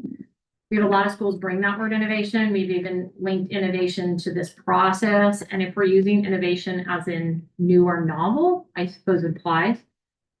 However, I think a defining characteristic of innovation is the creation of value. So just because something's new doesn't mean there might be a reason why we've never done it before, right? So I keep asking myself, where's the value add? And in economics, there's a very clear definition for value add. And I actually think economic value add of the cost of something in relation to its then transferable value onto a consumer applies here as well. But I think so does the idea of a value add of what's the increased added to our portfolio, to the community. And I can't get there. And that's just, I'm going to be very, very honest about that. I cannot get to a value add. Additional thoughts? I just want to say thank you. I really, and thank you. I mean, it's very clear that we all are passionate. I think nobody's going to fault us of that. And in fact, that is probably one of our greatest assets. Also, that we have the ability to share a variety of ideas and ways of looking at supporting schools and bringing new schools on board. And I'm so grateful for my colleagues here at the table. And I also want to say I had a chance to pull up the one pager. Again, I'm sorry, I missed the October meeting and I didn't realize it was in the linked in the agenda. So I would have reviewed it ahead of time. So I wouldn't have asked that question, but I have reviewed it. And so that is also helping me frame just my headspace around the school. So thanks. We're very careful about who we select.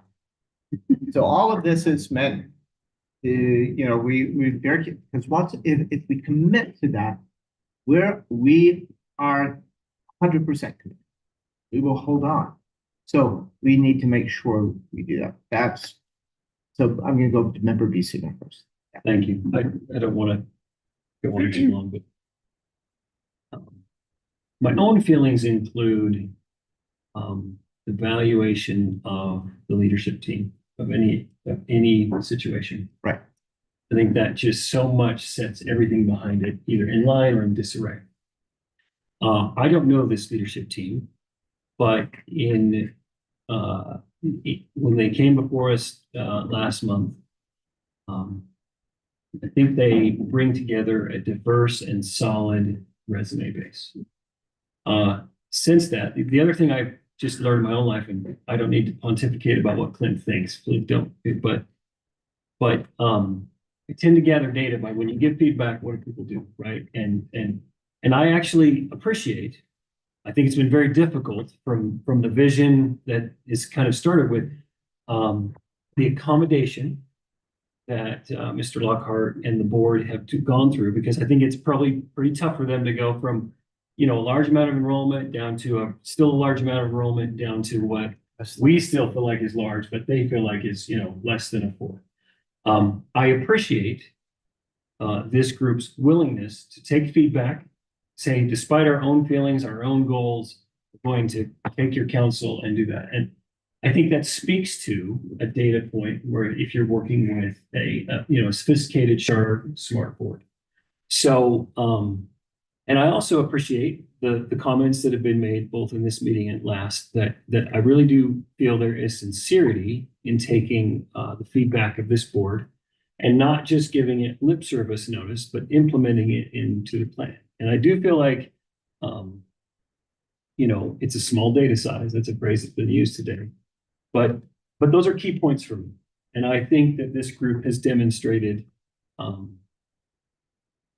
not just willingness, but the ability to take that feedback and adjust their plans. And so I just offer that in, I think that's part of innovation. I think that's part of needed leadership.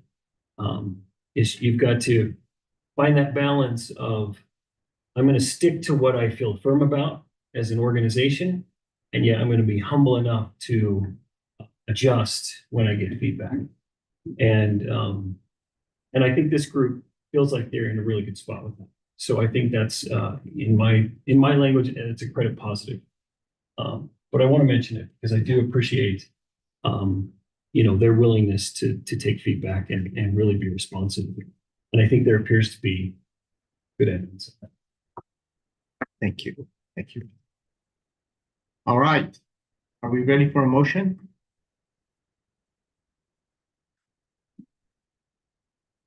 I'm gonna make it so we can discuss the motion. Thank you. I'd like to move that State Charter School Board accept the request from Cambridge Academy and authorize. They're already authorized, so accept the change of authorizer requested by Cambridge Academy to the SCSB as its authorizer. A motion to accept the request to transfer authorization from Utah State University to Utah Charter School Board. Do I have a second to that motion? I'll second it. And a second to that motion. Any discussion relative to that motion now that that motion has been made? Not seeing any, I'm going to call. Oh, sorry. yeah, go ahead. In the nick of time. Talking too much. As I'm considering this again, I don't want to stare at one thing too much, but I am very mindful of the financials. And I think in one of on the slide that Director Kramer shared, there is the possibility here of an approval with conditions. And at least for me, I don't know how to articulate this at this moment, but I guess I would offer as feedback. There needs to be a condition on the mindful. We just offer you a perspective that you won't have a chance if your finances are just too much debt. And I think you've acknowledged that, but especially where you'll likely enter into a lease situation, those start off friendly, but they often become unfriendly. And so you just really are going to have to work with your partner on not letting that get unfriendly. So whether that's a gross revenue lease that caps out at a certain percentage, so your debt burden is too high, or something of that ilk. I just don't think you can get into a situation where, an expensive place to buy land and an expensive time to build buildings just weighs this down too much to not have a chance to offer the good that you're trying to bring to this community. That would be a good caution. Thank you. And the nice thing is, along the process, there is still a readiness to open. We have some other kinds of checkpoints along the way as well. And maybe maybe Associate Director Stephenson could just talk about a little bit of that process, just maybe 30 seconds, minutes, if approved, what some of the stipulations, some of the process might look like. I don't know if it's helpful for the board. Go ahead. Yeah. So I think the thought here would be that if the board votes to accept the transfer, that essentially places Cambridge into that cohort of any schools that you'll also approve pending in January. And so then we would take the spring, making sure, we get that charter agreement in place, as we negotiate that bilateral agreement, which then makes them eligible for startup funds. So then that would happen, and they would also be starting their training, their mandatory training with the association, and the monthly opportunities they would need to be participating in there. And then we would have regular check-ins along the way. They would have the expectation that they're breaking ground by January 1. That's in statute. And then that next, so be the January till May of 26. We have those different additional check-ins where we're looking at enrollment numbers, we're looking at hiring, we're looking at the policies that are in place.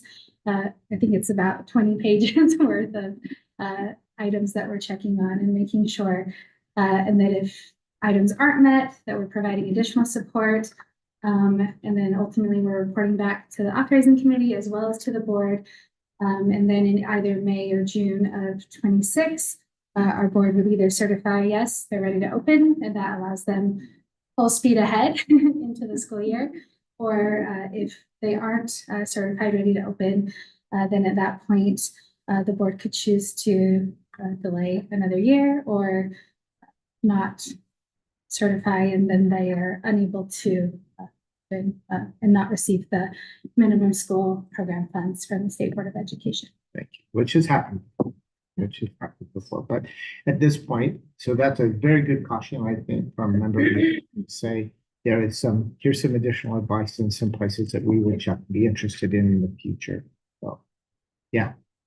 I'll just justify why I'll be voting against the motion. I inherently don't have an issue with charter transfers, but when we transfer a charter, we're typically transferring an open school where we have data and we have history and we understand what we're getting into. In this case, we're transferring an idea. And to me, that's more akin, and I spoke to this last month, more akin to our proposal process. And that's why we have that proposal process to say, is this an idea that we as a board are interested in having in our portfolio? And so whether it's fair to the school or not, that's the way I've approached this. And so I am not interested. I read the application. I read it fully. I feel like there's a lot of great ideas in there. I feel like we could shop at any school in the state of Utah and they're going to have a leadership program and they're going to have teachers working on micro-credentials and they're going to have goals and they're going to have SMART goals and they're going to want every kid to be 100% proficient and they're going to have extracurriculars that meet their values and they're going to have all these things. And that's what makes schools. But what's the value add to bringing this school into that market at this size? And I don't see it in feasibility in the way that this board does. I think if we were in a huge influx of students and everybody, and I do this on staff, I've had this argument with so many schools. Housing permits do not mean school enrollments. And we cannot confuse the two. We are in a declining enrollment in all areas of the state. We've got schools that are going to be standing empty. I feel like we're in that is one of the most expensive markets that you can ask for. That is really drawing in, to use an old term, double income, no children, professional people. I don't feel like it's a responsible decision. We have a K-12 that's comprehensive that actually rolled their very rigorous program back because that was the number one complaint of the families enrolling, was that the school was too rigorous for the decisions that they wanted for their children. I don't know what that says about parents of this generation, but that's the reality of what we're dealing with. The cost risk is too high for me for what I believe the value add is for the school in our current market. I am sure 7 years ago, I probably would have been all on board and said, hello, welcome, join our thing. And I just can't get there today. And my final thing is, although I understand we're contracting with a board, I do think that the choice of an out-of-state CMO is an odd decision. It gives me just a little bit of pause, but it's the totality of those issues make it where I cannot in good conscience give a yes to this application. Thank you for explaining it. It's always really helpful for someone to know exactly what you're thinking relative to your vote, and we appreciate you being open and sharing it as well. And I think we all are, that's kind of the struggle around that idea. There's a little piece of me that says, though I have to tell you, and maybe it's my Pollyanna attitude, that You know, I agree. These are all the things we want to accomplish. These are all the things that good schools want to do. Maybe this group will find the right combination that we can duplicate. You know, I'm telling you, I'm honestly saying it's my positive attitude that maybe this is the one that's going to have just the right combination of interventions that are going to help kids rise to that level, and we'll all learn from it, which is partly what we want charter schools is to be laboratories, to try those kinds of things, to see if it's something we can duplicate in other schools and make it succeed. So I'm telling you, there's that little piece of me that says, okay, all right, maybe this is one that could potentially do that. Because relative to the leadership team, relative to their passion. Quick comment. Yeah. To this motion. One of the reasons I've already explained why I'll be voting yes, but one of the other things that is compelling is that essentially the original market analysis still pertains because they are very close to their previous location. And the southwest area of Salt Lake County continues to boom, and including for families. In fact, to the extent that sort of Jordan and South Granite District don't know how they're going to manage the growth. And so although we definitely are in a declining demographic, and it's really affecting both charters and districts, though charters still have overall in the state increased their numbers, but that doesn't mean every specific charter. Nevertheless, the area where this particular school wants to locate has robust growth.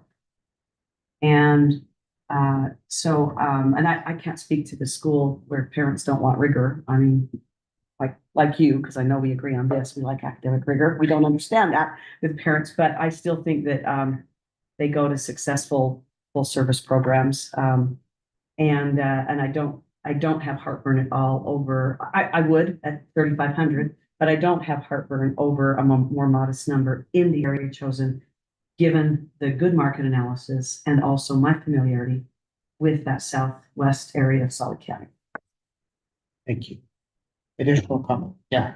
Can I just ask a question I should know the answer to, but what is the financial risk to putting aside the potential financial impact on other surrounding schools if somehow their enrollment were impacted by us approving the school and it moving forward and drawing students from them? Put that aside. What's the financial risk to the state charter school board of approving this, so voting in favor of this motion, and then to what Marie just laid out, the school not hitting the readiness to open requirements, and then they're not able to move forward? Yeah. Is there in that short term, is there a financial impact? We do contribute some dollars to them. In the meantime, for them to do some work to get to that place. We don't, as far as once the school's open, now you correct me if I'm wrong, but once the school opens, it's regular WPU, other kinds of funding mechanisms, right? But we have a budget whereby we do give dollars. Now, and I think that Member Cisneros made that point last time. We're going to be authorizing some schools in January if we authorize, potentially. And if we authorize schools in January, does that deplete that budget that allows us to be able to support schools? We have had that happen in the past. A school, in fact, I think in the meeting I said I was very disappointed that they came to the place they weren't going to open. That means we've invested in the idea. We've invested in the opportunity, but that money essentially is just gone. It's not replaced. It's just money that we have a budget set aside to do that. You're talking specifically about startup funds. Exactly. So those initial startup grant monies that we provide. Lisa might have the dollar amount or approximate amount. I forget. Is it? So, yeah, so we changed, we updated and changed it to be distributed over 2 years. So I believe for the pre-op year for a school that size, it would be 330,000. Okay, thanks, Lisa. Yeah. And then regarding just chair to whether or not we have enough startup Authorize funds, additional we schools do. if we choose. We do have a good account balance for startup funding at this Because time. we don't want to shortchange it. So I think that's what Member Cisneros was not tonight, today, but last time, I remember that because I thought that was really wise to say, think about those who are in the process already, and if we choose to authorize them, we'll be able to do that, and I think we can. Actually, even So- if we approved all. I'm sorry to interrupt here. No, So, that's- so assume that this were granted, those startup funds were expended. But then the readiness to open requirements weren't met and the school is not able to go forward. Those funds would be forfeited Yes, to the school and not recovered back, right? exactly, Got it. Thank you. exactly. And that has happened. Yeah, it has. We've taken a risk. We have done that. Haven't been able to. And our logic is, of course, better to stop it now than continue to throw good money after that. And, all right, so, since we're talking cliches several times. All right.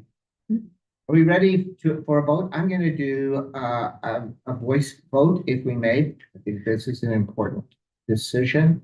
And so the motion is to approve the transfer of the authorizing documents from Utah State University to Utah Charter School Board. So, Member Cisneros, how do you vote? No? Member Biesinger, Yes. Member Phillips, Yes. Vice Chair Spiker, No. Member Olson, No. Member Bassett. No. Okay, so we have, help me count, 1, 2, 3. We have 4 noes. And I'm gonna cast my vote, just though it won't matter, I would vote yes. But the motion fails. So we thank you very much for taking this time with us, and we wish you the very best passion that maybe there's gonna be another way for that to move forward for you. Schools for the Future may get into that Board of Trustees and fight for that, and say, let's reauthorize again. Thank you. Thank you so much for that. All right, we have one last agenda item today, and that's the information item, preparing the new school application reviews, that relative to where we move forward with those, and the information that has already come to us. Yeah, I think we already have those documents, right? But what Yeah. do we do between now and January? What the process will be in January? Perfect, yes. Andrea sent that, Executive Assistant Jones, sent that to you, this week. If you have any trouble accessing that, please let her know or myself know, and we can help you make sure that you are able to get in there. So looking ahead to January, you've got a lot of great reading materials. So you've got some downtime over the holidays, you've got some reading to do. For new school applications, we had 3 received. Just as a way of notice, you did have 4 proposals that you invited to apply.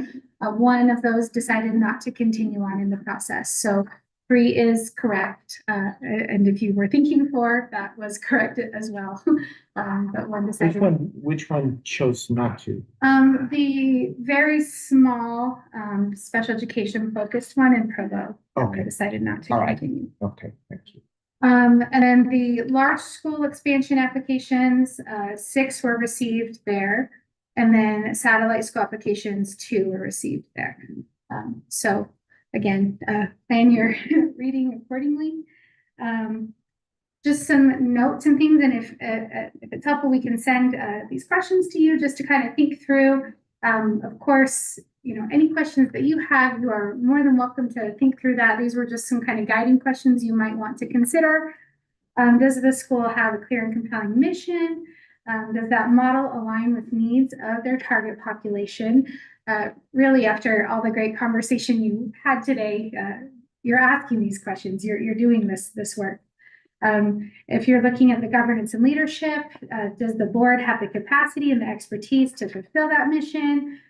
Does the board appear to be qualified and capable to get that school or that satellite or that expansion up and running with financial viability? Is it sound and sustainable? Does it include a detailed budget? Are there any concerns within the finances that need to be addressed? regarding compliance and accountability.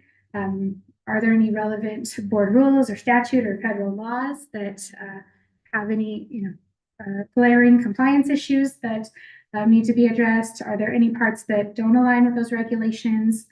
As you're looking at community need and support, are they able to show a documented need for the school within their community? Do they provide evidence of support and demand for their school? And then also just jotting down, other questions that you want to ask, because in January, each of these schools will have their board in person here to meet with you for an interview. And so any questions you want to ask or want them to consider, staff will also be reading and taking notes for you. And then we will also be taking your feedback for the new schools from August and preparing that so that you can also see how they responded to the feedback that you gave to each applicant from August to January. And then as far as a little bit of just professional learning, because this question has come up a few times, and so we just wanted to review the statutes for you. So there are two pieces that came up in this statute, and it's got a long name about the prohibited basis of denial for a charter application. And so it's statute 53G 5304.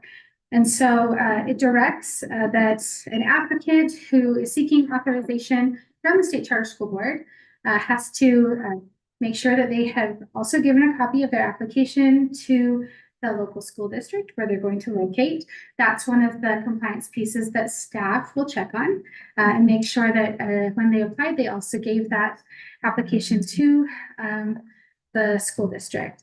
The school district is able to review. They can offer suggestions or recommendations either directly to the applicant or to the State Charter School Board. So we will collect any feedback or suggestions or recommendations that the districts have. And then we will make sure that we share that with you. You are able to give consideration to those suggestions or recommendations, but it is just a feedback piece. It doesn't direct what the State Charter School Board needs to do or not do in regards to that application. And then, of course, that you will be reviewing and then by majority vote, either approving or denying the application.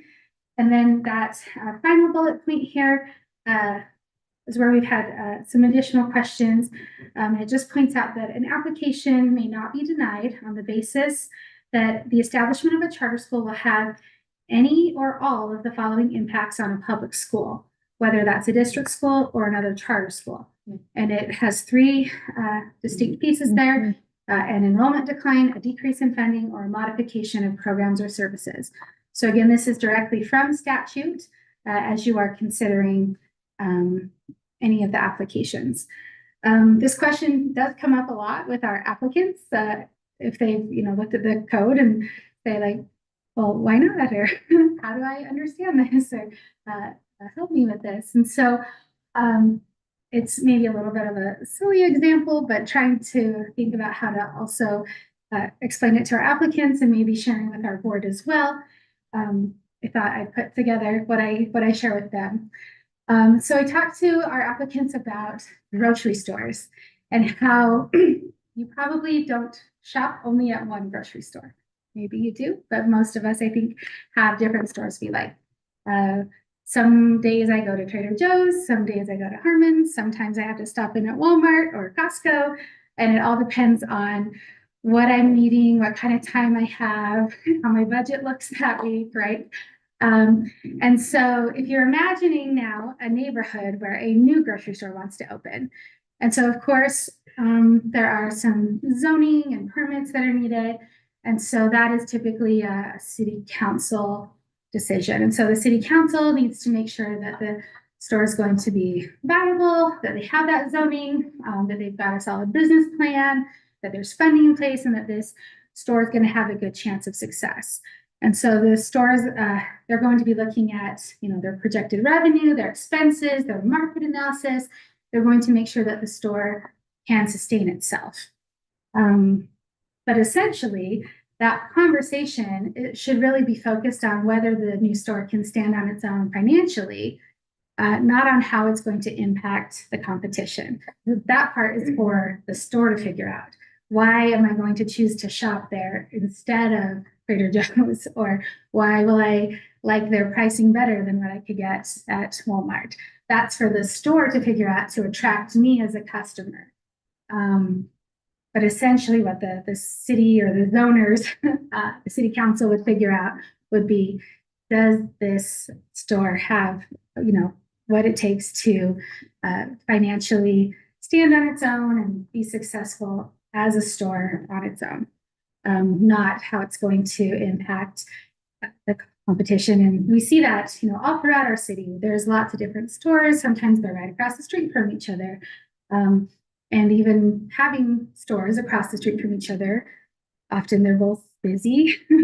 They both have people shopping there for different reasons and are able to have, a successful customer base. So with that in mind, if we apply that to kind of our charter school perspective, the board evaluates then that financial viability, looking at budgets, looking at funding, looking at enrollment projections, management plans, and make sure that there is a solid foundation for a school to operate. That can involve checking if it's a already operating school, if they're meeting their financial performance standards, or if they also have the capability and the plans to meet those in the future.